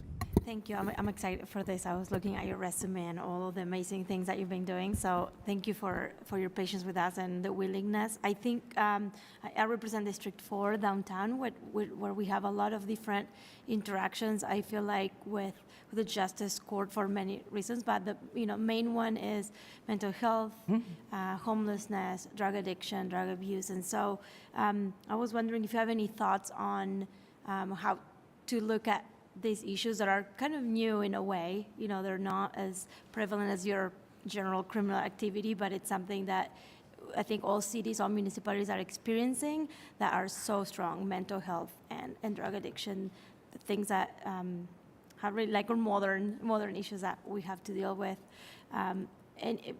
What are your thoughts on it, or how do you think you can make the Justice Court or can help the city, the municipality, when we talk to our other representatives up in Washington, D.C., or even in the laws, at the state, things that can change so that we can move the needle and really help these folks that are beyond, not necessarily criminals, but are in this situation that end up being criminal. So the gaps that we have in our service and treatment landscape, your SLCPD and the Justice Court will feel every gap in service that there is, because to the extent to which people are not able to get effective treatment in the community, they will be involved with law enforcement, and they will hit our jail, and they will hit the Justice Court. And so I think that judges have a unique, yes, in the courtroom, they're focused on making fair, accurate, impartial decisions on individual cases, but they also have a unique opportunity to sit on various conversations, because the judges they know what's missing. They know what treatment options are not out there. And so I think it's really important for judges to use that voice, to participate in those conversations about the larger framework of treatment, as well as really lean into aligning judicial decisions to that treatment framework, which is constantly changing. And I think it's just a process of continuous improvement.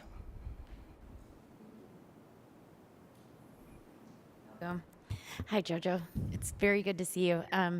I just want, again, this is more of a comment, and I really am so excited that we get to have this consent and advice and get to confirm you as our next Salt Lake City Justice Court judge. I have known Jojo a little bit here and there, but throughout the years, and obviously know a lot of the work that you've done. And just, to council members and the community listening, I have no doubt in my mind that that this appointment will just continue to improve our Justice Court. And we have seen, as was mentioned, so many initiatives, creative initiatives that really started with Judge Baxter and Homeless Court and have just grown from there. And I know that will continue growing, and the passion and dedication that you have, I have experienced on a firsthand basis, because I was very frustrated with my job one day and called Jojo, and we had a coworker of mine and Jojo and actually just sat and really complained for a long time, and Jojo was very patient and kind and gave us all of the advice that we needed. And I know that with every defendant that comes in, with every client that comes in, that patience and kindness and dedication will show through. So thank you, and I am really excited and look forward to this. Thank you. Any other questions, comments? Wonderful. Thank you, Judge. We're going to end this portion of it. We're going to quickly go into the limited formal session, and we'll proceed at that point.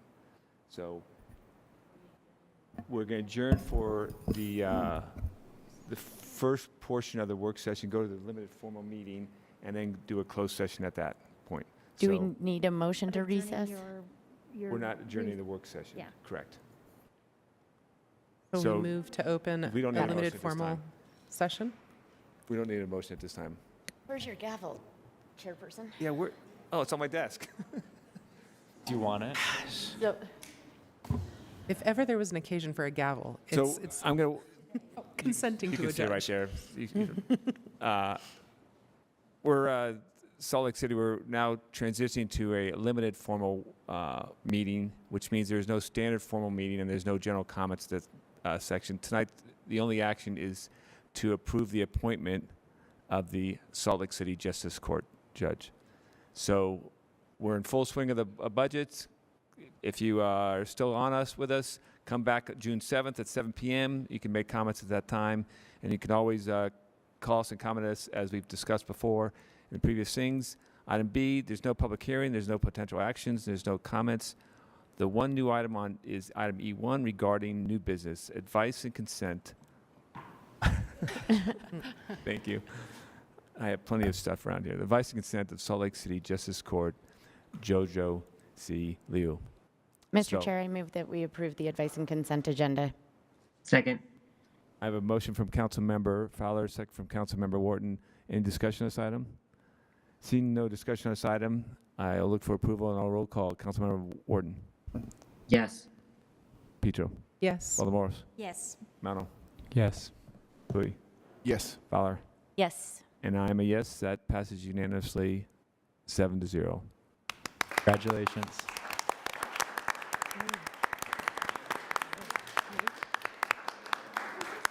Council Thank you very much. So,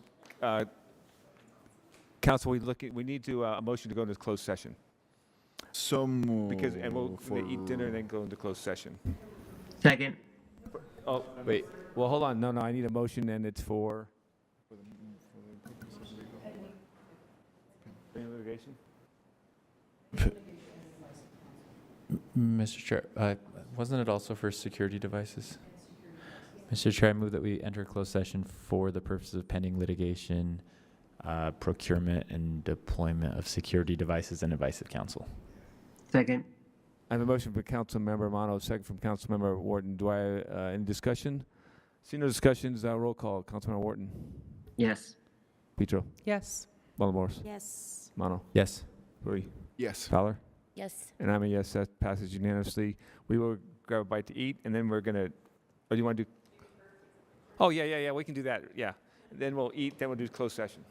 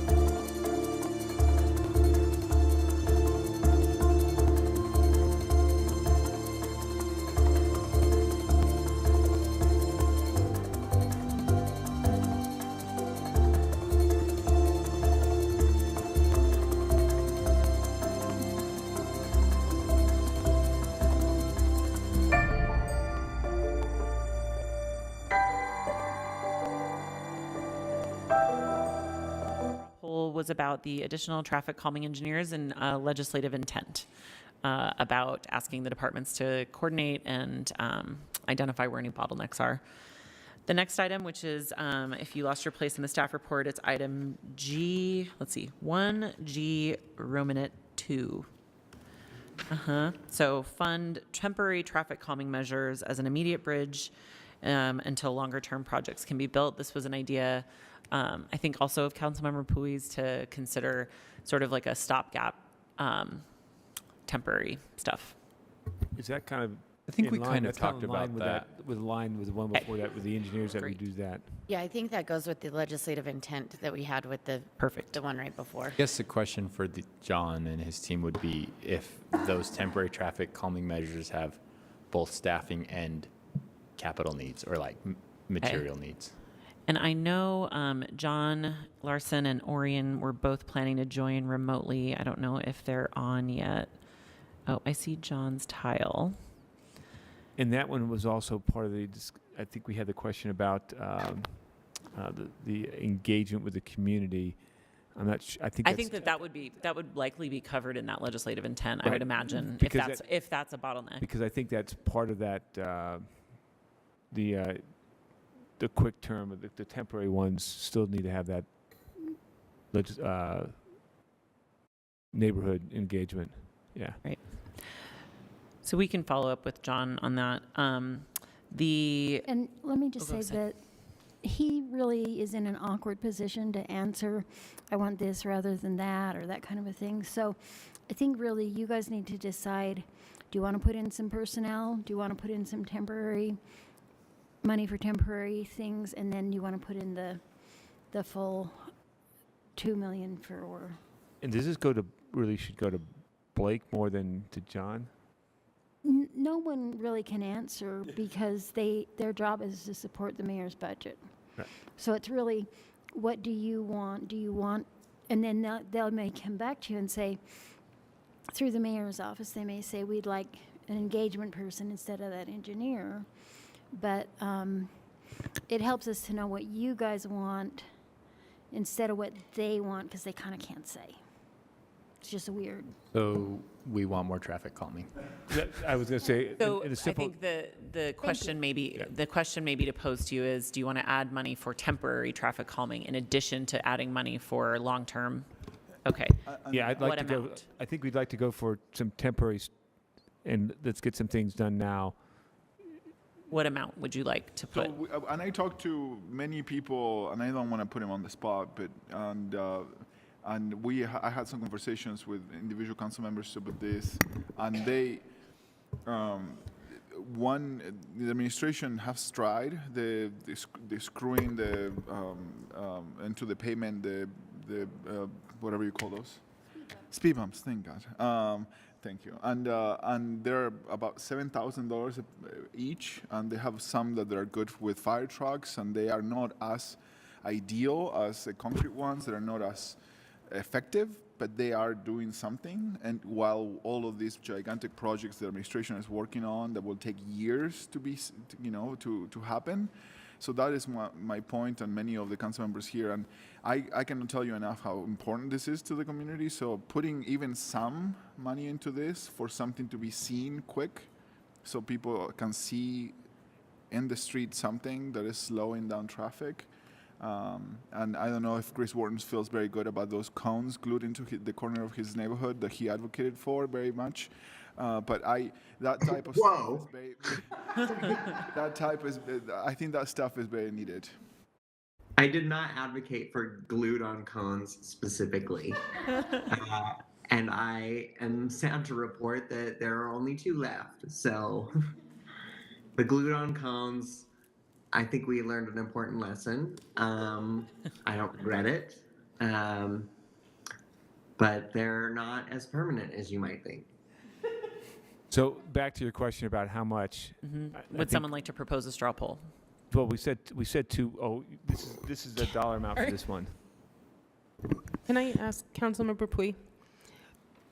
It does feel like I'm okay with dreaming big, but as you're the one proposing, have you identified other things that you want to take out of the budget? It does feel like we're Yes. We're doing kitchen sink stuff here. Okay. Oh, yeah. So.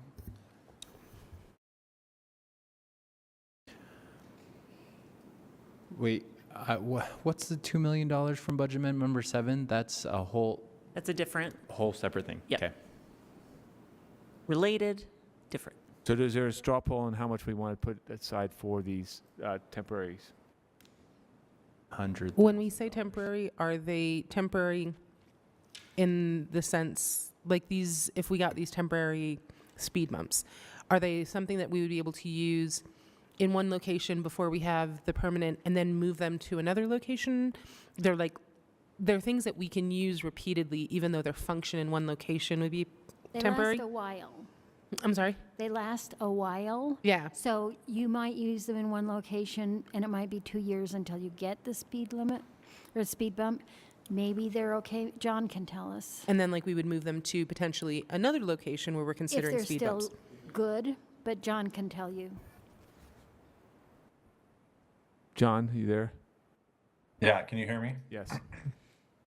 Yeah, I think there are a lot of options, and I look forward to exploring them further. One thing that I'm really interested in that we've done here, and that Portland has actually been doing a lot of in the last couple of years, are those big kind of concrete barrels. We have them on 2nd West that went in as part of the protected bike lane there, and those have actually held up surprisingly well. You can flip them upside down and paint the top, or you can have them open and you can fill them. People could adopt them as a flower bed. You can paint the outsides, so they can be kind of customized by neighborhood. And those are pretty affordable, and there are quite a few things we can do with those. So that's just one example of the sorts of things that we're looking at. And there are a lot of other great products out there that can be bolted onto the pavement that might John, how not much last are those? quite as long, but are highly affordable. John, how much are those devices that you just mentioned? The concrete ones. A couple of years ago, they were only about $1,500 each. I don't know the price on anything these days. It's So, kind of so make it jump in 3,000. weekly. So if we did $100,000 for these temporary, That's like 35 of them. yeah. I feel like that doesn't cover very many roads. I mean, to the point that Amy is making next to me and Victoria. I think maybe there is something or nothing, right? And I take 100,000 for this. If we can test it out and maybe get the administration on trying it out and see if it, report back in a year and see if it works. And I mean, ideally, if we had the money was not a problem, but it is. So Yes. I think getting some is better than nothing. So do you want to do a straw poll for 100? 100. Okay, there's a straw poll for 100. Can I ask one more question? If you had to choose between the steel plates for the street racing or the traffic calming, what would you put the priority on? They're completely different, though. The steel plates are not. They don't put them in residential neighborhoods. They put them on. It's not multiple. You get one or the other. It's not a multiple choice. What I'm saying is, if our hands, if we're making really hard financial decisions, meaning that we're going to put more emphasis on addressing one problem or the other, where would you put the emphasis? I cannot choose between the two because both of those are very dangerous and potentially life-threatening. So We're going to end up probably having to debate a bunch of these things already. So there's a straw poll on the table for $100,000 for some temporary street calming devices. Is that the straw poll? Can I propose an alternate straw poll? Sure. For $200,000. I know it's not. We're not bidding at an auction. Yeah. 200,000. I just feel like 30 of those devices doesn't actually cover very many streets. So if we're saying it was 1,500 and we're estimating twice that because of inflation, I just feel like to make a meaningful difference in our We're communities. going to end up having to do some adjustments here. This is a straw poll to add more things to the budget, and then we're going to have to take some away or change other things. So, $200,000, that's a new straw poll. I feel like I'm a auctioneer here. 300, 400. Right? Okay, thumbs up for you for $200,000 straw poll. Chris is a yes. Anna, Okay. Darren. Okay, 5, We I got think. 5 yeses. Okay. The next is the is expressing intent. Actually, since we wrote the staff report, I believe you actually can allocate the money that you allocated 2 weeks ago in Budget Amendment 7, expressing the intent to allocate that money from that CIP holding account that you put aside in Budget Amendment 7, allocating $2 million of that to the Livable Streets program, which is the sort of neighborhood-specific traffic calming program. We clarified with transportation, and if John has more information he can share, he can pop back on, but that in the mayor's recommended budget, there's funding for complete streets, which sometimes includes traffic calming elements, but not necessarily funding for the kinds of traffic calming stuff that was talked about in the Livable Streets initiative, unless the council allocates that $2 million from the CIP holding account. So we're after that last straw poll, essentially, and the straw poll before that, we're having $2 million plus $200,000 plus another $240,000 go to traffic calming. And that is $2 million less than we thought originally. So you still have, even though that's a lot, it's still less than we thought you were going to have. When you say thought originally, when was that thought? We got, I guess, mixed up. That happens to us, but we thought there was $2 million in the mayor's budget already. And then you guys set aside the potential for $2 million when you did the $10 million. 2 of that was theoretically for traffic calming. So we thought there would be 4, but there's really 2. So And I think that maybe there's a little bit of a Venn diagram in the complete streets allocation. I think there's $3 million allocated to complete streets.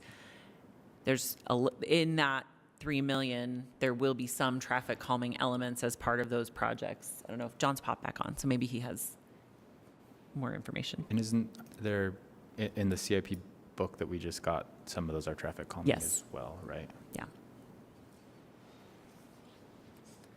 So if the council wanted to, really that 10 million is a holding account that doesn't have any strings necessarily, other than I think the administration's original proposal was to spend 8 on affordable housing and 2 on traffic calming based on your guys' suggestion. And so if you wanted to spend more on traffic calming from that account, you have that flexibility. Yeah, that 10, we kind of... it hasn't been spoken for yet, is what I'm saying. For, right, right. It's been suggested. It's suggested 8,000 or 8 to affordable housing, 2 to streets. Right. Okay. I will propose that straw poll for $2 million from budget amendment number 7 for livable streets. You can't hear me. I propose the straw poll, as mentioned, $2 million from budget amendment number 7 for livable streets. And that would be on top of what we just talked about. Correct. Yes. Okay. I'm good there to start off. Just clarifying, the $2 million we already have, we are not talking about budget. This is something we already set aside. Okay. Right. So yeah, so it's not, it doesn't affect your balancing of this immediate budget. You got 5 thumbs up. Great. Sorry, I just gotta offset the revenue. All right, 5 thumbs up. I got 4 thumbs up, Jennifer. Sorry, Dan. Councilmember Dan, Dugan. Chris, Ali, and Darren, and I. Thank you. Okay. All right, the next item. 1, 2, 3, Victoria, were you 4. In Victoria. Yeah, in were you? Victoria. Yes, okay. Sorry. Oh.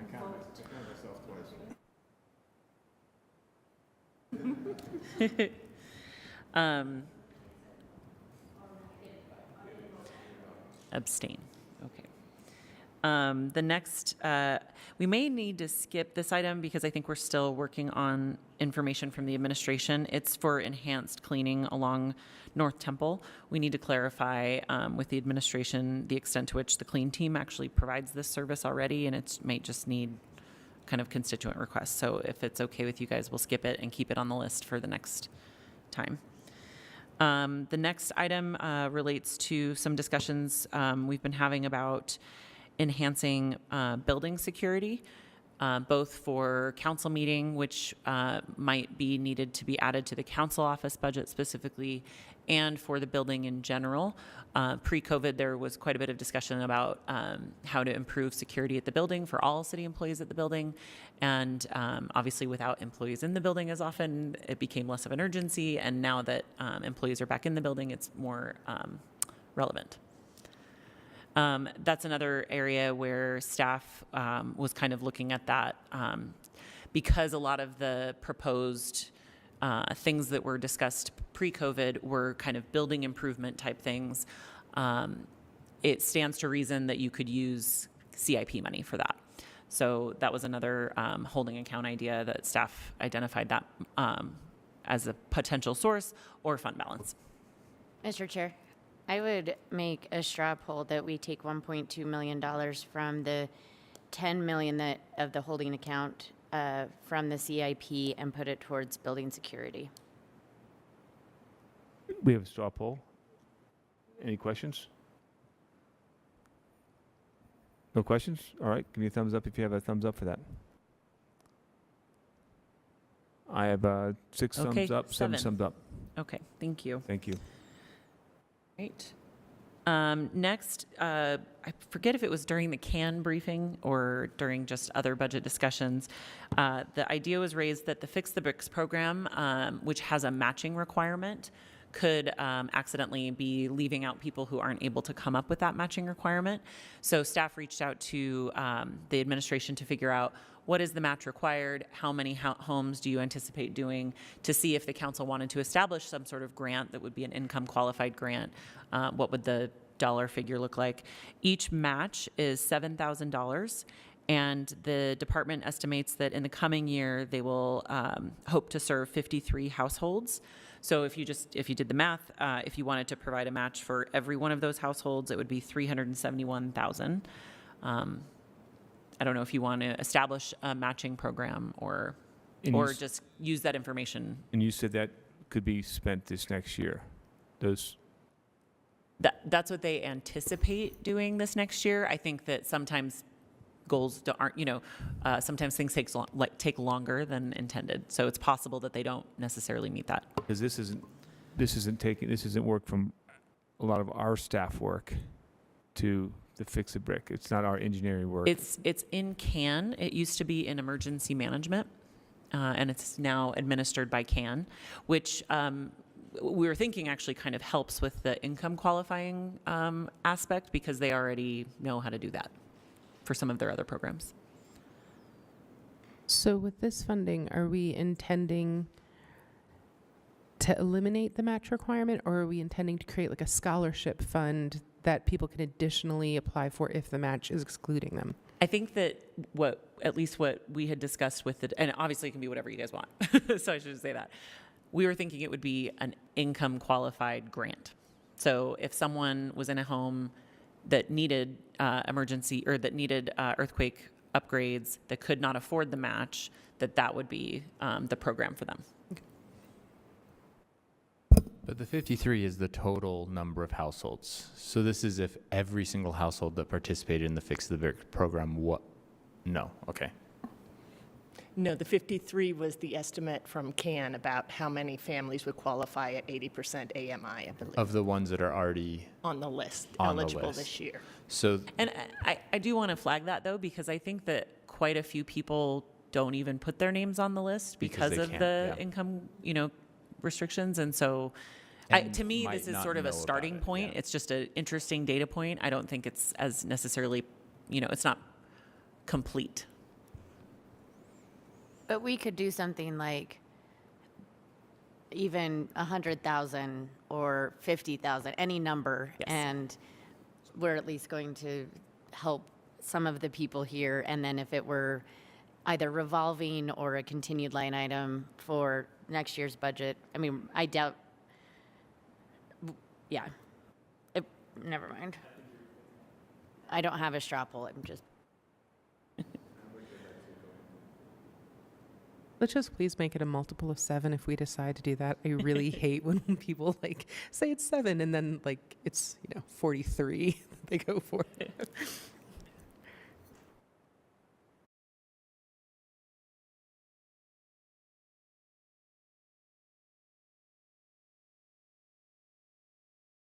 I mean, there's $84,000 for 12. Okay. Okay. Is a straw poll for that? Thumbs up on that? 84. Or change the straw poll? Okay. Looks like we I have. got 6. And 7. Chris, okay, great. All right.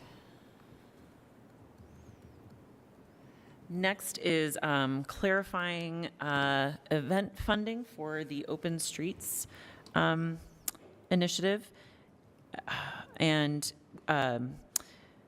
there was a little bit of a mix-up, confusion about where funding ended up in which part of the budget, about long-term planning for the Open Streets concept and the immediate need for this current calendar year's event.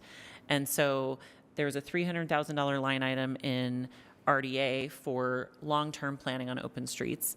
There's a need for at least $350,000 for the current calendar year to do the current calendar year's open streets. The Downtown Alliance, we understand, is fronting the money to have the event going on right now, because obviously this money wouldn't be available until July 1, and the event is going from Memorial to Labor Day. So what they're hoping is that the council will find a way to allocate $350,000 to them.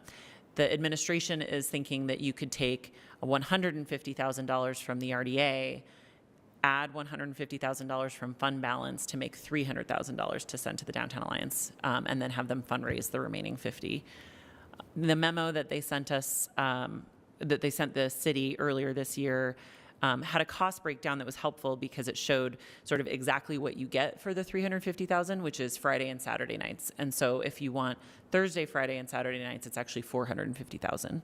So I just want to make sure that if you didn't read all the way through to the end of that memo, that's where that information is. And so the council really, you could allocate anything, you could allocate nothing. It's just up to you. Mr. Chair, I have a question. Go ahead. I think I saw this in an email, Jen, but when did it go from 300 to 350? It was actually 350 in the memo. And so was it? Okay. I think that the 300 may have, again, because of all the different numbers flying around, people might have thought 300 because that was the line item in the RDA. I'm not sure. So. Okay, but it didn't go up in the last week. I can't speak to that because I wasn't in the conversation last week, so I don't know. I think where you and I started saying 300,000, Chris, because I think maybe 300,000 was what was appropriated in RDA. Okay. Is that right? That's what I started using. That was the number I thought it was the whole time. So I just didn't know if it was always 350 or if in the last week it went from 300 to 350. No. But who knows what I did to it in my mind in the meantime. But You definitely didn't do anything. I propagated the 300 number. Now, so I saw the memo from Downtown Alliance about Thursday, Friday, Saturday, maybe Sunday. I didn't know Saturday. Sunday. So Thursday, Friday so, and Saturday. So, but it was Thursday in one of the plans, and then the other one was like Friday and Saturday. What is this money? How many days is this? Because I don't. So if you look at page 3 of the memo, and we forwarded it to you guys today, I'm wondering if I can bring it up. So it's 15 weekends. And so- Right, and I think that, so if the key is to look at the exhibit, because that's what breaks down the cost. So option 1 is 15 weekends, Thursday, Friday, Saturday. That cost is $422,000. Option 2 is 15 weekends, just Fridays and Saturdays. and that's 340,800, so 350. Option 3 is 15 weekends, Saturdays only. That's 260,000. So and then the Downtown Alliance is saying, if you give us 350,000 for the option 1, then we'll raise whatever the difference is between 422 and 350. That's what they're saying. That's what they're requesting. I don't know. No. That's what I thought. That's what it said at the beginning. It might, but that was February that they wrote that, and they're starting the program right now. Yeah. Yeah, the lunch. Yeah. Okay, so We'll have to check with them because. So what we need to know is what program are they going? Option 1, option 2, or option 3? Do they still need 350? And then are they going to raise the other 422 minus 350? Are they going to raise the other 72,000? Or if they're just doing Friday and Saturdays, then we just need to give them 340 and not 350. I think it's up to us, isn't it? Yeah, it is. All right. And how much we want and what we're willing to pay. All right. I'm sharing that table now, so hopefully. Yeah. All right. What do we want, guys? And my question is, I don't understand what that $150,000 of long-term planning from the RDA is. So they, and maybe John can jump on and speak to this. I think there's the way that Open Streets is conceived right now, which is essentially like a special event. And there are options going into the future that could make it either semi-permanent or permanent. And I think they're open to all different kinds of options and are in the very beginning phases of that. And so the planning money would help them kind of figure out what their plan is. And I see John just popped up. I'll stop sharing the screen. Because some of the ideas was that it'd be open to vehicles during the morning hours or during the day, right? And then close in the evenings to walkers only, and then some different options there and that would be less expensive than doing it permanently where it's only for walkers. So that would be kind of like let's give them some funding to study that, the total cost to go permanent, and the pros and cons of doing that, and pros and cons of doing it just in the evenings. I thought the Downtown Alliance already studied this, but I don't know. I think they've studied it and identified some options that haven't been sort of vetted from a more technical perspective with transportation experts and, planning types. John is raising his hand. Oh, hi, John. Go ahead, John. Hi. Economic development has actually been the lead at the city, but we've worked very closely in supporting them on this. And then Jessica at Downtown Alliance has been just phenomenal at running this program. And in talking with them, the biggest challenge is by having the temporary setup, they're spending a lot of money setting up the barricades between the travel lane and the tracks. And then we pull barricades across to close the street as well. But the biggest thing is the barricades between travel lane and the tracks. And that was something that UTA required. They just have concern that when people, especially perhaps if they've had a couple drinks, they kind of lose their situational awareness. They don't want people wandering in front of the trains. And so what we need to do is just explore, what are the options of, like you were saying, Chair Dugan, about do you leave it open to cars in the morning so you can have deliveries and things? Or do you just permanently close it and make it a permanent pedestrian promenade? And then kind of get some rough cost estimates of what those options would be, so for permanent barriers to protect people from the trains, and then some more permanent infrastructure to make it quicker and more attractive to be able to close the blocks off on the times when it is closed. So that analysis hasn't been done yet. Mr. Chair, I like to propose a straw poll. Yes. That we go with option 2, and under that we take 150 from what was allocated or in the mayor's proposed budget from RDA, that we do 150, I think from fund balance, and we see if Downtown Alliance can come up with the other 50,000. And if they can't, maybe we just do, we get as close to Labor Day as we can. But if we have to cut off a weekend or two, maybe it only goes until August instead of September. Okay, and option 2 is Friday and Saturday night. Correct, for 15 weekends. The 15 weekends, and then we take the 150 from the RDA. And 150 from fund balance. And 150 from fund balance, and then the remaining from Downtown Alliance. There's no remaining, I mean, according to this table, Well, the option 2 is $340,000. So they would have to fundraise the 40. They wanted to go do it on Thursday. No, if they wanted to do it 2 days, they'd have to fundraise to get to the 340. Oh, got it, sorry. So that's a straw poll. Any questions on that one, or thumbs up on that one? That's You got 7 thumbs up. Okay, great. Sorry, I have to do one other thing. Jen and Mr. Chair, this is not on the list, but I would like to propose one other thing that would probably fit in on A, B, C, D, E, F, G, H, I, J, K, L, that we don't have. No. It We would did be say you L. could add anything, so. It's the magic L that I'd like to add, and it's a really, I know this is going to be a difficult one, but I would like to add $5,000 to Heart Team so that the Heart Team can provide lunches to the clients that come to our homeless outreach resource fairs and kayak court. That enough? Okay. Wait, can I ask a question, Mr. Chair? Who's providing the lunches now? Are we doing that?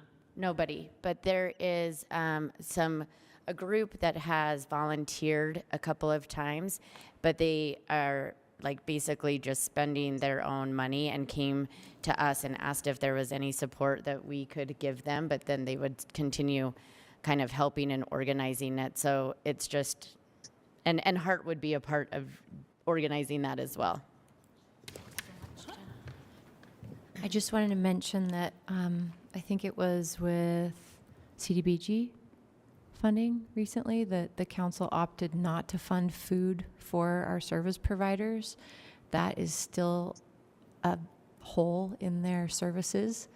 And I think it was for just under 30,000. Don't quote me on the number. Andrew, if he's on, he can tell us. But No, we ended up giving that back to them and reallocated by taking smaller portions from others. That was reinstituted. I think that's not their understanding, because just this week we had a meeting about that gap. But can I ask if Andrew Johnston's on, perhaps he could just send us a message, but maybe we need to align on that. And Ben, do you have a listing of what we? With that information too. Councilmember Petro Eschler's recollection is correct. It's $30,000 for meals at the homeless resource centers is where the council ended. Yeah. I think we may need. Restored though, Ben? Say again? Was it restored? Yes. Yes, It I was just checked the adoption. We shaved funding smaller log. portions off of others that were above the threshold to make the other allocation. So Mayor, Yes. we may need to have a follow-up communication with those service providers just to make sure. They might have assumed that one conversation is where it ended, and so want to make sure that they understand that correctly. So maybe if Ben could reach out to Andrew, that would be great. And so, yeah. So do we still need this straw poll for the additional 5 for, okay, different. It's different. Yep. Okay, so straw poll on Amy's. 7 thumbs up. Okay. Can I say one thing, Amy? And maybe this is like, I'll say it here. I think we could, if we're able as a council, and I think we have like pretty strong, if we can talk to some of restaurants or especially chains or ones that are willing to do these things, I'm sure we can find some free food that we don't have to fund. And I'm happy to send letters and talk to people, because I think that's one of the things that people like to do is donate food to this type of causes. So to do that. Okay. So, Mr. Chair, we're done with at least we're done with the ads that we had listed. I don't know if anyone has imaginary item. Any more items? What comes after it? M. Done. Yeah, keep going. We don't want to. So the next session is items to decrease the budget. Sorry, Cindy, did you have something? We were talking about the possibility of a placeholder earlier, and it might not have gotten in. We don't know how things are going to work out with the police department in terms of the actually getting all the coverage we need for council meetings.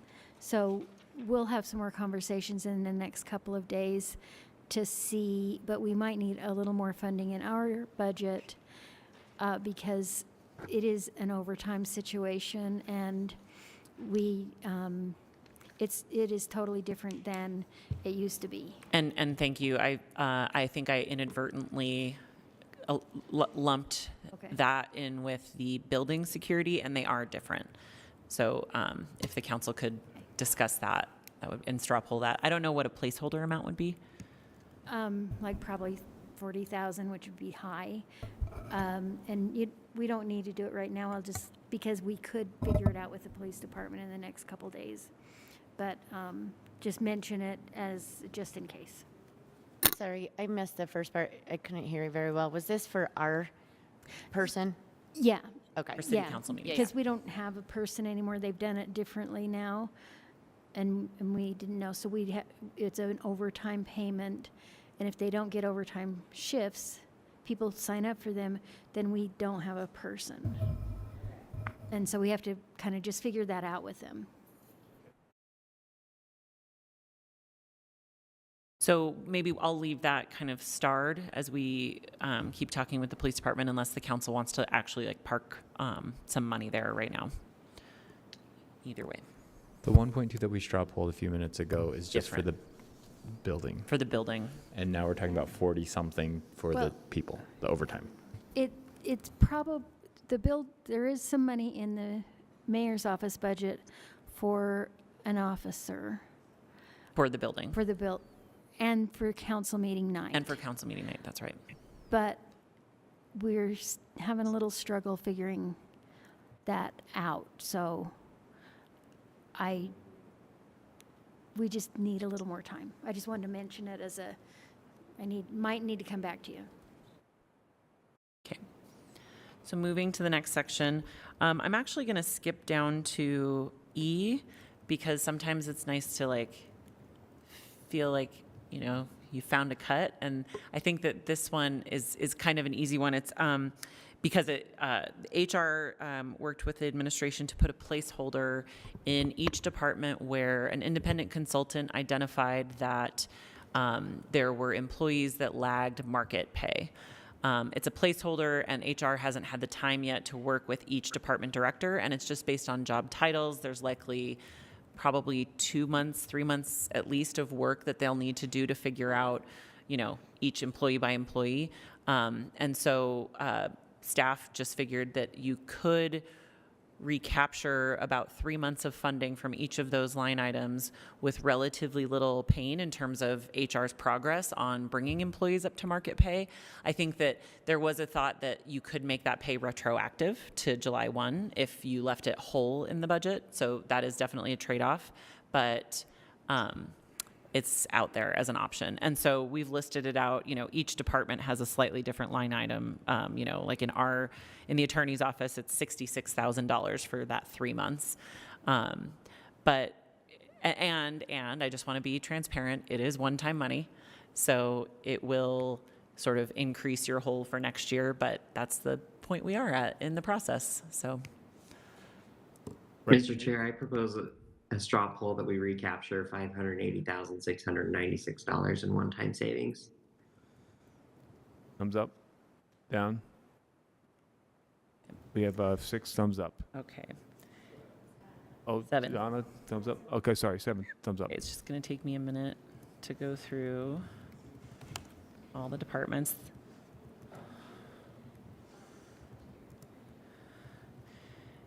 maybe while I'm going through this, you guys can talk about using fund balance in general to balance the budget instead of the proposed tax increase. As I think we've talked about before, this would mean a tax increase in future years, likely next year.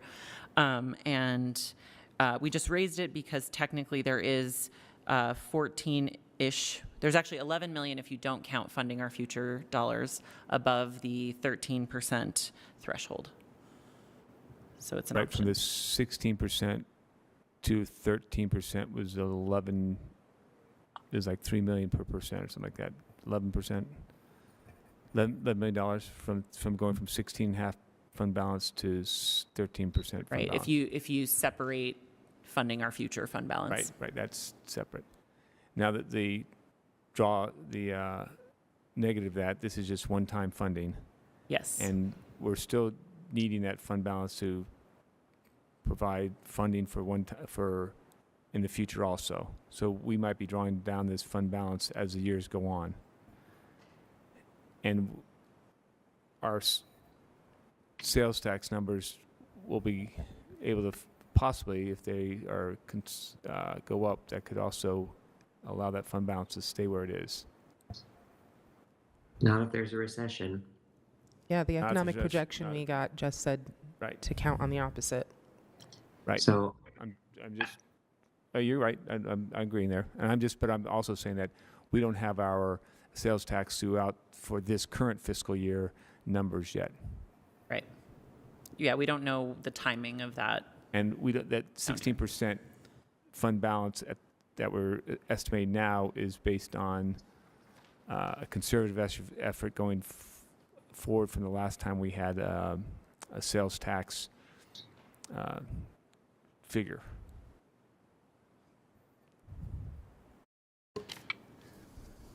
So it sounds like there's not massive interest in that, but I don't know. Well, I'm interested in not all of it. I was interested in using some of that fund balance, partly for the government immunity, and splitting that up into two. That was just one of my. I'm interested in providing as much predictability for our constituents in the season coming up. Assuming we are about to enter into a recession, I would rather do a property tax adjustment, not have to revisit it in a short period of time, and for us to stay as liquid as possible to be able to confront whatever emergencies come up so that we do not have to go back to them. To me, that feels like the best way to help our constituents weather an economic downturn. Wait, I'm not sure I completely understood what you said. I don't want to use fund balance, and if we need to do a property tax increase, I'd rather do one that is significant to meet all of our needs and not nickel and dime ourselves out of a 3-year window of what we're going to need, assuming that a recession is coming and our constituents need 3 to 5 years of predictability out of us. To do a larger increase now, Yes. and keep fund balance high so that we can And I keep don't say that lightly. future increase pushed off as many As someone years who's as trying possible. to buy a home and understands the impacts this has on home affordability, I don't say it lightly, but to me, that is how we provide the most predictability and stability to our constituents, and our liquidity also directly translates to stability for them from us.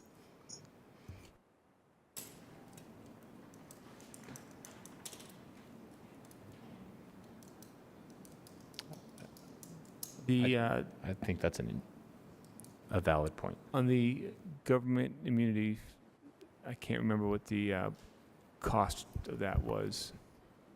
So per $1 million. that's kind of described in item F. So one item was reduce the governmental immunity property tax from 4 million to 2 million. But you could really do it anyway. Yeah, but what was the annual cost of that property tax for 4 million? It's 4 million, which was $40 a year, I believe. $40.35 a year. $10 a million. Sure. So you on the government immunity, if you took 2 off of fund balance, that would drop that 1. And my thought process here is that we would jumpstart the government immunity 2 million, and then we'd have the property tax for 2 million on top of that every year at that point. And I think the challenge is that to the extent that your ongoing expenses are higher next year, or higher than 2 million next year, you'd have to figure out how to pay for that. You'd have to jumpstart it again because it would be With one fund time. balance or with a tax increase. Right. So that's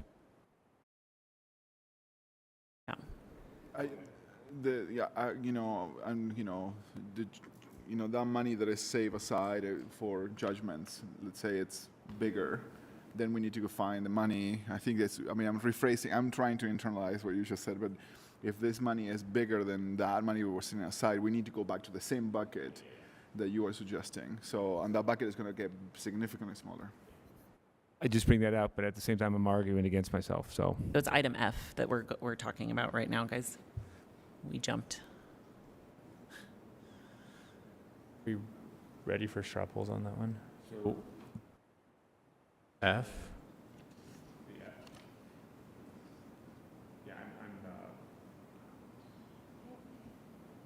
Does anyone want to straw poll in the government immunity? I'm actually talking myself out of the argument I just tried to argue. Well, I have a question going back to something you mentioned earlier, Jen, that the rate can only go so far up. Yeah. Right? It's not like we can make it so that the rate, we're like, this going to have a 25% tax increase because then it would make it so that goes above the allowed rate, right? So my thought and proposal is I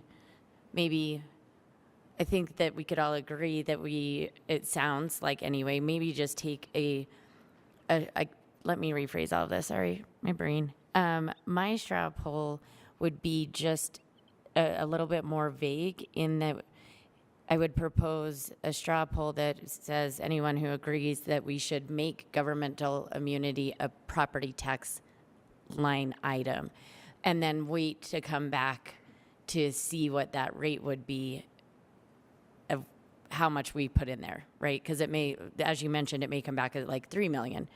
And then we're kind of splitting the baby because we can only go so far on that rate. Is that correct in what I'm saying, in my rephrase? Right. Very rambly rephrase. Yes, you can only, so state law caps it at 0.001, and so, or is it 3 zeros? Sorry, it's late. So it's ultimately, we're limited by whatever our total valuation is in the city.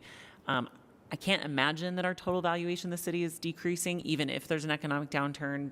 The building kind of offsets that, but it's a concern.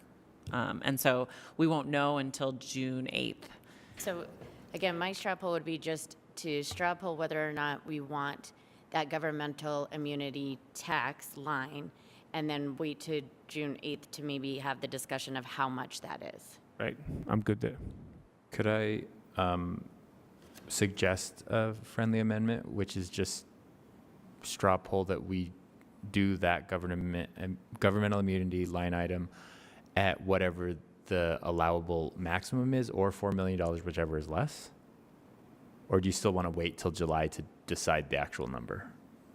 I feel like I want to wait a little bit, especially if people want to increase the other part of the taxing increase, which was proposed over by Councilmember Petro Eschler. Yeah, I'll rescind my friendly amendment. Okay, we got a straw poll for... Can you please repeat the straw poll for me?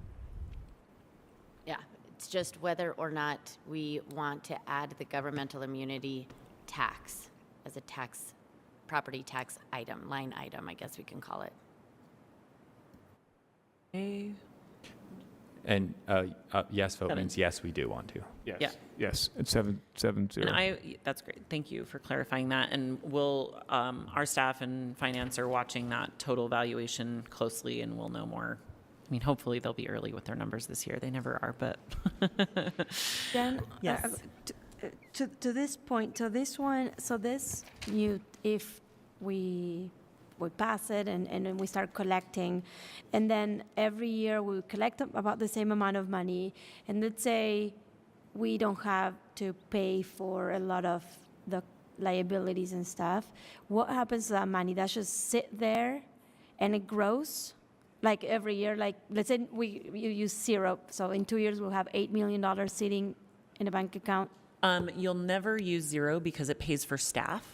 So at Okay, the very okay. least, you'll spend like 1.5, an eighth, and then that grows every year because staff is a little more expensive every year. So, say you use 1.7 to 2 million every year, whatever's left does grow if you don't use it. Okay. And the council could at that point evaluate whether it makes sense to lower that rate so that you're not collecting as much. Okay, but that money, it's only for governmental immunity, like it could never be transferred to the general fund No. to be used for anything else? Right. Okay, all right, thanks. So thanks. So going back to the top of the list, sorry, I jumped around. One idea was to use some or all of that $10 million holding account from fund balance that was allocated in Budget Amendment 7. This is item B. Sorry, jumping around. Item B. So I think this is a little out of date because you guys have already discussed using some of it for traffic calming and some of it for building security, but that is available as essentially another fund balance if you wanted to draw from that to balance the budget. Again, one-time money, next year's more problematic, that whole thing. Confirming that I'm tallying correctly, we have straw polled 3.2 million out of that 10. Thank you. So we have 3.2. Okay, so we have. Yep. Okay. Okay, unless anyone has, okay. Sorry, Jennifer, I do have a question. So we parked that in CIP, but that 6.8 was going to be for housing? I think that that was the administration's proposal. The council did not end up saying one way or the other, and so it's not necessarily allocated to housing yet, although the council certainly could. Right. Yeah, I was inarticulate way of saying that that's the same pot of money that we're talking about. Right. Yes. Okay. Yeah. Thank you. The next item, item C, one council member asked about how much you would save if you reduce the CIP budget. This year actually is the healthiest CIP budget I've seen in my time at the city at 9%, and that actually meets what a consultant many moons ago recommended as a good level of investment in your capital assets. But in years past, 7% has kind of been our norm. So if you reduced CIP from 9% to 8%, that would free up $3296 million. If you reduced it from 9% to 7%, it would free up $6.7 million. I guess that's another reason why we attached the list of CIP projects, so that, because that would be the next hard conversation, is cutting $3 million of CIP projects or $6.7 million of CIP projects. And a lot of those CIP projects are what we're traffic calming, street stuff that we've been clamoring for and requesting, and residents have been demanding. Right. So we're basically shooting ourselves in the foot for wanting to cut those back. And this administration and the board already announced this, and it's public, and many of these people know that this project sort of got through the hurdle. And I mean, I cannot imagine the biggest disappointment. And this is just listing it as, here are all the bad options. Here are all the not fun options that you have. I'm in favor of keeping it at the 9%. Can you do things like 8.5% if Good, we? yeah, absolutely. Anything you want. If it 8.99. comes, I just want I'm not saying I want to do it. I just want my options aware of my Yeah, this was just to give you guys a sense of like the order of magnitude, what we were talking about. Okay, so I think I'll skip down to G. Some council members expressed interest in reviewing the list of proposed projects in the Sustainability Department to weigh them in the context of the discussions you've been having. I believe Sam sent you guys an email. I apologize. I intended to attach it to the staff report in your packets, but I don't know that it actually made it there.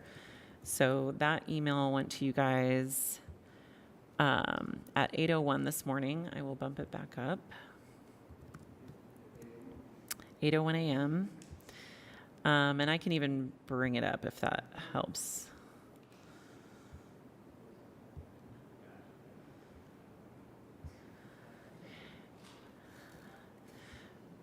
I'll share if I can still do that.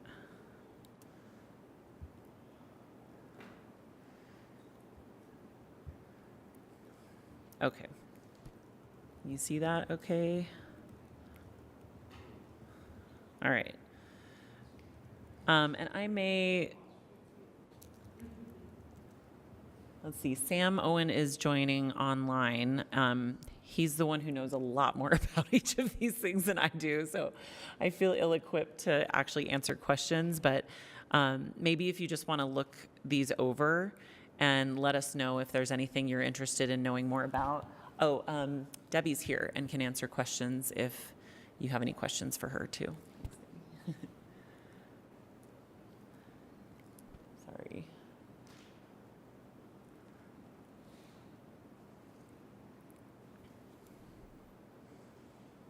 Could we maybe get there's like a quick color code? What does blue mean? What does pink mean? Yes. Mr. Chair, Thank council you, members, Sam. I can jump in if you want, just on Saved the by color coding, because it's kind of abstract. The blue, the light blue, where the cell is highlighted all the way in light blue, that's a project that has been approved in the past. Where the line item is highlighted and turquoise specifically, this is okay, hold on, where the turquoise is highlighted, that's a planning document that's subject to additional council oversight, either before or after appropriation or both. And where you see the appropriation highlighted in red, the entire cell highlighted in red, there's a portion or all of that that might be subject to contract. So if that was a line item you were interested in cutting, the department might have information about whether or not some portion of that is cut up in a contract. And finally, the yellow and the green that you see in front of you, the yellow is a special appropriation to an interlocal agency to which I think the funds have effectively been committed, but subject to council appropriation. And the green is the same human resources line item that Jennifer talked about earlier, the salary adjustments that were recommended for all of the city departments. Thank you, Sam. So Sam, would it be correct to or should I scroll down to where I am now and focus on these that aren't highlighted? Sorry, I should have coordinated with you before. No, it's my shortcoming. Both lists are good, so maybe to start at the top might be your option if council members are interested in reviewing those projects at the top or not. And all these projects would be one of our city priorities about air quality. You know, they all right. We talk about our Yeah, Mr. Chair, they do. Yeah, so some of them tie into air quality, some of them tie into really, again, at your discretion or at your liking. Some of them tie into air quality, and some of them tie into other kind of objectives that might be construed as citywide. Right, and so we always talk about the air quality across the city, and that this would be kind of saying, well, that doesn't really, we're not. Our budget isn't reflecting our priorities. That's my plug for funding this because it's a priority of ours. So, Mr. Chair, I think in the past you had mentioned that free EV charging as one that you wanted to consider. Do you still want to talk about that one, or? That was just one of my questions about, is it when do we start charging for EV chargers? But I'm not sure if I think that could be a longer term discussion than just us doing that at this point. I think reading between the lines, like 20 years down the road when most people have EV chargers, should we still be subsidizing the energy, or should we be charging at that point? Right. And at what point do we get to the point where we're no longer needing to put public funds into getting people to get EVs because people already want them? Is that sort of the thought? Yeah, that's my thought, is that at some point we need to, and maybe it's sooner. We may be soon. That we shouldn't be incentivizing it. The incentive should be already there. So before they spend money in that area, do you want to have a policy discussion about that and get input from them? Yeah, I think that would be, yes. So that would be one thing where we might hold on a little bit until you have that discussion. Right. And sorry, which item was that specifically? Public-facing EV charging Public stations, EVs. 214,000. 214,000. And it's really, Public-facing EV charging I stations. want to put it on record that I want to look at the incentives that we have for EV cars. So would you want to In make general. that a contingent appropriation for pending further conversations? Or is that, sorry, I'm not following. I think it's probably the future. I think this, I'm not going against it for this one, but I'm saying we need to have a policy discussion. Okay, but if you're about to appropriate money for it, then the policy signal you're sending is that you want to continue in that direction. So one thing you could do is just put it in a holding account. I always look at Amy when we say, and then work with the department, because they'll work with us to come right back and have a discussion Okay, about. that's what I would like to do then. Okay. Yeah. Because I was thinking it'd be easy to just change the EVs charges to being charged, but thumbs up on that idea. What are we I'm sorry. So what are we actually thumbs up? We're putting the 214,000 in a holding account to Yes, make please. a policy change Have on further EVs, conversations with the on the department? EV incentive program. Okay. And I'm getting 7 thumbs up. All right. I understand. Yeah. No, I mean, it makes sense. The other one that I think just, it's really, I think it's important. I just don't quite understand why it fits in sustainability or how it relates to the other things, is the food equity things. Like, yes, we want food equity. Those all make sense. I haven't ever it hasn't clicked in my brain as to why that's a sustainability thing, but I guess access to food is. I feel like the West Side gets this. This is a very interlocked with sustainability. Well, I think why or whether it is the city or the city's role. I think it is my question. I think that, are there nonprofits that are doing this work and we are competing with them on this, and can we support them with this work? And I know that there is a few nonprofits working on equity and food, and I don't disagree that this is a very important task on the West Side, not only on the West Side, but very importantly on the West Side. But I have some many questions on this. I feel like I don't want to undercut. I am not undercutting, but I feel like it would help me understand better to I understand when we temper some of the things that we do internally and how we handle our city business through the sustainability lens as prescribed by the department. But when it comes to the externally facing things, I think it would be good for us to have some policy clarity as to what we expect from our sustainability department. Are we the executor of the programs, or are we the subject matter experts who convene those who might be available through nonprofits, through private sector, through other investments to ensure a sustainable development for Salt Lake City? And I feel like we inadvertently straddle that line, which seems kind of typical for a program at this stage in development. But I would love to have that conversation when we're not under the gun like we are right now. So far, 2 things that you would want to discuss if the whole group agrees. One is the EV, and the other is just the concept of implementer or convener, basically, facilitator. Okay. And then one other one that Sam has been working with Debbie on is the things that are longer term implementation plans that involve both policy and budget. We want to get sustainability in the loop with the council resolution on master planning and checking in with the council to get their policy input so that you're more in the loop. And I think they've done that on one of their plans recently, and Sam's working with Debbie to get, there were a couple others on here that I think might relate to that. Thank you. Can I ask Debbie a question? Since you're here, you might as well come up to the hot seat.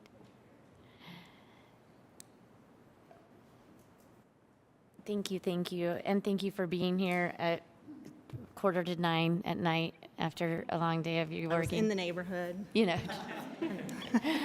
Can you tell me what the community food assessment is? And in this table it says finish the community-informed update of community food assessment? Yeah, It so sounds like right it's now something we've already started. we've started it. We're right now in the middle of a survey, an analytical survey, and we did a community food assessment like 10 years ago or so. And there were a number of recommendations that came out of that. The square kitchen was one of them. And we kind of need a refresh. And so what it does is it gathers data, food insecurity data, but then also what we did not do last time, 10 years ago, was get that community side of the input on, what does food insecurity actually look like? And so we're in the middle of that survey. We're also working with the resident food equity advisors to provide their input and work with their neighbors and provide input on that side of the assessment. So we're in the middle of that survey. We'll be gathering the data and then hopefully have some recommendations both from the resident food equity advisors from the community side, as well as just sort of the benchmarking. What are the best practices? What are other cities doing with food insecurity? And so too, I think Cindy's point and Councilmember Petro Eschler's point, when do you think that you'd have something from that survey that could come back and have a conversation with the council so we can talk policy stuff so we're prepared for next year's budget? Right. So that food survey is probably, the resident food equity advisors is looking at the questions right now. I think it'll go out this summer. But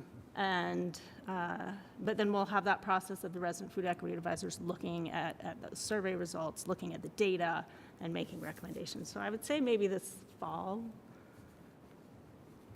And if I could, the reason that we suggested, in response to some questions you asked, that we suggested that you look program by program is that sustainability is now in the position of needing general funding. So you then need to start weighing the funding for these programs against funding for other programs. And some of the programs were not that familiar to us because they were funded with the outside money. So for a long time, we didn't have as much involvement with the division. Mr. Chair, I have a question. Go ahead. Is there any way that, so on this chart with the 3 food equity programs, is there any way that we can get the information that we need to finish, or some of the information we need to finish it, by funding the food advisor and the micro grant program? Because isn't there data that we can collect from those 2 things that could offset some of the cost of $125,000 just to finish?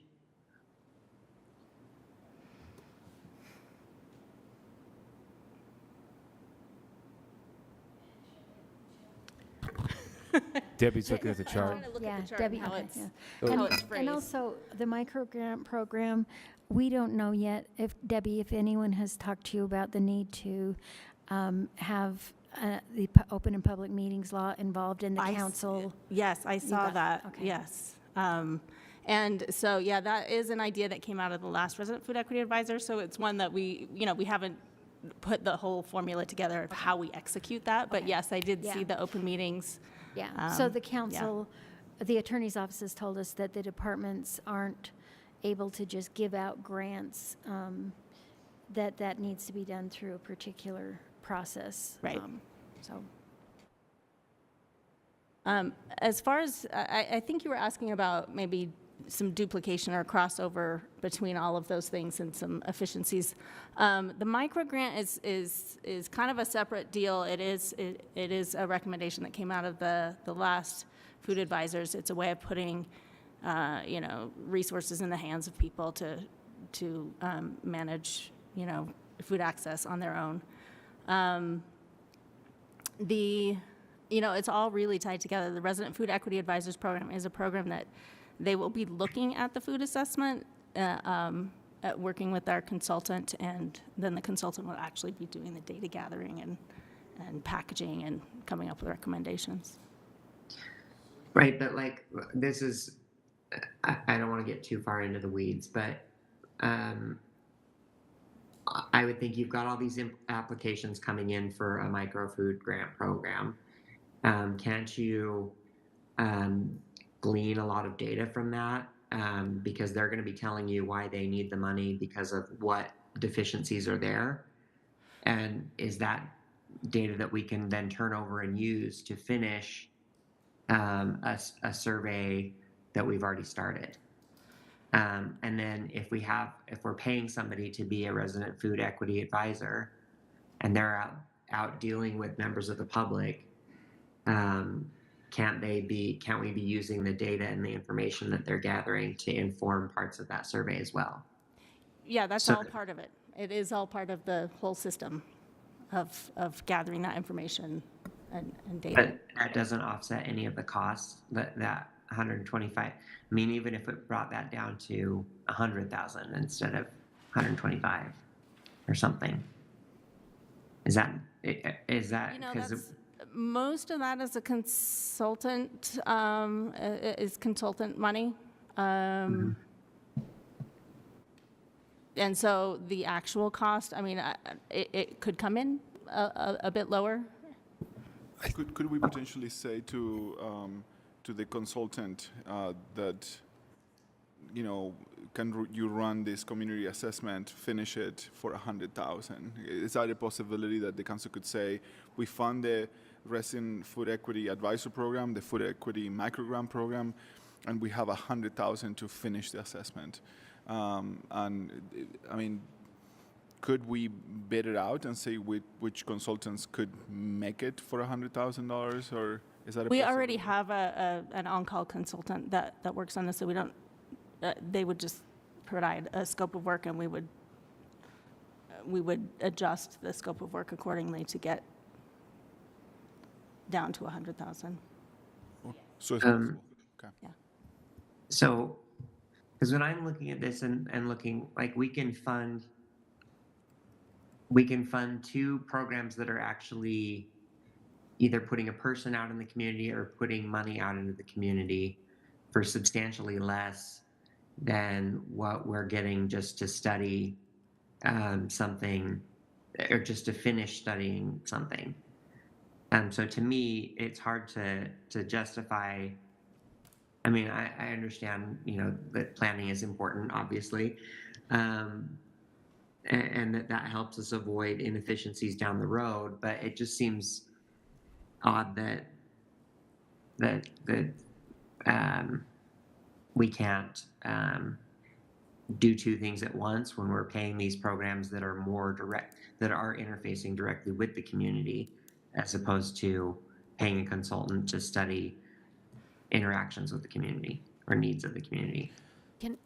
Before you respond, Debbie, I see what you are saying, Chris, but I also think this goes into the conversation of what is the role of sustainability. Is it the actual program provider that with those 2 programs, with the Resident Food Equity Advisor Program and the Food Equity Microgrant Program, or is it the gatherer and then disperse money to our community programs that are already doing these things based on what we know the need is? Yeah, I agree. I think we're kind of playing in both fields right now. The other thing I wanted to point out with that I haven't pointed out was part of that.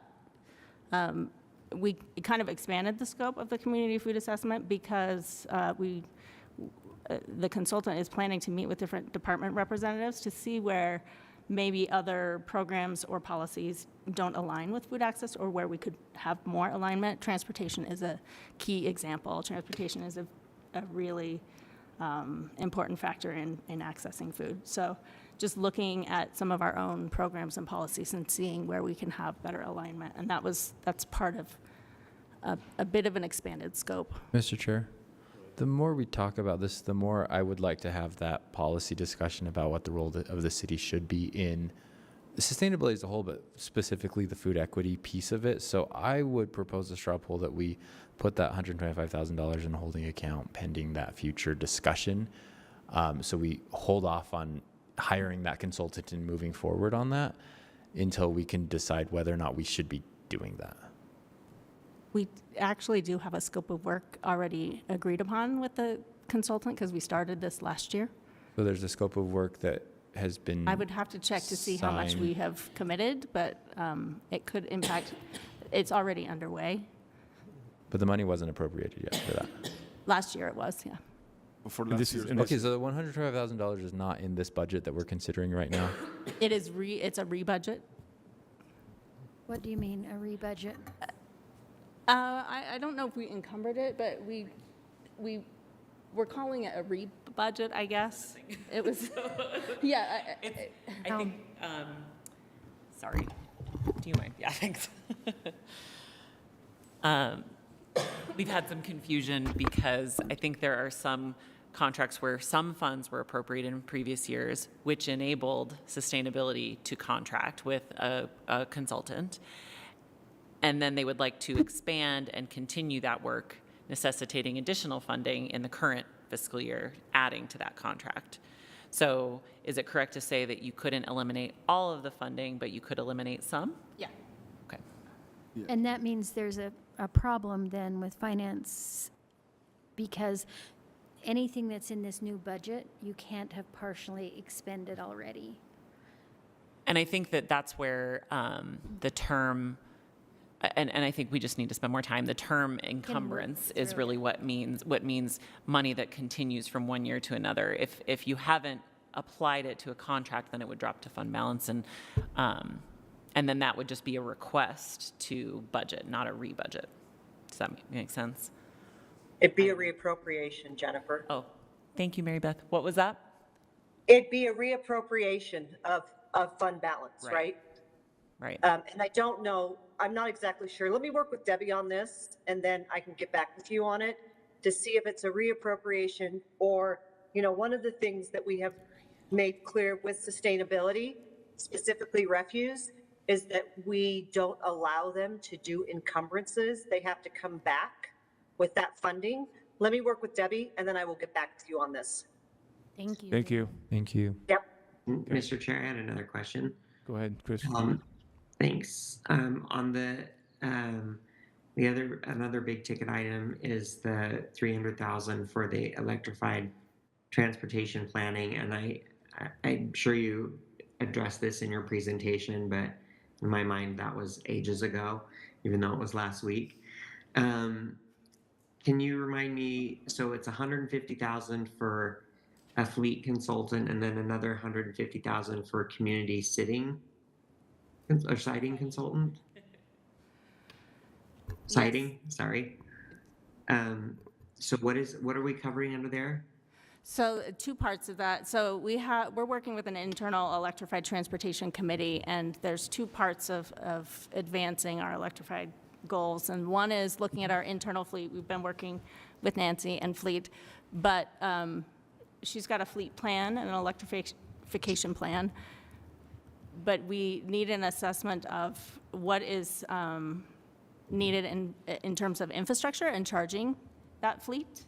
Okay, that's right. Okay. And looking at, all of the programs that are available and the upcoming grants that are going to be coming from the federal government. The other is more of the external facing public charging and really providing some vision, helping us envision what the city's role is in the public infrastructure, including, when do we start recapturing some of those costs related to the electricity that we're providing. So those studies would lead very well into the policy question that you asked earlier about. So would that be an addition to the other 214, putting them in the holding account for that policy? It seems like we're discussing all of it at the same time, and that would be a good place to put it into the holding account until we have a discussion on the policy. Yeah, this is really a kind of a policy kind of right. This goes plan. back to the other 214. So this would be add that to that 214 that we put in the holding account until we have a policy. So these studies would help us develop that policy. This money would help us develop that policy.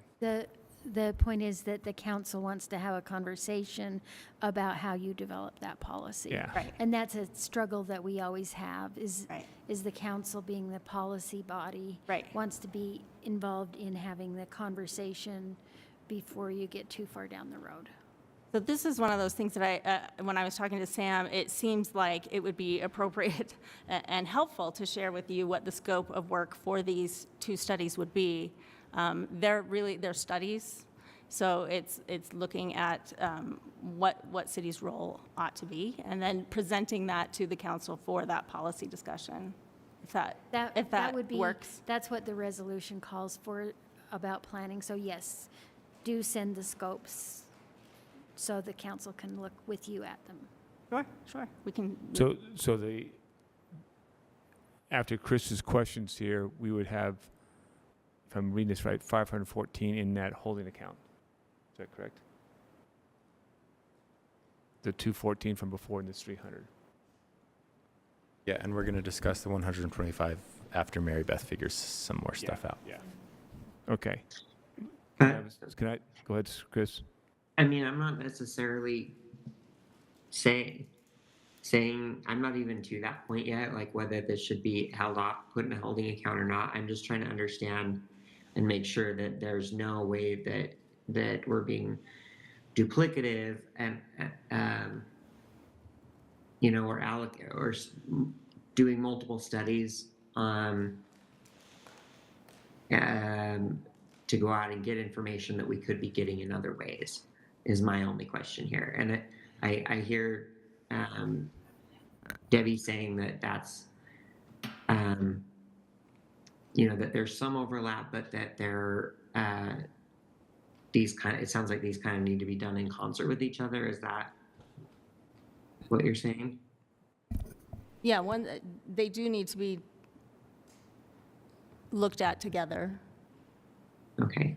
Yeah. So having that policy discussion, we're just putting it in a holding account, but we need to have that policy discussion so we can look at these two cost line items and see if they're justified, or we need to change the scope on them, or whatever. But that's why we'd have that policy discussion. So just to be clear, you'd like to see the scope of work for those studies?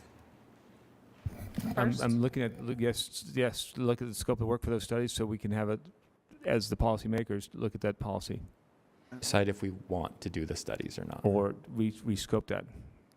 Or what, that's what the discussion would be about. Okay. Yeah. The money would be set aside for that. Mr. Chair, if I followed correctly, there are two items going into the holding account? There's the 214 that we just discussed a few minutes ago about the EV chargers, and then this line, because they're kind of both... These are two different things. Two different line items, yes. Okay. But it's really the EV charger and the electrification policies that we're looking at. Hold on. The electrical transportation policy. Thank you. And then what's the other cost? What's the other number? 214 from the down on the bottom. Yeah. Public-facing EVs, and then 300,000 in electrified transportation planning. Can I, Mr. Chair, for later, after next month, maybe 2 months, I don't know, 4 months from now, so, could we do just maybe this isn't quick. To me, it seems like it could be quick, but an analysis of how much overall from the whole city, how much money goes to consultants for planning on things, and like what is the percentage of our budget that we're putting out to, that we're outsourcing to consultants. And I'm not saying that we shouldn't be doing that, because that makes a lot of sense for some things, but those are big numbers that are going to consultants. And I know that there's at least some plans that come back and we're like, great, we can't do anything with that. And other times they're super informative and they really do inform the direction of the city. But just later, I would love to see that number. Any further questions on these couple topics? Oh, sorry, do we need to do a straw poll on that one, or did we all agree to that? Can I just add one more thing? Sure. Sorry.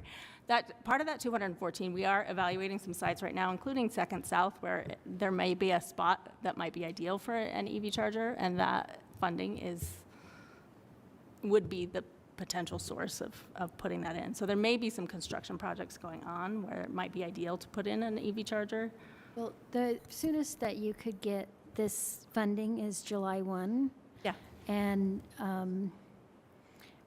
let's just talk to finance and Lisa and go from there instead.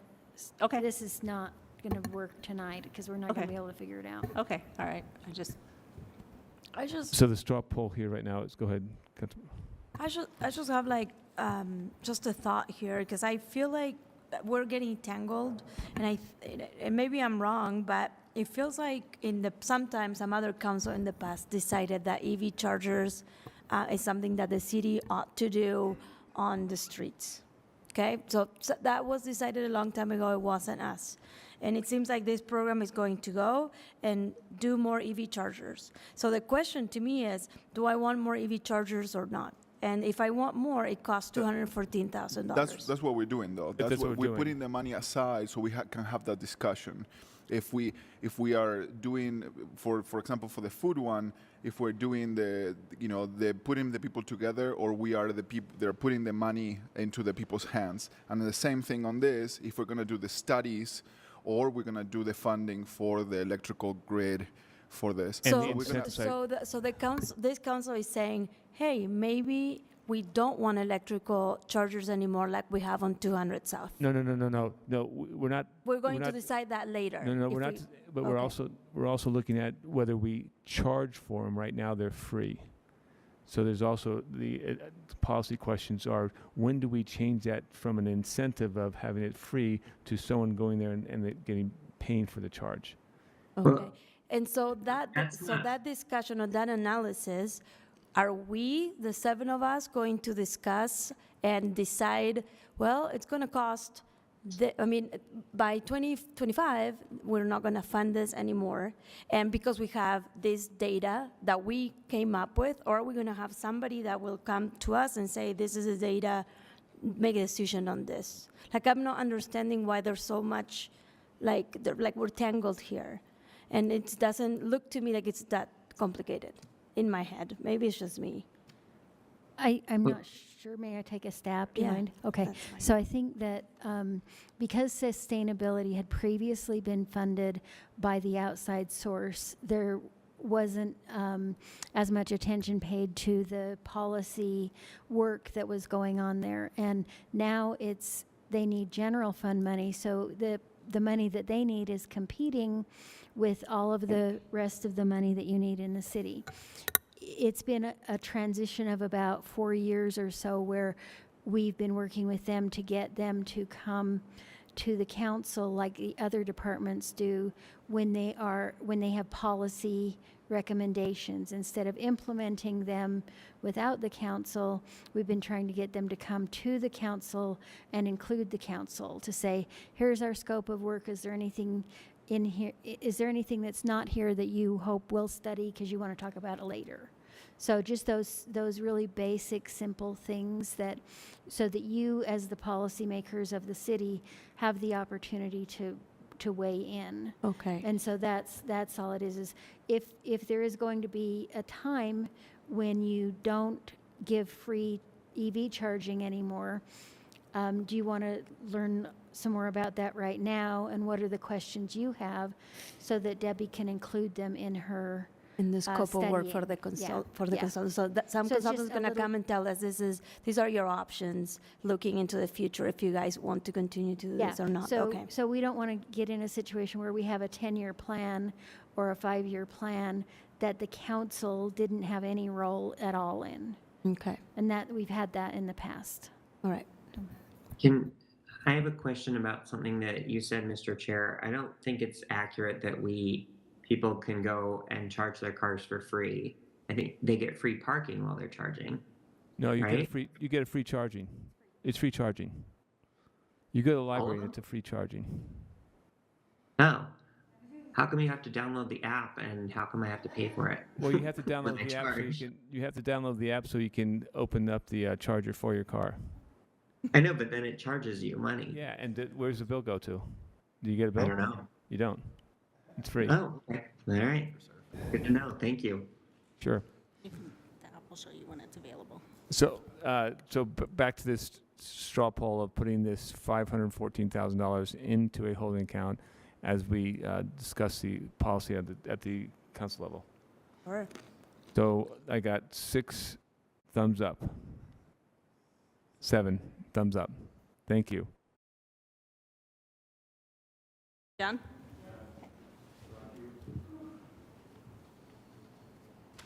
So my goal here is to finish this one section and we go home. Section 2. No, H, whatever Jennifer hasn't done. Okay, so item H. Yeah. Item H is one council member early on in the budget process, we were talking about new programs and existing programs that ones that are kind of within the scope of the traditional city mission and ones that aren't. And so someone raised the idea of, what would the budget impact be if the city reconsidered having a youth and family division at all? And so this was just to provide that information that it's $2.56 million from the general fund. That doesn't include grants that they may get on occasion, but.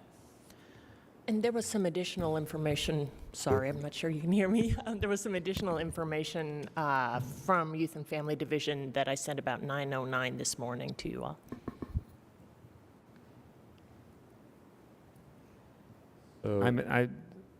I like the idea that we look at all our youth and family programs, from the police program, from the CAN department, from other departments, and see if there's an efficiency in bringing them together under one.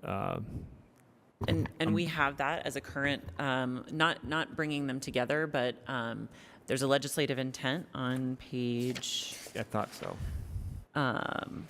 4 of the staff report that asks about. Let's see. Maybe it's not in there. Maybe that was a potential legislative intent that was in my mind that never made it. Asking the departments to evaluate the youth and family programs across the city and identify efficiencies. It is there in the notes. And I mean, I think they're not competing necessarily. I think the legislative intent reads intent to streamline or uncentralize youth programming in the city. And the H says reevaluate whether the city should have a youth and family division. I think I will add to that legislative intent is if we should have it, either streamline it or centralize it. So just add that one other word in it. I think there is a lot of questions about this program that I don't know, and I hear a lot of good things, and I hear a lot of questions about it, so I would love to learn more, and it's a significant chunk of money. Right, but are you open to supporting it for this budget? Because the legislative intent means for the future, not for this current budget. Are you? We're on H. So we're on H, and the legislative intent that I referenced there never made it into the staff report. So that's in my head. You can make it be whatever you want it to be. It's written right down there. I know that. I think I think it's fine to start. I'm okay with starting with this right now. Yeah, I agree. I'm hesitant to cut this program without a lot more thought put behind it. Yeah, and I know I'm not saying that we should cut it. There's a lot of money, it's a lot of programs, but I think we should start looking at it. And maybe there is something to do more, much like what we just did with sustainability, is that we can have some more conversations. And I know that that's more meetings, but that is a significant chunk of money, and I don't know. Right, because I look at this as our number one priority. This is the health and mental health and public safety of our city. I look at the part of the programs that they have. Mr. Chair, I think Councilmember Fowler. Go ahead, Councilmember Fowler. Yeah, one of the other things with the legislative intent is that I'd like to look, and I can't open this, I don't know if it's user error or my computer, but I can't open the attachment that you sent, Allison, so I can't look at that, but is to also add in relation to other community organizations. Right, I look at Fairmont Park, and we have a Youth City campus over there that's right next to the Boys and Girls Club. And sure, they may have different purposes, but maybe they don't. Maybe they can align. Maybe if and when we have some. So I would like that legislative intent to include the relation that they have with other community organizations. And I think this is sort of becoming a theme, for me at least, of are we the doers, or are we sort of the gatherers and funders? And in some ways, maybe we're both, but in some ways, it seems like we somehow got into some activities that maybe aren't or don't have to be necessarily in our lane, because you have other people dedicated to doing it. So that would, if we can add that to that legislative intent. And I'm not looking at just necessarily getting rid of the whole program. I do think there's some inefficiencies and almost like a mini audit in some ways of these programs in this division. And this might be a perfect example for the program-based budgeting in the matrix and the ERP section. This is kind of like one of those things where this would probably work well under that kind of structure, possibly. Mr. Chair, can I make just a really quick comment? I've also been interested in just evaluating what the city's role is in things like this. I will say, though, that this number is actually smaller than I expected it to be. So it seems like actually we're spending less on this than I expected us to be spending on it. And the benefit, I think, definitely outweighs the cost in terms of, I definitely don't want to cut it this year. So I'm happy to have more discussion, but I was expecting it to be much more than 2.5 million that we were spending on that. So that changes the calculation for me a little bit, but I'm still very much open to having the discussion about streamlining it and everything else we've just talked about. Okay. My concern is the places that were inadvertently nickel-and-diming us. Like, nearly every department that's come before us has had some kind of youth outreach, and like the police department's not going to reach the people that the Youth City at the Fair Park is reaching. And so instead of duplicating audience creation and trust building and stakeholder development, if we choose to keep this program, I'd like to see some sort of policy about how we engage youth through other programs that don't add such significant amounts to our budget, but actually capitalize if we choose to keep this program on the momentum we build from it. And Mr. Chair, I noticed that Lisa Schaefer's camera popped on. I don't know if she had something to add. Hi, yes, I just wanted to add a little bit of context to Councilmember Mono's comment. The reason the number is lower probably than you expected is because Youth and Family receives grants equal to the amount of money that we invest in general fund. So they're half funded by grants and half funded by general fund. So that's the reason we're able to keep those costs as low as they are. And there's also, I think, a pretty good argument to be made about the responsibility and maybe duplication of effort.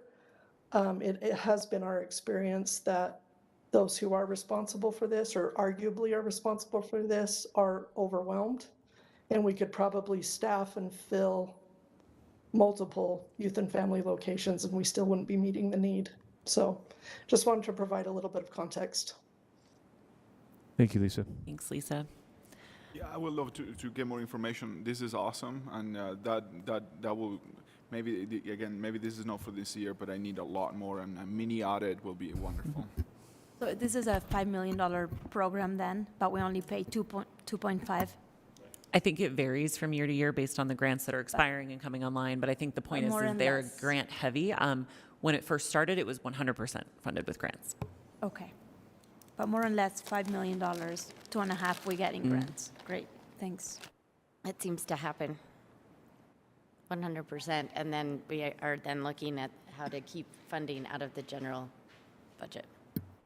The next item is another item that's just sort of throwing out all the tools. One council member asked about the status of the proposal that originally came to the council as a part of the package that the administration proposed for all of the ARPA dollars. One council member asked about the status of that $10 million that was sort of set aside for potential early childhood education impact investing thing.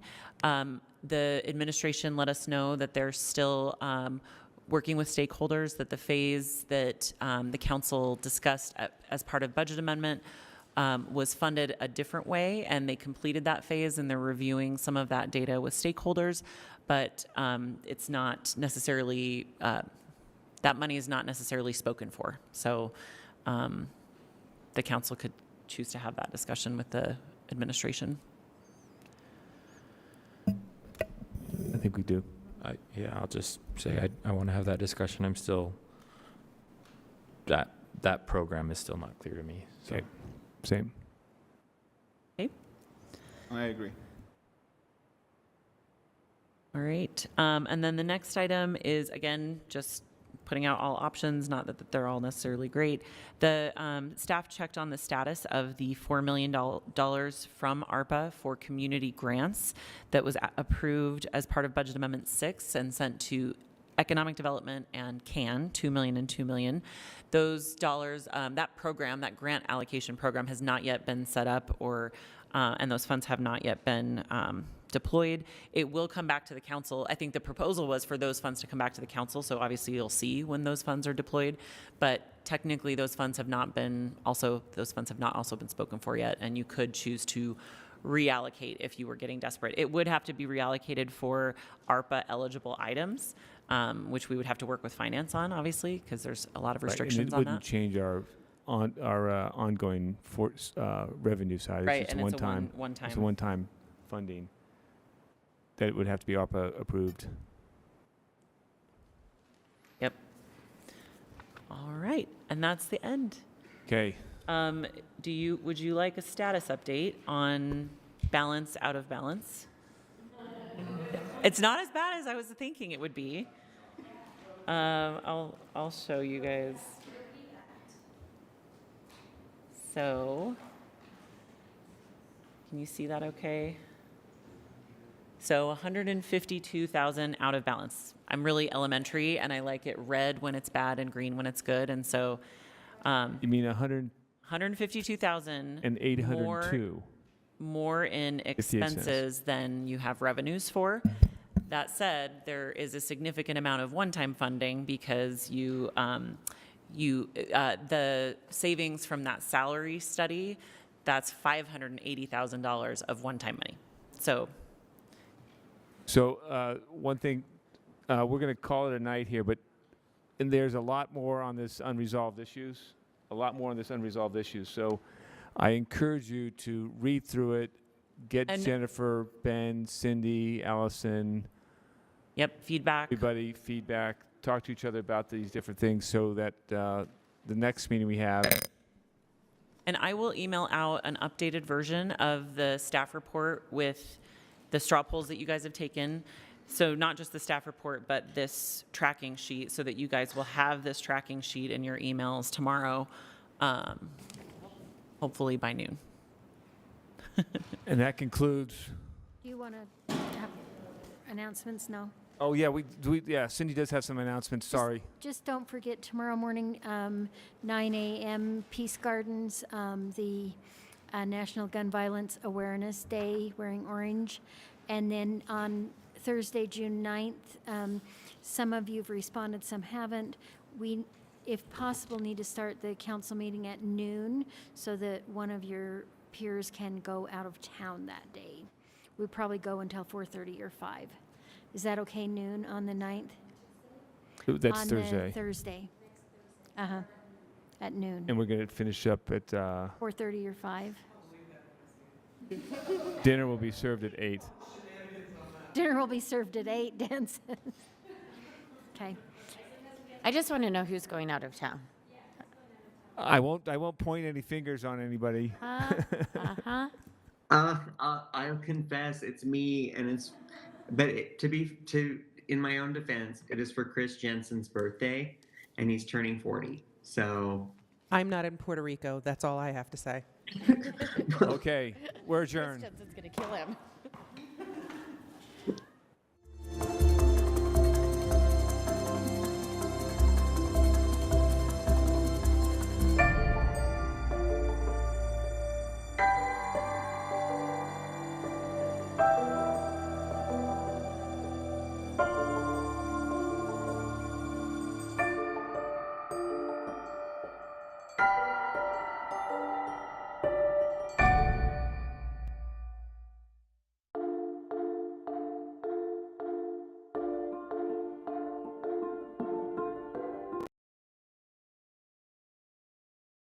thank you for parking like a pro. If you have questions about ADA parking guidelines in downtown Salt Lake City, please feel free to contact Salt Lake City Compliance.